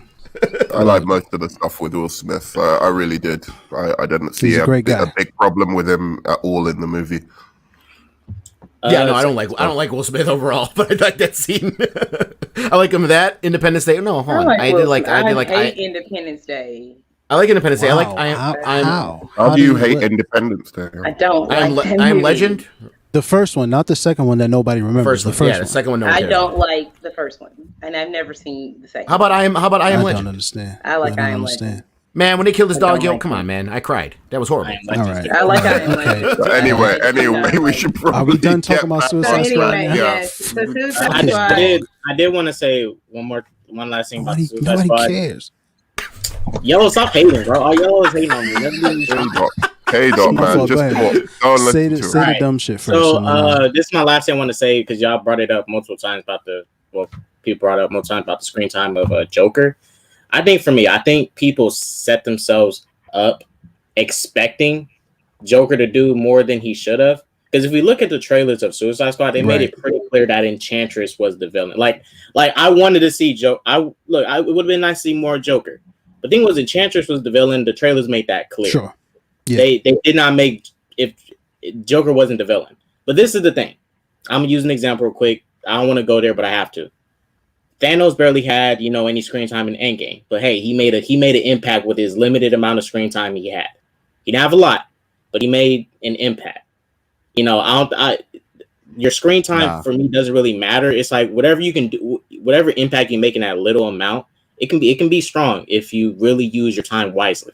If you use your time wisely, you can have a strong impact with a small amount. It just, depends how you do it. Thank you. Thank you. Agreed. Wonder Agreed. Woman 2017. Let's talk about it. Let's discuss it. You be all right. Shut up. Nerdman, are you proud of me? Always, my son. All right. What's happening right now? They're in love with each other. They're in love with each other. No. Suicide Squad's one of my least favorite movies ever, and I just let it pass. Let's go. Oh, that's what that was. You got to set that up better, bro. Jokes need setup. Okay. He's going to take the note. Anyway, so Wonder Woman 2017. Thoughts, opinions on the movie. I will just give a quick thing and let you all talk for 45 minutes after I say what I'm going to say. I think that Wonder Woman 2017 is a good movie. I had a lot of issues with Gal's acting in the movie. I think that she looks the part, but do I think she is strong enough in the role at times? No, but I feel like in 2017 they were able to play off her strengths, and then in Wonder Woman 1984 we see those cracks rumble to the surface with her. But Chris Pine is amazing. Ares is horrible. The reveal is horrible. The fight with Ares for me is just weak. And I would say that the movie could be an A, but just that all that stuff with Ares for me brings it down a lot for me. But generally, overall, I enjoyed it. I thought it was a great introduction to the character. Her solo film was a great introduction to her character, and it was a solid film. That's just my quick thing. Enosh, what did you think about Wonder Woman 2017? Excuse me. That movie's brilliant. That movie is everything a Wonder Woman movie should be, and I think what that movie does that most movies nowadays don't do is that movie respects both men and women and they're working together and how men and women should work together. That movie shows Wonder Woman as a fully realized hero, warrior, and whatnot. But at the same time, you have Steve Trevor, who is a mortal, who she does not look down on, and she doesn't have to belittle him for her to rise. And I think that's what really stood out to me when Tiffany and I first went to go see the movie. That was the thing that both of us came back from that movie saying, because I think too many times nowadays you either have it seems like, especially like if you watch the Supergirl TV show, for example, everything that happens in the Supergirl TV show to boost Supergirl, it comes at the expense of one of the males on the show. Literally everything. And that goes all the way up to Superman. Like they literally emasculated Superman on the show, and all the way down every character. In Wonder Woman, she has her role, he has his role. They have different things that they have to do. They have different responsibilities, yet they complement each other. And actually, my wife turned to me and she said, it's very much like our relationship, that we both have our roles and we complement each other. We're not vying for who's going to be in charge or who's better than the other one. And I love that about Wonder Woman, because for the first time we saw that, and it's very successful and it does really, really well. And other movies, not just other movies, TV shows, whatever, could all take a good look at that dynamic between the male and female roles in Wonder Woman the movie, and do some good. Because too many times it's like, how many times have we seen the old trope, on every sitcom or every show, that you have like the smart woman and the bumbling idiot dad who barely, functions through life, right? And and it just gets old. It just gets old, when you just see the same tropes over and over and over again. So I love Wonder Woman. I love the time period piece. Some of the CGI in some certain, places, like especially towards the end with Ares isn't perfect, but I love the story. And I think it's great with Wonder Woman 84. I'll be honest with you. So I also defended Wonder Woman 84 when it first came out because I enjoyed it. It's fun. It's having grown up in the 80s. I don't have a lot of the same problems that a lot of people have with it, that it's cheesy and this and that, because look, the 80s were cheesy. Like that was the thing. Like, yeah, people, I literally heard people complaining about the way people dressed in the movie and the bright colors and the hairs. I'm like, that's what happened. That's what people were wearing. People were wearing crazy, stupid styles and, and had big hair and all those things. The only thing that bugs me about Wonder Woman 84 is the fact that I don't buy the fact that she came out of retirement for that. And I think that goes to show that Warner Brothers doesn't care about where their properties go or what they're doing. They don't want to keep a continuity together. They just want to throw a bunch of stuff at us as long as it's trying now to be more Marvelized, and more lighthearted and everything. I have no problem with lighthearted. I have no problem with the tone of Wonder Woman 84. What I have a problem with is the change of Wonder Woman's character. First of all, Wonder Woman said that she had walked away from the world of men for 100 years. Okay, so you could say, well, maybe she was still living in the shadows there or whatever, even in 1984. But this idea that she throws her tiara around and takes out all the cameras. Well, where are the videotapes? You took out the cameras long after you showed up and started beating everybody up, and a whole mall full of people saw you. That's kind of stuff, like, to me, just seems like the cheesy, like, we're not going to take this superhero movie seriously kind of stuff. But I defended it, man. I defended it. I had an epic night where me and Matt Jarbo went head to head on that because I defended that movie and I thought it was fun. I had a good time with it. I enjoyed it. I love the opening sequence of that. I felt like that kind of stuff was on par with the first one. Then it goes horribly awry, and I'm sorry, but you know what? I don't believe that Wonder Woman goes from Wonder Woman the movie, like literally walking out onto a battlefield and taking on a whole army, or taking on Ares, or as we see later in Zack Snyder's Justice League, and I know we're not there yet, but doing what she does in that movie. But in 84, she's all like, I'm going to defeat everybody with love. I'm going to defeat, the villain with love. That's cheesy. That's cheesy. And I don't, but I don't look, I don't put it down. You just described the entire last season of The Flash. I don't disagree with you. I love The Flash, but you know what? That's the joke about The Flash too, is that it's so emotional. I cannot believe you're going to make me defend Wonder Woman 84. I really can't. I'm just saying. Look, people like what they like. People like what they like. It was trash, so like, I won't call it stupid. I won't call it trash. But I'll just say it doesn't fit in the continuity of everything else that we've seen of Wonder Woman within that universe, and so it stands out. And I think that's why it's a disappointment to so many people, is because it doesn't fit. And it's not just a tone thing, and it's not just the era that they brought it out in. It's the actual what makes the movie, the actual execution of the film itself. And so, but and you know what? And that's where I put that fully on the names that are on that script. So Jeff Johns, I'm looking at you. I think you do a great job in comics. I obviously have issues with him for other reasons, but that right there is bad. And Patty, does he owe you money? No, but Patty Jenkins, you might owe me. I won't ask for my money back from the movie because I enjoyed it somewhat, but but there's that, and then Patty concerned me actually a little bit with that, because I would be interested to see how much influence everybody had on that film, and where really the problem was of that film.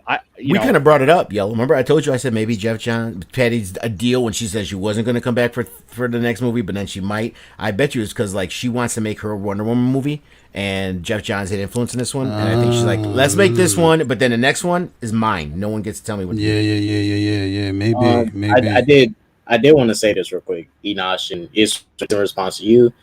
I just know I like Woman 84. Lunga thinks it's trash. Everybody else thinks it's trash. I love that Bruh, shit. it's I don't, not and good. I want to tell you, I Wait, don't think it's trash. I don't think it's trash. No, I had a know you great don't time think with it's it. trash. Yeah, I had a great time with I it. like the movie, but this is my thing, right? And I look, I saw the same. I saw some critiques around when Wonder Woman 84 came out. People were saying like, how can Wonder Woman fly, but she can't fly in BVS and stuff. This is my thing, because as soon as Zack Snyder. That actually made sense, though. I got what they were Huh? doing with that. That actually made sense. I get Well, what how does she get to Flying the was island? the Then? best. If she can't fly, how does she get to the island? Wait, let me finish what I'm trying to say. I think she could fly. Yeah, look, this is my whole thing. I don't think they had no intention of connecting, because at this moment, and whatever's going on in DC and EU, I don't know what connects and what doesn't.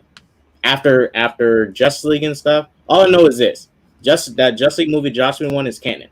Aquaman somewhat connects to that. Shazam, it kind of connects, but it doesn't really directly connect.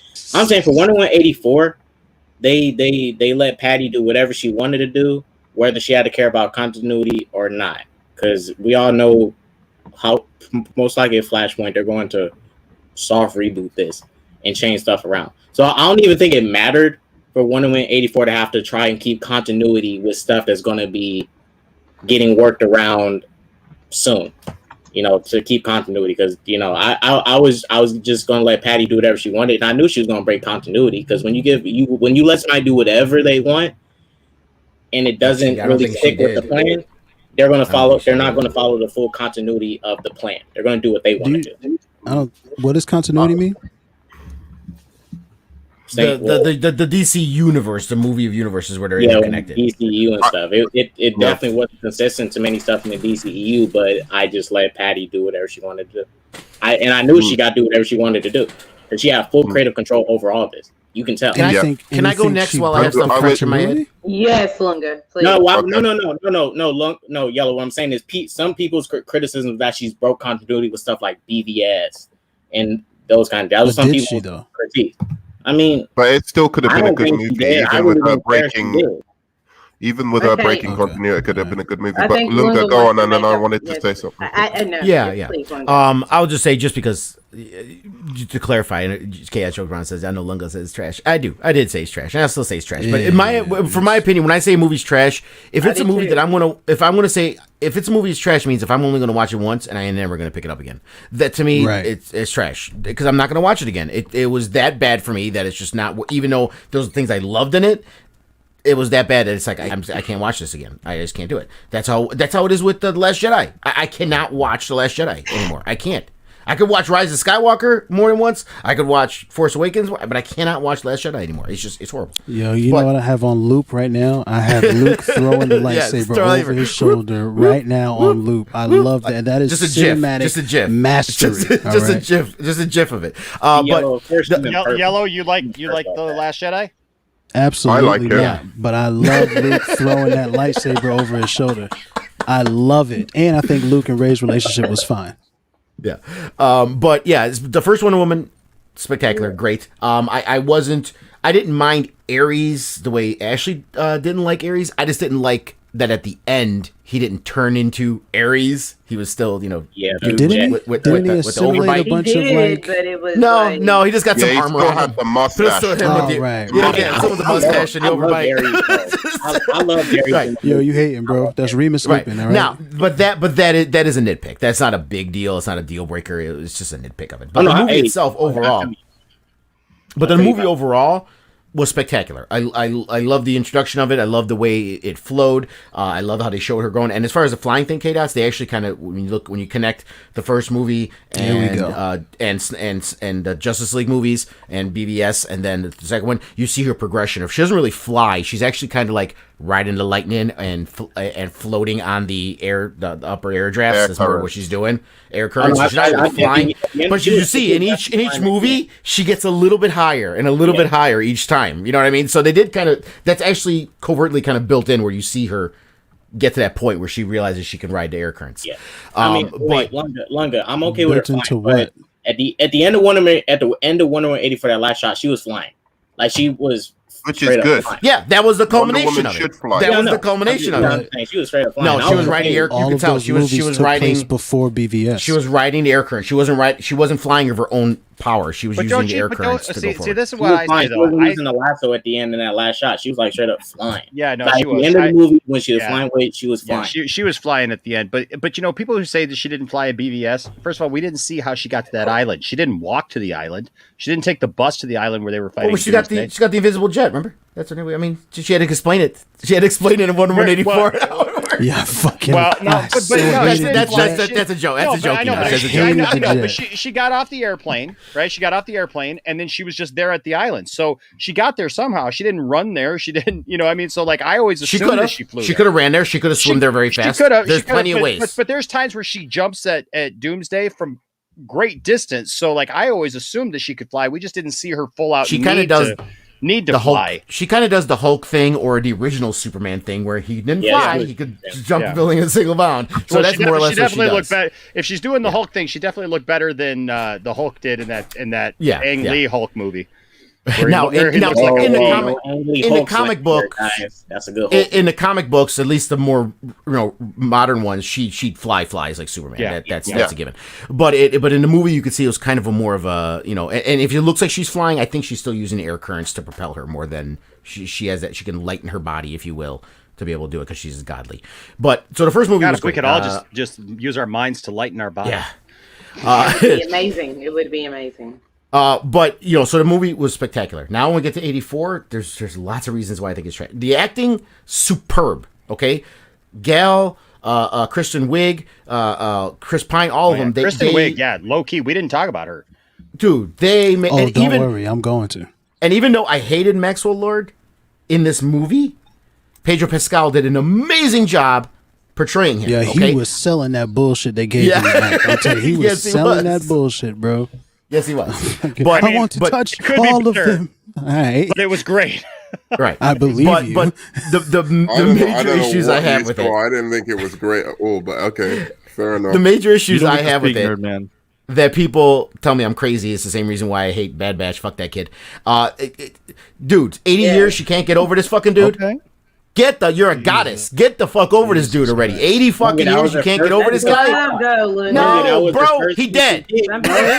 Okay, 80 years is enough time for her to get out of the doldrums, okay, if you will. I'm not saying forget him. I'm not saying don't still long for him, but Jesus Christ, she couldn't do shit. She was like, she lives way longer because than anybody you can imagine, fam. Oh, you're going to give me that vampire thing? Oh, vampires feel death far more worse than humans. I would never use vampire, but yes, the emotions last longer because they have longer for them to last. That's just the way. If you live bullshit. for Not Wonder Woman. This is a goddess. You take your time. She is a hard ass. She is a hard ass. No, man. Wait, Lunga. Let me. I don't care about comics. That is not.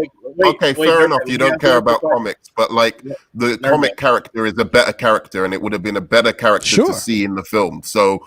You might not like, or not care about the comics, but they made it central. But they made it central to the film, though. Character. No, I agree with you, Lunga, on this. I think it was that's the problem. Their depiction, and I think all of her things with men, like the way she was just really angry and sullen, and it's like everything that made her special in that first movie, they took away from her, and made her unlikable. That's what I'm saying. And she wasn't likable again until halfway through the movie, where you see her kind of tearing up about losing. She was ready to just let everybody fuck everybody. Just to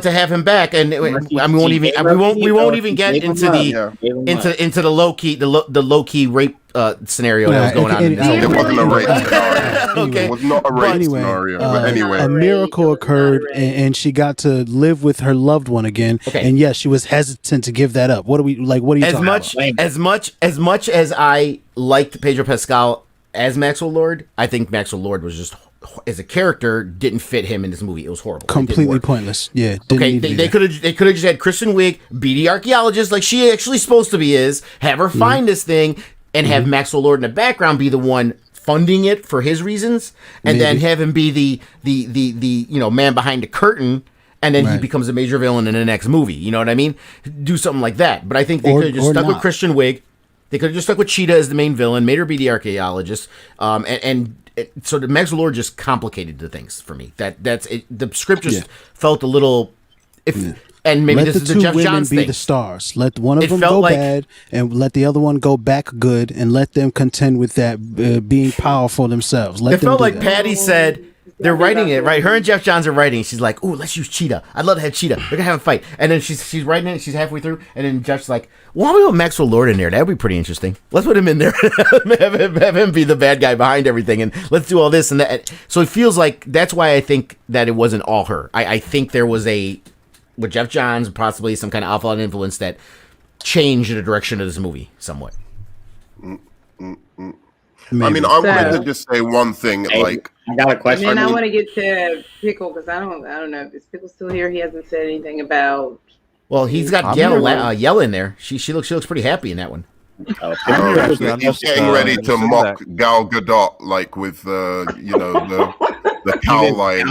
Hello, no, is that what you're gonna do? Very funny, great. No, I never say that. Don't you dare say one bad word about Gal Gadot, Pickles.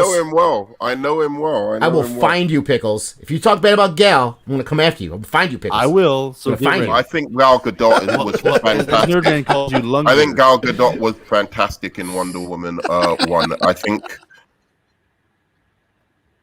What was the laughter for? Was there a laughter It had there? nothing to do with you. Just keep talking. Okay, good. All right. Yeah. Well, Okay. it kind of like. I know it takes time to build up the nonsense you say. It was Just go ahead. loosely about. It was loosely about you, but Okay. not Just give him anything that. else. Give him that moment. You know, it needs to percolate. It needs to percolate. Yellow. Let him percolate.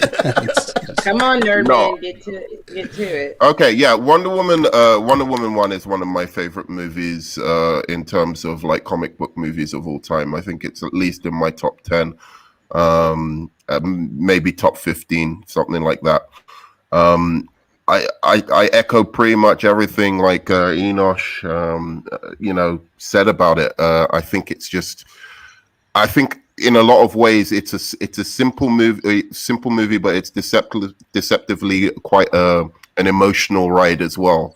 I don't know if it's like deep necessarily, but I think the emotions are strong, and I think the heart is strong in it, and I think it's very moving. And I think the way she kind of views and her perspective on the world is one of the great kind of heroes depicted within these superhero movies, like a pure-hearted hero who's just unashamedly like an aspirational hero, and I love it for that. Especially it being in the modern world, where modern cinema, where there's so many cynical heroes, or like if they do have an aspirational hero, they like to poke fun at it.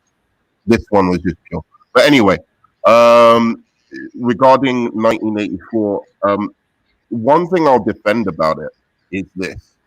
In terms of the way, you were saying that she was fighting with love and that she wanted to, talk to villains instead of, like have a discussion with them rather than just, who can punch hardest is the right person.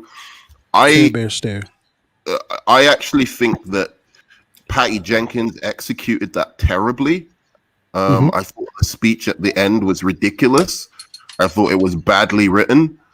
But nonetheless, that angle on Wonder Woman, I think, is something that should be retained. I think she did it very well in the first movie of balancing her being a badass while showing her having the heart and being a warrior at the same time. And I think you need to keep that balance to make her as appealing as she was in Wonder Woman 1. I think when you get to Zack Snyder's Justice League, I love that movie. Again, that's in my top 5 comic book movies of all time. But when we get there, she's killing folks, and she's killing folks unnecessarily. She's blowing up a guy in front of children, and it kind of undercuts what is the heroic aspect and the aspirational aspect of what she does afterwards, telling that kid, right?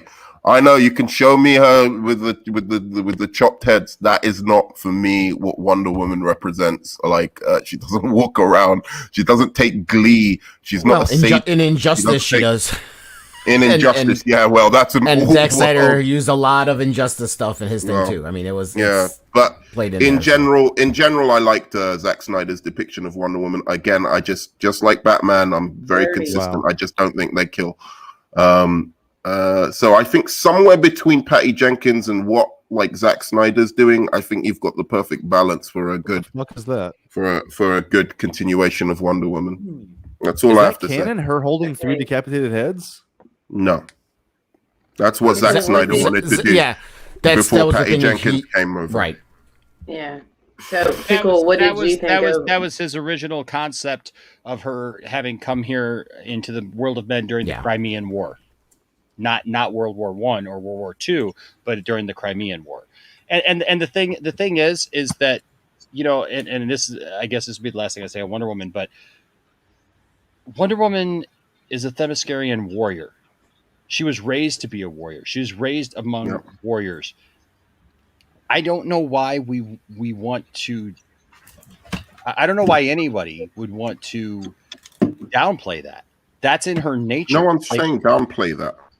Yeah, but I'm just saying, like, once you take that away from her, you strip that away from her, you strip the whole idea of where she came from. Like, and like, why like can't she just beat up people in style without killing them? Hold on. Nerman, she's gonna kill. She does that, but here's the also. No, wait. What do you mean? What's also central to her character, though, is, and this is all across most things, is she had faith in humanity where her sisters did not, Absolutely. and she had more compassion than other Amazonians had. So I mean, there's that too. She'll kill if she had to, but she didn't like take this. There's a balance.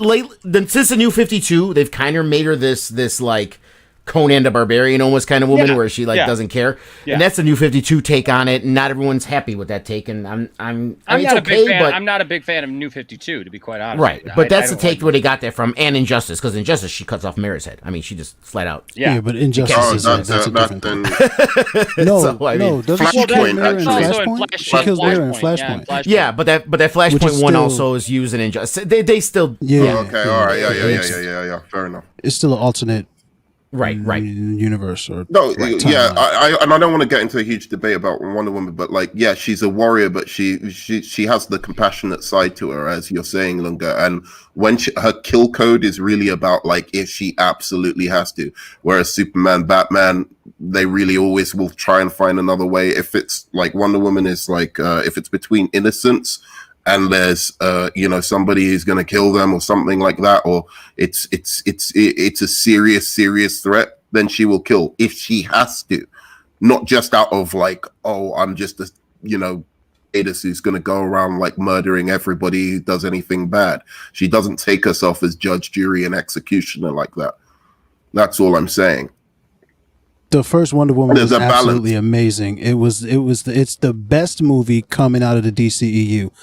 Period. And that's with the flaw of the DBZ style CGI light fight at the end of the movie that I absolutely hate.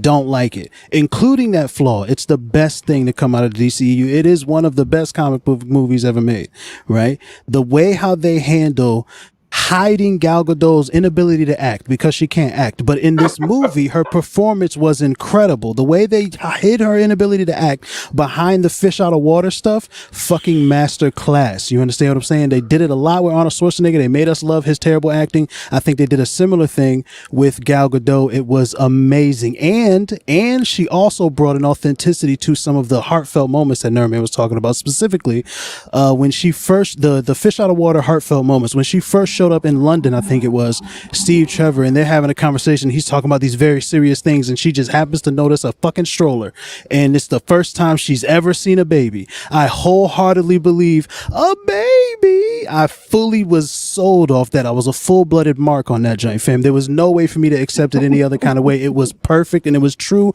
to her character in the same way that her walking out on no man's land was true to her character. It was beautiful, powerful, and just the way it was shot, everything about it, including the extremely long time that she stood up to that Gatling gun holding the shield. Like, it's just, there's so many things about that movie that is great, and it sucks that it has that terrible ending to it. And then it sucks even more that in 1984 they abandoned the tone that they set up in Wonder Woman in 2017's Wonder Woman in the first one. They completely abandoned the tone, and I knew the movie was going to be a miss when they opened it with a second opening. They had the first opening, they were on Themyscira doing the thing, she's a cheater. They had the second opening, they were in the mall with I was like, all right, clearly this movie is a cartoon. She did a lasso thing. There was a bunch of cartoon. I think somebody slipped on a banana peel. There was a bunch of like cartoony stuff that happened in the movie that was completely ridiculous. The banana peel thing isn't true. But I think a lot of the performance, a lot of the performance I think do get overlooked because the Lunga, your keyboard is ridiculous. A lot of the performance does get overlooked because of the messy script. Like, why was it in the 80s? The oil crisis was in the 70s. Why was it in the 80s? So that when Christian Rigg does her every time we see her and she gets a little bit more tougher, a little bit more confident, a little bit more sexy, we can see a whole bunch of 80s style clothing, so that we can see 80s style clothing with Chris Pine in his in the stolen body, in the stolen wardrobe, in the stolen closet, right? Like, other than those two moments, it doesn't have to be in the 80s. I think that was a mistake too. But every time I saw Kristen Wiig get a little bit sexier, a little bit more confident, a little bit tougher, and when they showed us how she changed by the what I think was handled really well, when they showed us how she changed with her relationship with the homeless dude who's sleeping on the park bench, right? And they first see each other, and he's all like, hey, she's all like, hey, and they're all friendly and treats him like a human being. She continues to treat him like a human being, but he watches her beat up some dude who was wrong and deserved it, like 400%. He deserved to get his ass whooped just then, but there was that mercilessness that comes with her being the apex predator, comes with her being the cheetah, that friendly, her friend, that the homeless dude sleeping on a park bench did not recognize her. And I think that was a great way to display, and I think they handled it really well, to display her change. And if the movie was about her change versus Diana's change, then I think you have an incredible film. But they just missed. But none of that has any bearing on how incredible the first Wonder Woman was. I have to say the third act doesn't bother me as much. I can see what people are saying about it, but I still think the Steve Trevor sacrifice was powerful. I still liked her. It was cheesy, but I liked her speech at the end. Like, the speech was good. I believe in love. It's just Aries. That's the only problem with it. Like, but everything else about it, I actually liked in that third act. So I don't know. No. The CGI light fight was trash, but I hate CGI light fights. So yeah, I can get that. For me, it was more about what was going on between her and Aries. Yeah, Pickle thought. All of that shit was amazing, but then it was Kamehameha versus like a bunch of tanks and shit. It was I'm silent. I'm done. What do you think? I think Wonder Woman. Oh, here we go. Oh, now I'll never get to talk. All right, what's up, Paul? Oh, hey. I have nothing to say about Wonder Woman 84, so go ahead. All right, well, Wonder Woman, the first one is a 9 out of 10 if Gal Gadot wasn't in it. It's a good movie, 7 out of 10. I think every element in the movie is well handled. The action, the directing, the writing is pretty good. The whole fish out of water, it's nothing new, but it is kind of funny. But holy shit, it's hard to pay attention to a movie and get into it when you are just ripped out of every scene by bad acting. It's like that is not what happened. It's like language is like foreign to her. Just the concept of speaking. Wow. I don't know, maybe because she's Israeli. What the hell? No, not your accent. I'm being hyperbolic here, Lunger.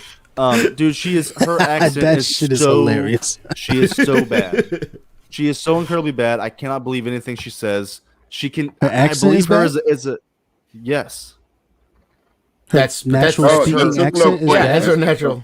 Yes, not only is her accent bad, Let but him get through it because she has the terrible accent. They made all of the Themyscirians have a terrible accent to match her. They had to come down to her level and have those terrible accents. Wait, you understand that she's not acting that? That's her natural. So are you calling an Israeli accent a terrible accent? That's what I'm trying to understand here. Because her American accent is terrible, But I can't speak 2 languages, No, so that's I how mean, an Israeli. She doesn't use I an don't. American accent. Get what you're saying. That's how I Israelis think speaking he English was sound. joking about the American accent. No. Her speaking English, it's her Just in second general. language, which I can't speak a second language, but her second language, it's terrible. It's Okay. broken almost. And it doesn't, Okay. it's not believable as an actor, That's actress, whatever. just I false, don't but believe sure. her in the role. When I think of Wonder Woman, when I've seen Wonder Woman, that ain't it. She's so Okay. bad at acting, and she's even So, worse. so Wonder Woman's American. I'm just Yeah, I very don't get confused that about bit, all of like, this. it's It's very- I don't get where you're going. I never said yeah, that just she's skip to the next point. I think because this one She's is not lost. American. No. Let him And- finish. and- I and- want to hear in this. all, yeah, I haven't spoken in an hour, That's guys. In his all next of the point, animated movies, she has an American there. Yeah, she's more American than Israeli. Rosario Dawson. She sounds like a Rosario Dawson regular does a lady great from job in Seattle. animated movies. Yes. She's from Yes, and you- Themyscira. That they got it you- wrong by not making her foreign. She should have never been American in any of Yes, those I cartoons. get that, but I'm saying in those movies you have a reverence for her. You believe her. You believe her as a warrior, as a character, as an empathetic character. Her acting is terrible. It's completely subjective. I think the movie's a 7 out of 10.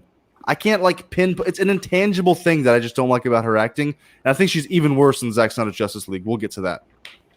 WW84. I don't want to talk about it. I made a whole hour-long video about it. It's terrible. It's one of my least favorite superhero movies ever. Are there I good despise things? that movie. But Are she there is good better things? in that movie. What? Okay. All right. What? Are there good things about Wonder Woman 84? Maxwell Lord for the first half of the movie is great. He's a sleazy car salesman. Not a good guy, but he's fun to watch. Kristen Wiig isn't terrible. And then Chris Pine. Chris Pine is great in both movies.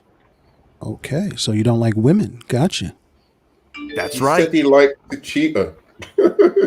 No, he said. No, I didn't. I isn't didn't like terrible. her. She wasn't terrible. Oh, okay, all right, fair enough.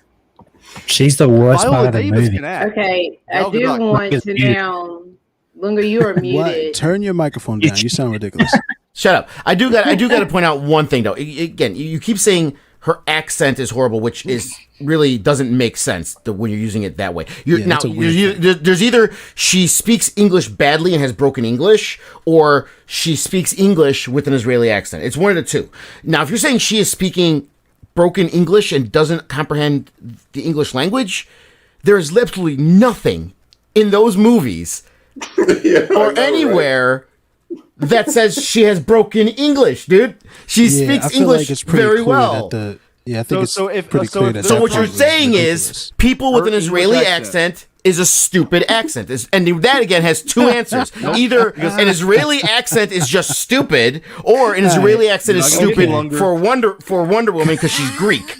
You're not I'm gonna I'm get just trying to time. clarify here. I'm just trying to clarify Okay, here. I can't let's spend move you this on time, to- Pickle. I mean, I gotta I agree have with heard agree with Lunga. I I could accept more than an Can I Israeli explain it? accent for a Greek person makes less sense than They I gotta have be. They heard gotta be women with close. the Israeli No, accent dude, look at- speak yeah. American, speak English, and it sounds good. She just is not good at it. And Nerdman, if Have say you it watched makes Do you Zohan? go to McDonald's and be like, Nerdman "This is said it makes more America. sense. Speak English." Nerdman says it makes more sense for her to be from a different country. If they're from a different country, why are they speaking English? Why are they Yell speaking at the broken Golden English in a Arches. different I'm country? dead. I'm dead. They That's can it. speak That's all it. the languages in Done. the world. That was their whole thing. Yeah. Okay, we're going to move I don't know. on. That's because a- we yeah, have that was a to- weird one. because Enosh doesn't have much It's time not. left. No. Wait, Um, Ashley. No. I haven't spoken for a long time, and I'm going to step in here right now and say you guys are going to act like my point is moot because you're just fucking idiot. You think that the fucking accent's stupid? That's a bad argument. She's a terrible actress, and the accent is bad. I've heard No. Israeli accents be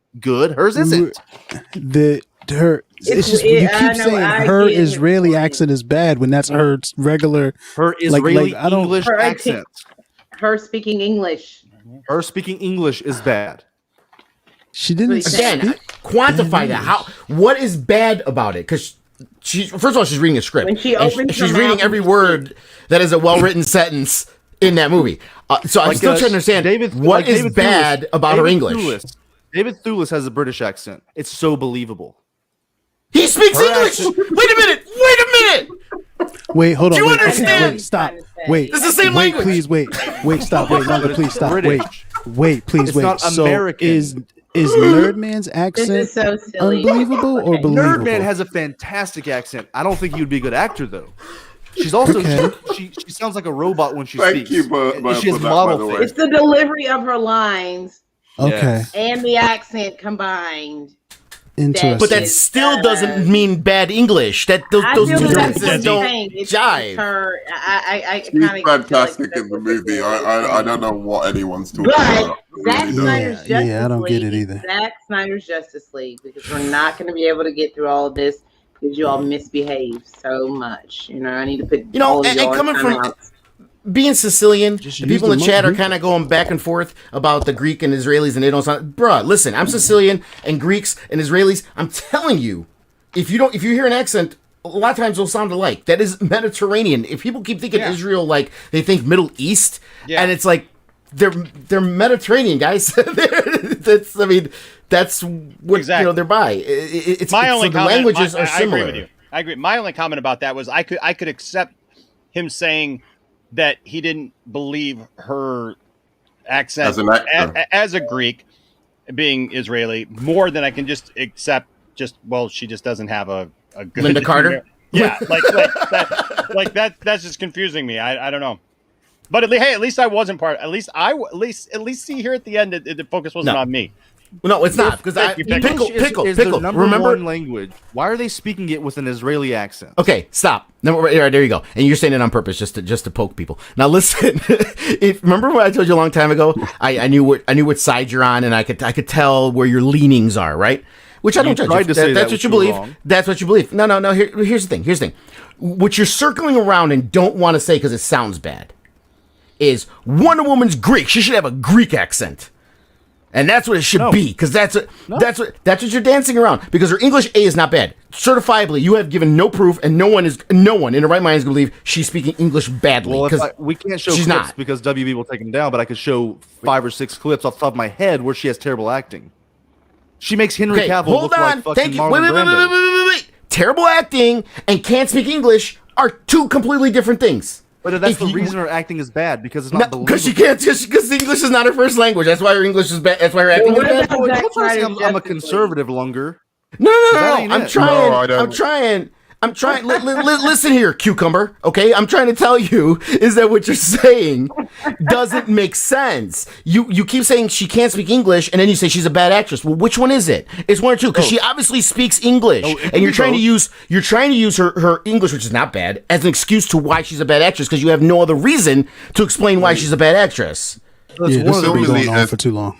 Yeah, this has been Yes. going on for too Anyway, long. And we wait, really wait a have second, to they She's speak move multi-layered. on. every It's weird, language. yeah. Like they Have speak to multiple move languages on on. this island. I don't know. Okay. Thank you, Nerdman. Because it's an English movie, that's why they're Nerdman, speaking thank fucking you. English. I don't know. Thank you. Don't act Nerdman. like- It's oh weird, my bro. God. It's Nerdman. weird. doesn't make Anyways,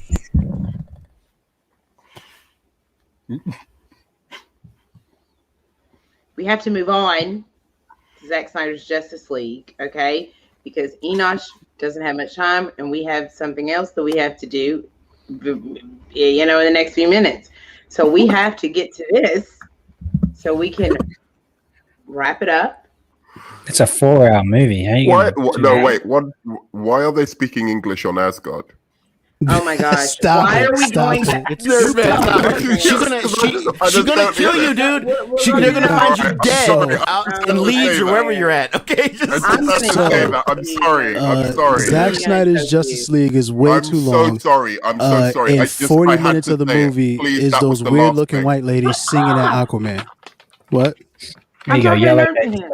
You're Yeah, well, talking about he Zack can't hear Snyder's you. Justice He League. can't hear you even when you're the only one talking. So he can't. Joe, He can't. please, He Joe. can't listen. He can. I don't want to mute him because You should have been me? muting all night. Who You is should have me? been muting All right. the whole time. Hey, It Nerdman. wasn't just you. It's not just you. Nerdman. not just you.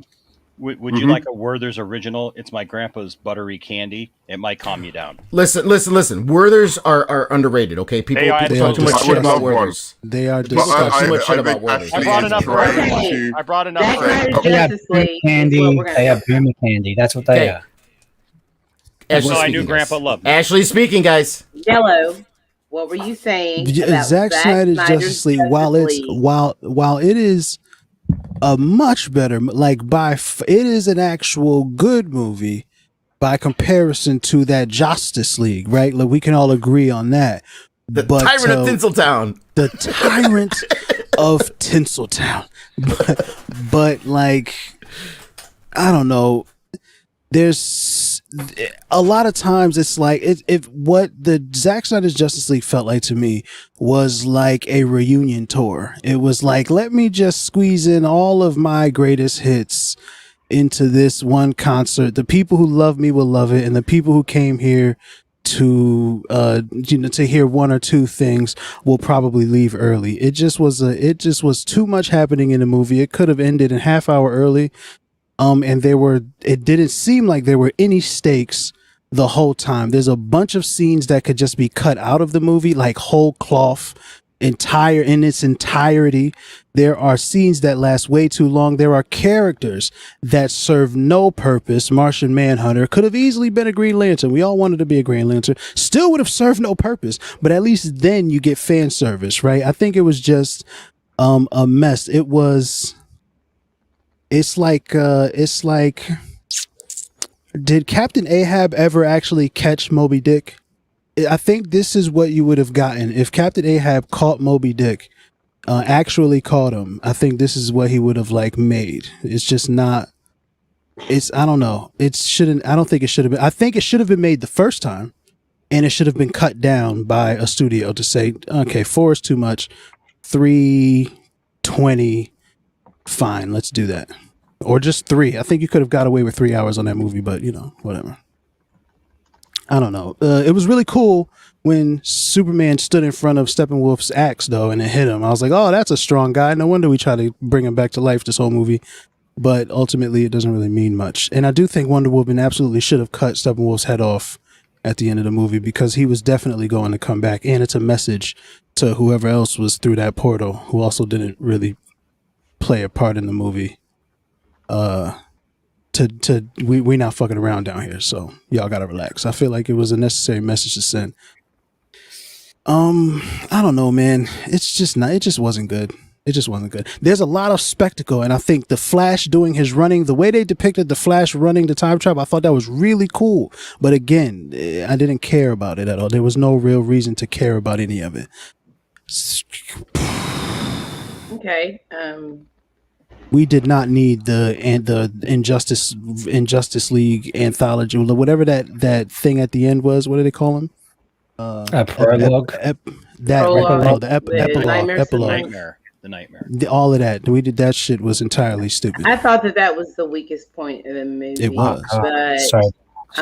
But I liked it. It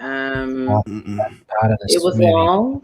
The first half of it did seem like it took us a while to get, through it at times. But for me, overall, I liked the movie. I said, to me, it was a good movie. I gave it a B as a grade. I said that if this universe was gonna continue on, I would give it an A. But for me, it just seems like if the universe is not gonna continue, and we got all that set up in that nightmare sequence, which was added on afterwards, to me, it just seems a little pointless. But to me, it was a good was and far, far, far better than Justice League, of course. That movie is that Frankenstein horrible movie that we got in 2017. I mean, at least Josh put humans at the end. Yeah, I guess. Whatever. It was horrible. It's a horrible movie. That's what you got. At least it put humans at the end. At least there were people to care about. It was bad, but at least there were people to. Because at the whole movie, I'm like, where are the people that we're trying to protect the world for? Like, where are these? It almost seemed like we were only protecting the world so that the Justice League can continue to reside there. That's what that's the feeling that I got from watching the movie. It was just weird. Family. You're talking about that Slovakian family, whatever the hell they were? Whoever they were, yeah, whatever. They were Russian. It was terrible, but they were Russian. Enosh. Yeah, it's nice. I know because you were a big part of this movement to get this movie, right? And first of all, before you tell me how you felt when Zack Snyder's Justice League, how did it feel once you all were able to finally get this film after all the hard work. I do want to ask you about that, and then tell me about once you got to see it. What were some of your favorite parts and about the movie? Well, obviously I've been passionate about this story, this particular story, because this story really resonated with me overall. This arc really resonated with me. So I was always of the mind that that I wanted to see what was there. In 2017, that movie came out, and look, I've got a review of that movie that me and my family, we went to go see that movie. We came back. I did a review with my family right here. My kids were excited about it. It was the first time we'd ever seen those characters on the big screen, and I was just happy to see the Justice League together. But then the more you started to watch it, like the second and third time you see the movie, and you're just like, this movie is awful. Like, as a movie, it doesn't make any coherent sense. There's some great parts in it, and I will say this, and I've said this many times. There are some things that are Joss Whedon in that film that I actually liked. Like, I love the Wonder Woman lasso, scene where he's sitting on the lasso, and because he's the gruff guy, and all of a sudden he's being extremely honest, and I thought that was a good use of humor. I felt. I also honestly, because I'm just a stickler for the Flash versus Superman. Anytime that's in the comics, where they race each other or whatever, I've always liked this. So I really thought that was cool at the end. I didn't like maybe some of the execution of it, but it was cool to see. So there was all that. But the more that we started seeing that there was indeed a cut of this film that had not been seen, and that it was a real thing, I was fully on board. Now, my story is a little different when it comes to all that, because I was not there from the beginning campaigning with everybody else that this was a thing. I was optimistic, yet at the same time I was very cautious, because I just didn't know. I didn't know whether or not the thing existed or not. And I mean, it clearly didn't. So you were right. No, it did. But regardless of that, how much money did WB give him to make the movie or finish it or whatever it was that needed to be done? Yeah, it's not a debatable point anymore. I'm not going to get into all that, because look, that's all opinions.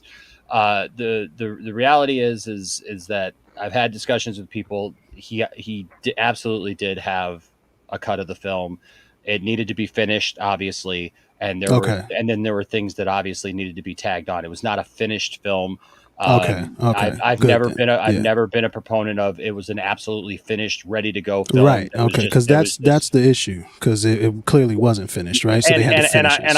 I'll tell you this. Yes, there are extremists out there who they don't understand how things are made, and there are people who think that the whole thing was absolutely, finished 100%. No, it was realized. It was planned out. It was ready to go as far as it needed to be put together as a whole, with the special effects and all those things. And then obviously we got the 5 minutes at the end with the nightmare scene that was tacked on. It was 30 minutes long. It wasn't 30 minutes long. Oh, felt like it. We had the nightmare scene, and we also had the Batman meets Martian Manhunter scene as well. Yeah, that's fine. That's fine. But what the word you're looking for is assembly cut. There was an assembly cut. So the point is that, and the majority of people who are part of the Snyder Cut movement did not. They know the difference. They absolutely know the difference. There are always going to be vocal minorities of people who don't understand how stuff works.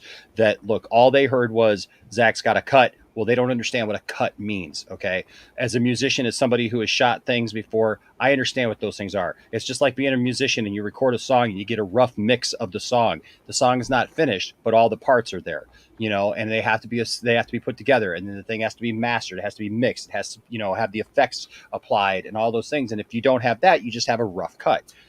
So, but the thing is that, when I really came on board was probably the last year and a half to 2 years before the movie came out, because I started seeing that this was a real thing. I actually started listening to Zack talk about it. And for the longest time, honestly, like, I didn't know any other DC fans. I literally felt like I was on an island. My channel was not one of, we were trying to be YouTubers. It was just me and my family hanging out, doing trailer reactions and just having fun, in my living room. So it was never about that. It was just that we just didn't know. But then the more I listened to Zack and the more I listened to what he said, I realized, hey, there is something here. And that's when I got behind it. I wasn't part of people out at San Diego Comic-Con putting up billboards or, doing that whole thing, but I supported the movement as best I could from where I was.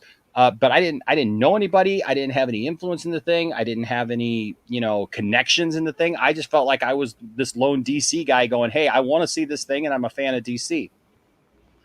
And really not much has changed from that, except for now, I'm just in a little bit of a different position because of COVID. We all discovered, hey, things like StreamYard or other, streaming possibilities, and we all started doing stuff. And so now I'm kind of in a little bit different position because now I've had a chance to meet people and get involved. But the thing is like that day that the movie was announced, I lost my mind. I mean, like I was so excited because this was something that I knew that there were people who had believed all along that, man, and really, I'll be honest with you, this is so much deeper, I guess, what I want people to really take away from it. And I think not just what I want people to take away from, but the people who are really part of the Snyder Cut movement, and even the people who are part of the movement, to restore the Snyderverse or whatever. I think there's so much misconstrued about that, about what that movement wants. Because there's always idiots out there who are just like, like all or nothing, like we want to completely change Warner Brothers' mind on everything and just have Zack Snyder in charge of everything. Well, that's not the majority of the people. That's just not. That's a short few who, small few who are vocal about it, and they're very rude. And if anybody wants to call anybody toxic, those are toxic people. But it's the same kind of toxic people that are in any fandom, and it's not the majority. That being said, when it was announced that Zack Snyder's Justice League was coming out, it was validation. It was validation for a lot of people, but it wasn't just because of the film. We're like 4 or 5 months now out from when the film, came out, and even leading up to the film, this has always been about something much bigger, much more important, and that is with what happened with Justice League. So many wrongs happened with Justice League, and whether or not you like Zack Snyder movies, whether or not you like Zack Snyder, whether or not you think he should shut up and go away, whatever you think about him, the reality was that he was done wrong, and he suffered a great loss. He went through quite a bit all at the same time, and he lost a child, and no one should have to go through anything like that. Absolutely, this was for Autumn. Nobody should have to go through what Zack went through, but he did. And unfortunately, in the midst of that, in losing one child, anybody knows if you're a creator and you put things like that together, you create something, they become, essentially like your children, because it's something that came from you. And I feel like he had a story to tell.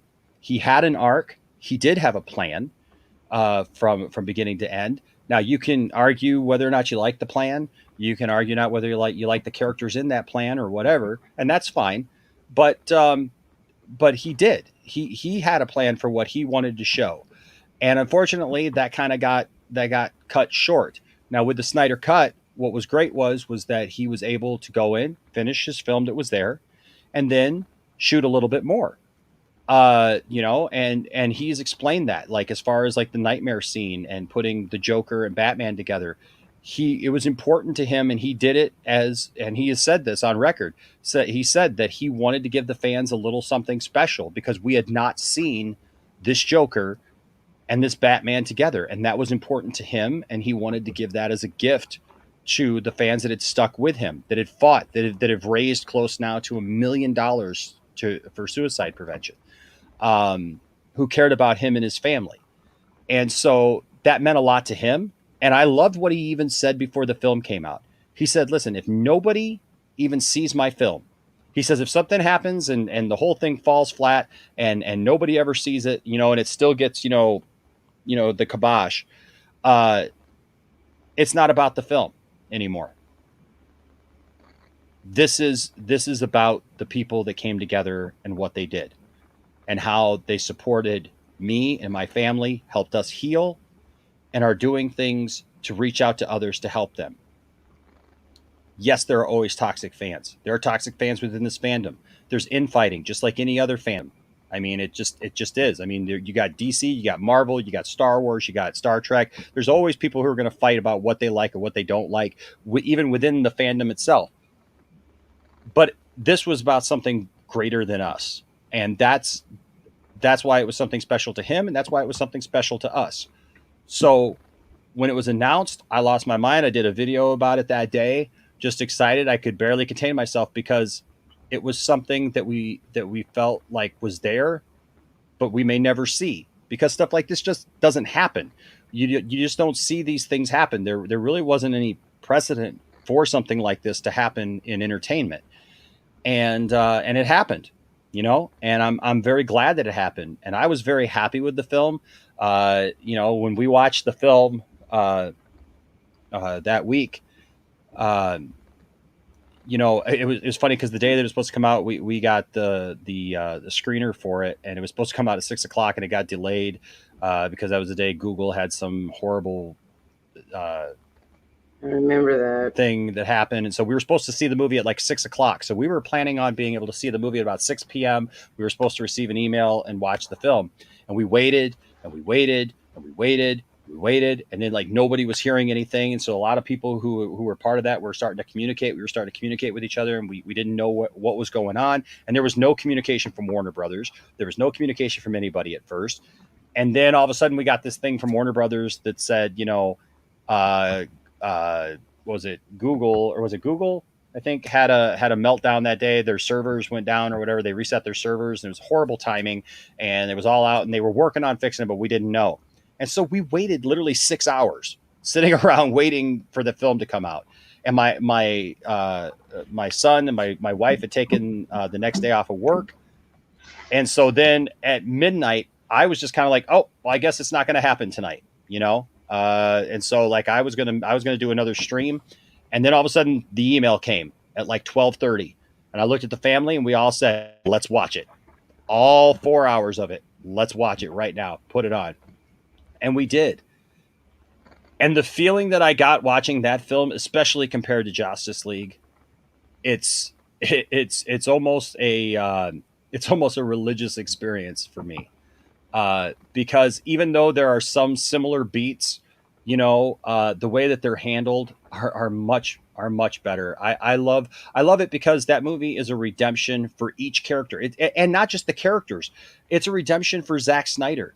It's a redemption for all those people who called him a liar, all those pundits, all the people out there in Hollywood and everything that told us all as fans that that's not how this stuff works. That's not how Hollywood works. You guys are pining for something that doesn't even exist, that you don't even understand how this actually works.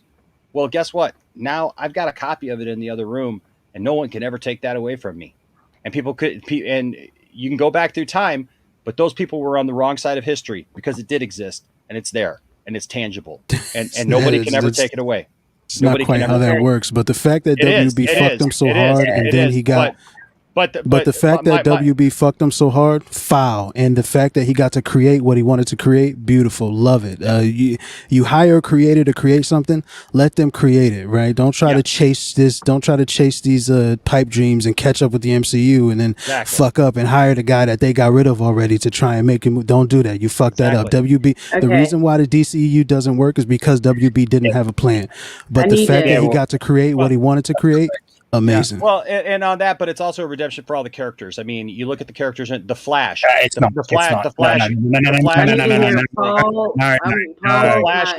Flash in Justice League is an absolute joke. He bumbles his way through everything. He falls over everything. He's not a confident character at all. And I love it in Zack Snyder's Justice League, he's a hero. And he gets to do something. He doesn't just push a family barely out of harm's way and make a joke about it. He literally is part. He is part of the team, and that's his whole. As he stops time, and he makes one of the most amazing moments, I think, in superhero cinematic history, for sure. But when he does that, and he has that conversation with himself, in talking to his dad, and directing that conversation with himself at his dad, and just simply says, "Dad, I just want you to know that your son was part of the best," and he does it, and he turns back time. It's amazing. The redemption for Cyborg in that film. Cyborg is absolutely been gutted in Justice League. You don't know what his motivation is. You don't know any of his backstory. You don't know why he does a thing, why him and his dad are so, I mean, you could try to piece it together, but even then it doesn't quite make sense. And basically he's just a brooding, angry guy. But in Justice League, it's fleshed out. You understand the motivation. His mother's there. The circumstances around what happened to him are all there. And you get to see that realized. Superman has a much better arc in Justice League. Superman is more of who he should be. He's not the butt of a joke. He's not just telling jokes or being, corny. He comes in, and when he comes in and he starts wailing on Steppenwolf, he means it. He's very serious. And I love the moment when he turns around and the boom tube opens, and the Justice League is standing there staring down with Darkseid and Dceu and Granny Goodness on the other side of that boom tube. And there's that moment there. And, it's a great moment. I love even at the end, like with Superman reaching out a hand, even just in that classic moment that shows the League together, where he reaches out his hand, pulls Batman up, and they're all standing there together. Even that's executed better. The whole thing is just executed much better. It looks better. It's just a better movie all around. I know people will make the fact that, well, it's 4 hours, so you get more time to flesh things out, and you wouldn't have got that. I get that. It would have been interesting to see what Zack would have been able to do with the film when it first came out. But, to me, it is what it is. I understand everybody has a different opinion, and that's fine. Like I said, I'm friends with plenty of people who don't like the movie at all, and they prefer. I got one guy who prefers Justice League. I don't even understand that, but you know what? It is what it is, and to me, that movie is everything that I wanted it to be. And I don't make any qualms about that, because I think that the whole story of how it happened, of how it finished, and what we saw is just a tremendous story altogether, both in the real world and in the DCEU. And I know I told you I got to go, but as far as whatever comes after, you know what? I would just say stay tuned. Okay, Paul. Because Paul, is he frozen? No, he's not. Okay, Paul.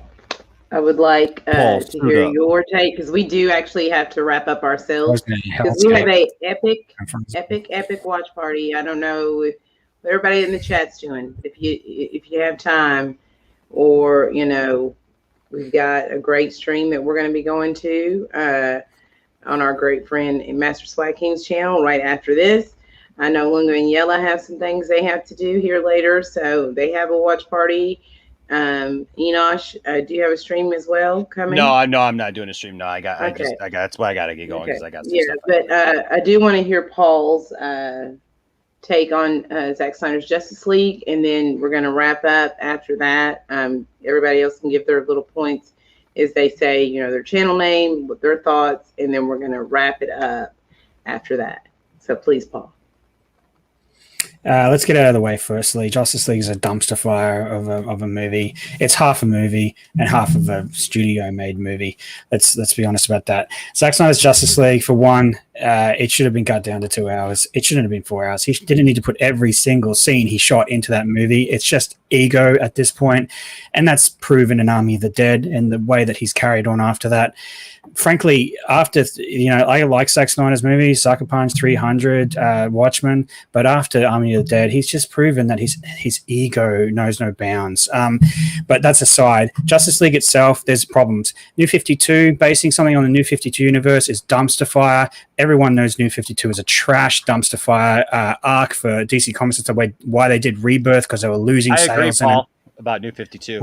Making Cyborg the center of a freaking Justice movie is so stupid. Superman not being in it for 5 minutes at the end of it is stupid. The Trinity not being in the entire movie is stupid.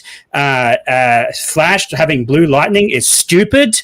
The only good scenes in that movie are the flashback scene when they first beat Darkseid, even though it doesn't make sense. The power scaling issues in that are so bad. Ares is able to chop his shoulder and put a mortal wound in him, but later on, Wonder Woman can't beat Steppenwolf like this because she beats Ares like this.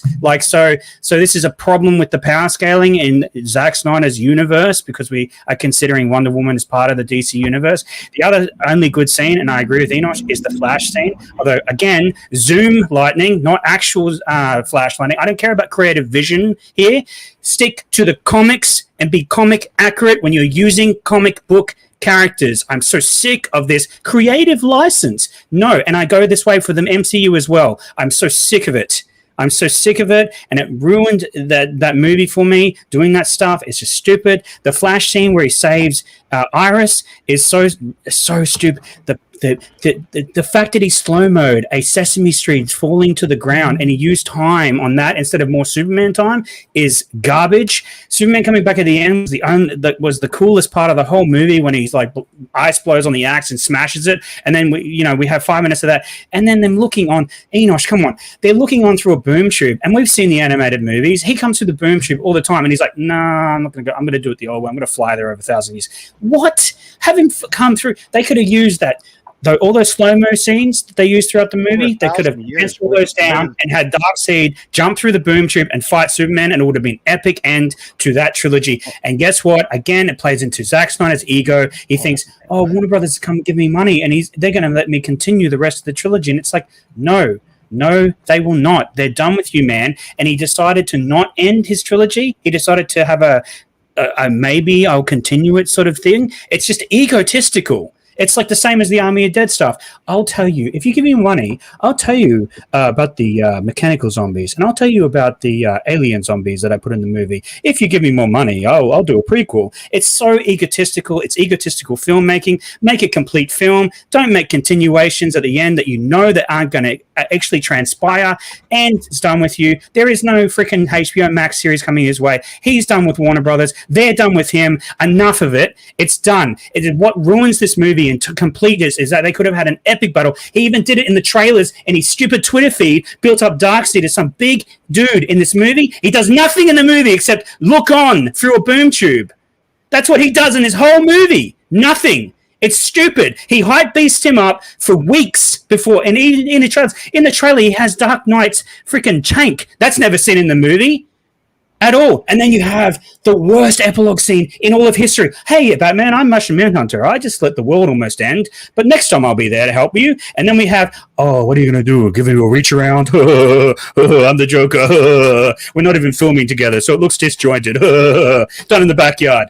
I'm sorry. Zack Snyder got his movie. I'm happy that he got it for autumn, but that is a trash dumpster fire story that he wrote. Everyone knows it. Anybody that tries to defend the stuff that happened in the movie, the fact that they had him do a little flash lightning thing to electrical charge a supercomputer, that's what a mother box is, to somehow resurrect Superman in a jail vat that's half dead ship to make Superman come alive is the dumbest story beat in history. Let alone they have Cyborg's dad somehow magically make the mother box fuse with him, and they don't explain that. It's just a throwaway scene, right? That they have nothing. It's so dumb. It's so elongated for no reason. Let alone the score.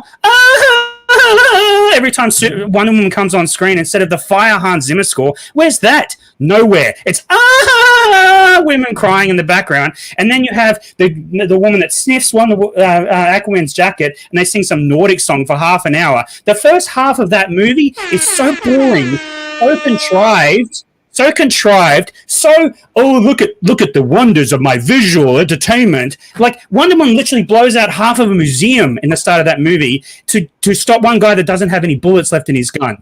It's like so stupid. There are stupid plot points all through this movie. Superman is barely in it, and they make it about Cyborg. That's all they make it about. Cyborg story. And then that stupid thing at the end. I'm a demon. I'm actually pretending to be your family. Come and stay with us, the Mother Box people. It's exactly the same storyline, by the way, as Justice League. It's about them combining the stupid cubes to terraform the planet. That's what it's about. It's the same in Justice League. He just says mother in Justice League instead of... I'm sick of it. I've seen this film. It is terrible. It is a terribly written, contrived movie, and he should have cut it down. But no, his ego doesn't let him. He should have finished his trilogy in a good way, had a massive fight between Darkseid and Superman. It would have left a better taste in everyone's mouth. Imagine if the epilogue was that. But no, he had to do, I see the future, and I see bad Superman killing the rest of the Justice League. Let us do a future thing of Hell-Earth. It doesn't matter, man. It doesn't matter. That story was never going to happen. There's no Justice League 2 and 3. But Paul, my brother's never going to make it. But Paul, hold on, because you're very upset at Zack Snyder here. But he literally took what he filmed before and finished it. It was never, I'm going to change the film to be what is now. Because the film was already set up to be that. Because at the time, hold on, because at the time, but no, because it was already filmed. They didn't give him money to refilm the ending and to change the script. He reshot. He did an epilogue thing. He used that money. Yeah, but they got hold on. They didn't. They did an epilogue with like a couple of characters. No, you couldn't, because you would have had to bring Gal Gadot. You couldn't bring everybody back together and refilm the entire thing. They didn't give him the opportunity to do that. They said you can finish what was there, and that's you're wrong. That's what he did. That's just what he did, man. I'm wrong about what? He finished the film. He finished the film because at the time when that script was written and all that stuff was transpiring, the plan was to do Justice League 2 and 3.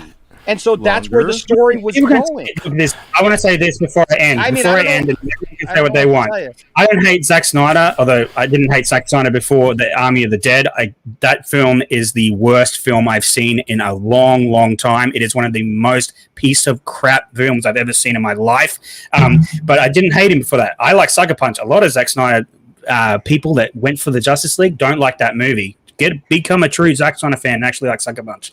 I like 300. I like Watchmen. I like those films. I think he's a visually really a good director. I don't think he's a great writer. I don't think he was a great writer for DC, to be honest. I think he was being really visual. If he had done The Dark Knight straight from the comics, he would have been great at that film. If he had done Injustice League, he would have been great at that. He's not good at what he did, at building a storyline for these characters. I'm sorry, he's just not. And the fact that Warner Brothers saw that halfway through the thing and fired him, I think is a shame, because they did it in a really terrible time of his life. And to broom him when his daughter happened to his daughter. I'm just like, no, that's not cool. So I'm glad I can say this as a person that doesn't like that movie. I'm glad he got to make what he wanted to make. I don't agree with it. I don't like it. Right? I don't like how contrived it was, and I kind of don't like his ego that he's displaying on his currently with this Army of the Dead stuff. It kind of just shows why Warner Brothers actually broomed him. But wait, that's Netflix coming to him and saying, "We want you to do this movie." That movie. No. I'm not talking about Army of the Dead. I'm talking about his comments after Army of the Dead. I'm talking about his comments after the Army of the Dead, which I mentioned briefly in my rant. I'm sorry. I mean you mean that they let him finish his film and do what he wanted to do? I mean, because even Netflix released a statement that said there is no Snyder cut of this film because we allowed him. No. I'm not saying that, man. You didn't hear what it said. I said it's like you say. By the way, I've got alien zombies and I've got freaking T-800 zombies. Do you want to know where they came from? I need more money to make another prequel or a sequel to this movie. It's bad. It's just literal like. I'm putting Easter eggs in my movie so that people ask questions so that I get more movies. It's bad filmmaking. It's egotistical, and it's just a bad director statement to put. It's bad filmmaking to put Easter eggs in the movie. It's the same reason I don't like J.J. Abrams. It's the same reason I don't like J.J. Abrams. Exactly the same reason. Lunga and Pickle have both been patient. It's their turn. Yeah. Yes, and then we will let Norman say what he wants to say quickly, and then. I know we have to wrap up there. Every last word you said about this movie was nothing but subjective nonsense about why I don't like what you did with my characters. None of it proves any argument that it's a bad movie outside of your subjective likes. Everything you said sounded very personal against Zack Snyder, which is completely irrelevant to how good or bad the movie is. I don't have to like a director to like a movie. They all have egos. It's all smoke. You're taking one thing I said instead of actually addressing the points I made about the movie longer. Sorry, you're wrong. Well, like for instance, the yellow lightning. I mean, like, who says that's like the? That's fundamental to Flash's character, that's man. not fundamental. That is the stupidest thing to lead this argument with. The color of lightning. Are you serious? Didn't lead it with that. Are you serious? Rerun the Batman suit should have been blue and gray in every movie, Paul. Then. I didn't lead my criticism of this movie with the lightning longer. Yeah, but it's just one of it was these early kind of on, criticisms. and then you said it again as your main defense just now. No, I brought it up to be fair to Paul. I brought it up to be fair to Paul. But like, again, like, I can't even begin to kind of fathom the kind of problems you're mentioning with this film. In terms of like the overall film and what it overall did. I mean, you bring up, yes, the bits that are somewhat controversial, but in terms of the film in general, it was entertaining. It was well directed. It was visually beautiful. Most of the score was good, apart from the one element of the score that you mentioned, which was that which was the Wonder Woman thing. The score for the Flash, the score for the main Justice League was fantastic. I mean, I don't mean to be weird, Paul, but it is just like, okay, you're just like recounting scenes from the film and like stating them in a negative way. Like everything like apply to what you're saying, man. I'm sorry.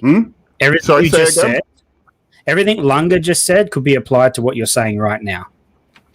So are we having subjective arguments? So we have a subjective argument, but like when you're talking about things like the Flash having yellow lightning being central to that was one of my points, dude. I literally think it's ridiculous. I think it's so over the top kind of Justice League movie where the Trinity isn't in it until the 5 minutes left in the movie, and it's made about Cyborg, who isn't even part of the Justice League, except for in the new the New 52, basing it on the New 52. Superman is the MacGuffin of the film because in subsequent films they are together and things do happen, and that was the process, that was the plan back when that movie was done. You got to remember, it's not like he wrote this film we have last to judge year it on the movie alone, Enosh. We can't judge it on what was planned for the future. We don't have any of that. According to you, and I give you that, but according to you and everyone else, this is just a one-off. We're not going to see anything else ever again, whatever. They literally just gave you a movie that was literally made back in 2016. Okay? You can't change what was already made. That's like telling me to go take something that I did before. I know, but we have to judge it on the movie itself. It's like the Avengers. If the Avengers ended with a cliffhanger, and I agree, right? you do have to judge the movie yourself. But you're judging it by where you think the story should go now. But you're judging it by where you think the story should go now, as opposed to where it was going. Because there was a movie the villain of the movie is Steppenwolf. They set up who Steppenwolf is, and then they defeat Steppenwolf by the end. And then there's a cliffhanger, much like in the Avengers, where they reveal Thanos. Right? There isn't a Is that not what happens in the end of Avengers? They reveal Thanos as like the guy behind everything. You can't change those parts of the movie, though. Those were part of the movie back when they. But we have to get. But what I'm saying is, those were parts of the. All right, you guys, it's Pickle's turn. Thank you. By the way, Paul, I still love you. And ladies and gentlemen, the newest member of the Poindexter Lounge. So we can agree to disagree. Okay, cool. Still Pickle's turn. Pickle. Thoughts on Justice League? Hi, Pickle. I don't really want to. I've talked about this movie. I think it's a 5 out of 10.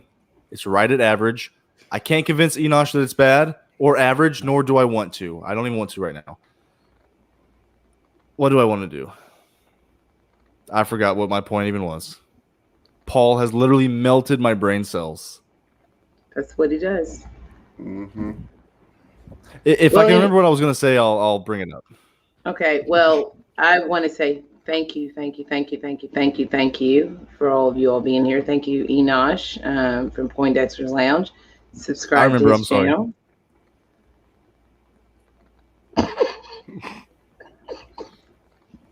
I had one question for Enosh. Okay, go for it. Enosh, so was the end after credit scene with the Joker and all that, was that all added on late? Like, did he refilm all of that? Yes. The nightmare sequence and to answer the question about Martian Manhunter, I know I've heard you explain that they replaced Green Lantern. They replaced Green Lantern because Warner Brothers would not allow him to do what he originally wanted to do. So not that part, but so that means that his original film, if it was going to be made, the ending was the Justice League all together. They save the day. The movie ends. He added that nightmare scene on purpose to get the fans riled up for more. No, what you're missing about this is you got to remember, his movie never went to reshoots. His movie never did pickups. His movie never got to that point to be able to shoot his nightmare sequence that was supposed to go with her. So he wanted to present his vision completely, because that's what the Snyder Cut was supposed to be about. Was not supposed to be about whether you thought it was going to continue on from here, or what anybody's opinion was about that. I mean, fans or non-fans, right? This was all about his vision. So the only thing that was put in that Zack has said that he wanted to put in extra as he did it for the fans was the interaction, seeing Joker and Batman together there at the end, talking, because he wanted those people together, because he wanted fans to be able to see that Batman and Ben Affleck's Batman and Jared Leto's Joker together in a scene. And I mean, we all know that they were filmed separately or whatever, but again, that's because Warner Brothers did not give him the ability to just go film whatever he wanted. He literally had to film that on his driveway, right? So, with a green screen behind it. So he at the end of the day, Zack Snyder put out the movie that he wanted to put out to begin with, right? Yes. And the thing is he has gone on record as saying everything else in that movie was stuff that was already filmed. He didn't refilm anything. He didn't bring anybody back to do any of that. The nightmare sequence he filmed because he always wanted to have that in there, because it was supposed to always be a setup for Justice League 2 and 3. That was what Warner Brothers was fully behind that. You got to remember, there was a full slate of movies that were supposed to come out back then. There was Justice League 2, Justice League 3, Cyborg, The Flash, Aquaman had not come out yet at that point. I mean, all those things were like in motion because Warner Brothers promises a lot and under delivers, right? But the thing is that once they took that away from Zack and they put out Justice League, well, the movie didn't do well because the movie wasn't good as presented by Joss Whedon. So it got crushed. My only point about what Paul said, I don't have a problem with Paul's opinions on it. What I would say is just that when Zack was given the go ahead to finish the Snyder Cut, Zack didn't have the carte blanche to go, well, okay, it's not going to go forward, or it is going to go forward, or whatever. I'm going to just go refilm and change the script and stuff, because he didn't have access to all that. He didn't have access to anybody to change anything or make it different than it was back then. So he finished the film that was back then. And that's simple. So like, I get like that Paul doesn't like that, and that Paul, and I actually understand Paul's, his things that he doesn't like about the film, but it's kind of using both what happened and what, excuse me, and the aftersight too. So it's kind of trying to use both foresight and aftersight to say, well, now we know that Warner Brothers doesn't necessarily want to do this anymore and put this out in theaters, a 2 or 3. So Zack should have changed it. Well, that wasn't the point of the Snyder Cut. The point of the Snyder Cut was not to make a film that just ended it all. The point of the Snyder Cut was to finish the film that had already been made. So, but it does seem a little silly that they went and they did that nightmare sequence, knowing that he was not going to continue on. It was just to finish the film, and then they add that nightmare sequence and all those tie-ins. And I'm like, okay, all this stuff has been added in, and now what happens next? There's no more movies. Well, I think the answer to that is they should make the movies, actually. But like I said too, I know people have their own opinions about this, and I won't tell anybody what to believe or what not to believe. All I will say is stay tuned. Well, and that's that. Stay tuned.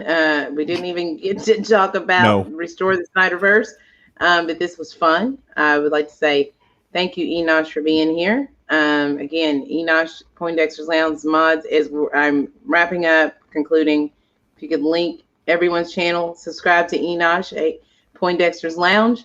We ended up on a positive note. I like that. Yes. Even with Paul's passionate plea there coming in, we still ended up with a more positive note than what we started on Man of Steel. Somehow, I don't know how that happened, but it did. So he's the nerd preacher. I mean, he drinks Coca-Cola and sits at the top of his pulpit and spews his nerd gospel. Hot Takes Tuesday, aka Nerd Man. Subscribe to Hot Takes Tuesday, okay? What is happening? Paul. What's so funny? I don't know. Paul's talked very little. So, Paul, tell us about your channel, because you didn't get to do that at the beginning. Tell us what you do, what you talk about, and tell us your channel. Yeah, I talk about pop culture every Friday for Australians, Thursday morning for early morning, or ish for Americans. Usually I have a combination of people on there depending on how long I go. Jess is on there with me. Mike from Rogue Comics is on there. We start off with a comic run with him, Warren. Sometimes Chillmonger was in there last week. Hopefully you can come back where we had a big comic discussion, which was really, really cool. A lot of people appreciated that. So we're doing that again this week. We do Comic of the Week, what sold best that week, and what Mike recommends from that week to buy. So yeah, we do that, and then we just talk about general pop culture, and of course we have the Loki review at the end, Loki episode review at the end to run it out. And then I do game streams randomly, so they're not really regular at the moment. Hopefully get more regular in the future. But yeah, it's just the name there, Legend Helix, and yeah, I'd love to see you over there. And Mr. Philosophical Pickle, subscribe to Philosophical Pickle. Do you want to say anything as we wrap up here? I didn't get to say as much as I would have liked to, but I will say, Ashley, you did the best job that you could with all the personalities. Got crazy there for a little bit. I think you did a good job. Come subscribe to me if you like my content. If you don't like my content, dislike my videos, come call me an idiotic piece of shit. That's it. I will. Don't worry. Give me some love. Be yourself. And I'm your girl, Ash. You guys are like the odd couple of the internet. They are. They're in love. It's amazing. One is like DC supremacist, and the other one's an MCU supremacist, and they like somehow make it work. Is he though? Is Pickle? I don't know. Pickle is an MCU. I'm a DC supremacist. I like that. Dude, you literally the MCU stuff you did this morning broke Mike's brain. Get out of here. Yeah, it broke my heart into a million pieces. I had to stop what I was doing, trying to edit this video, and I'm doing things. And here he is. I'm sorry, I'm objective about the MCU, so I'm not. Didn't I bring on MCU? I brought on MCU fans to defend. I brought on MCU fans to defend their movies. Yeah, but who got the link and who didn't? Okay, but anyway, remember, I'm your girl Ashley, aka the Widow. Right? Subscribe to these dope dudes down here. All of these dope dudes. Everybody on this panel is tight. Thanks to Lunga. Thanks to Yellow. And you know what? I'm about to press this little button and we're about to be out of here. Bye. And go watch Master Swag King right now.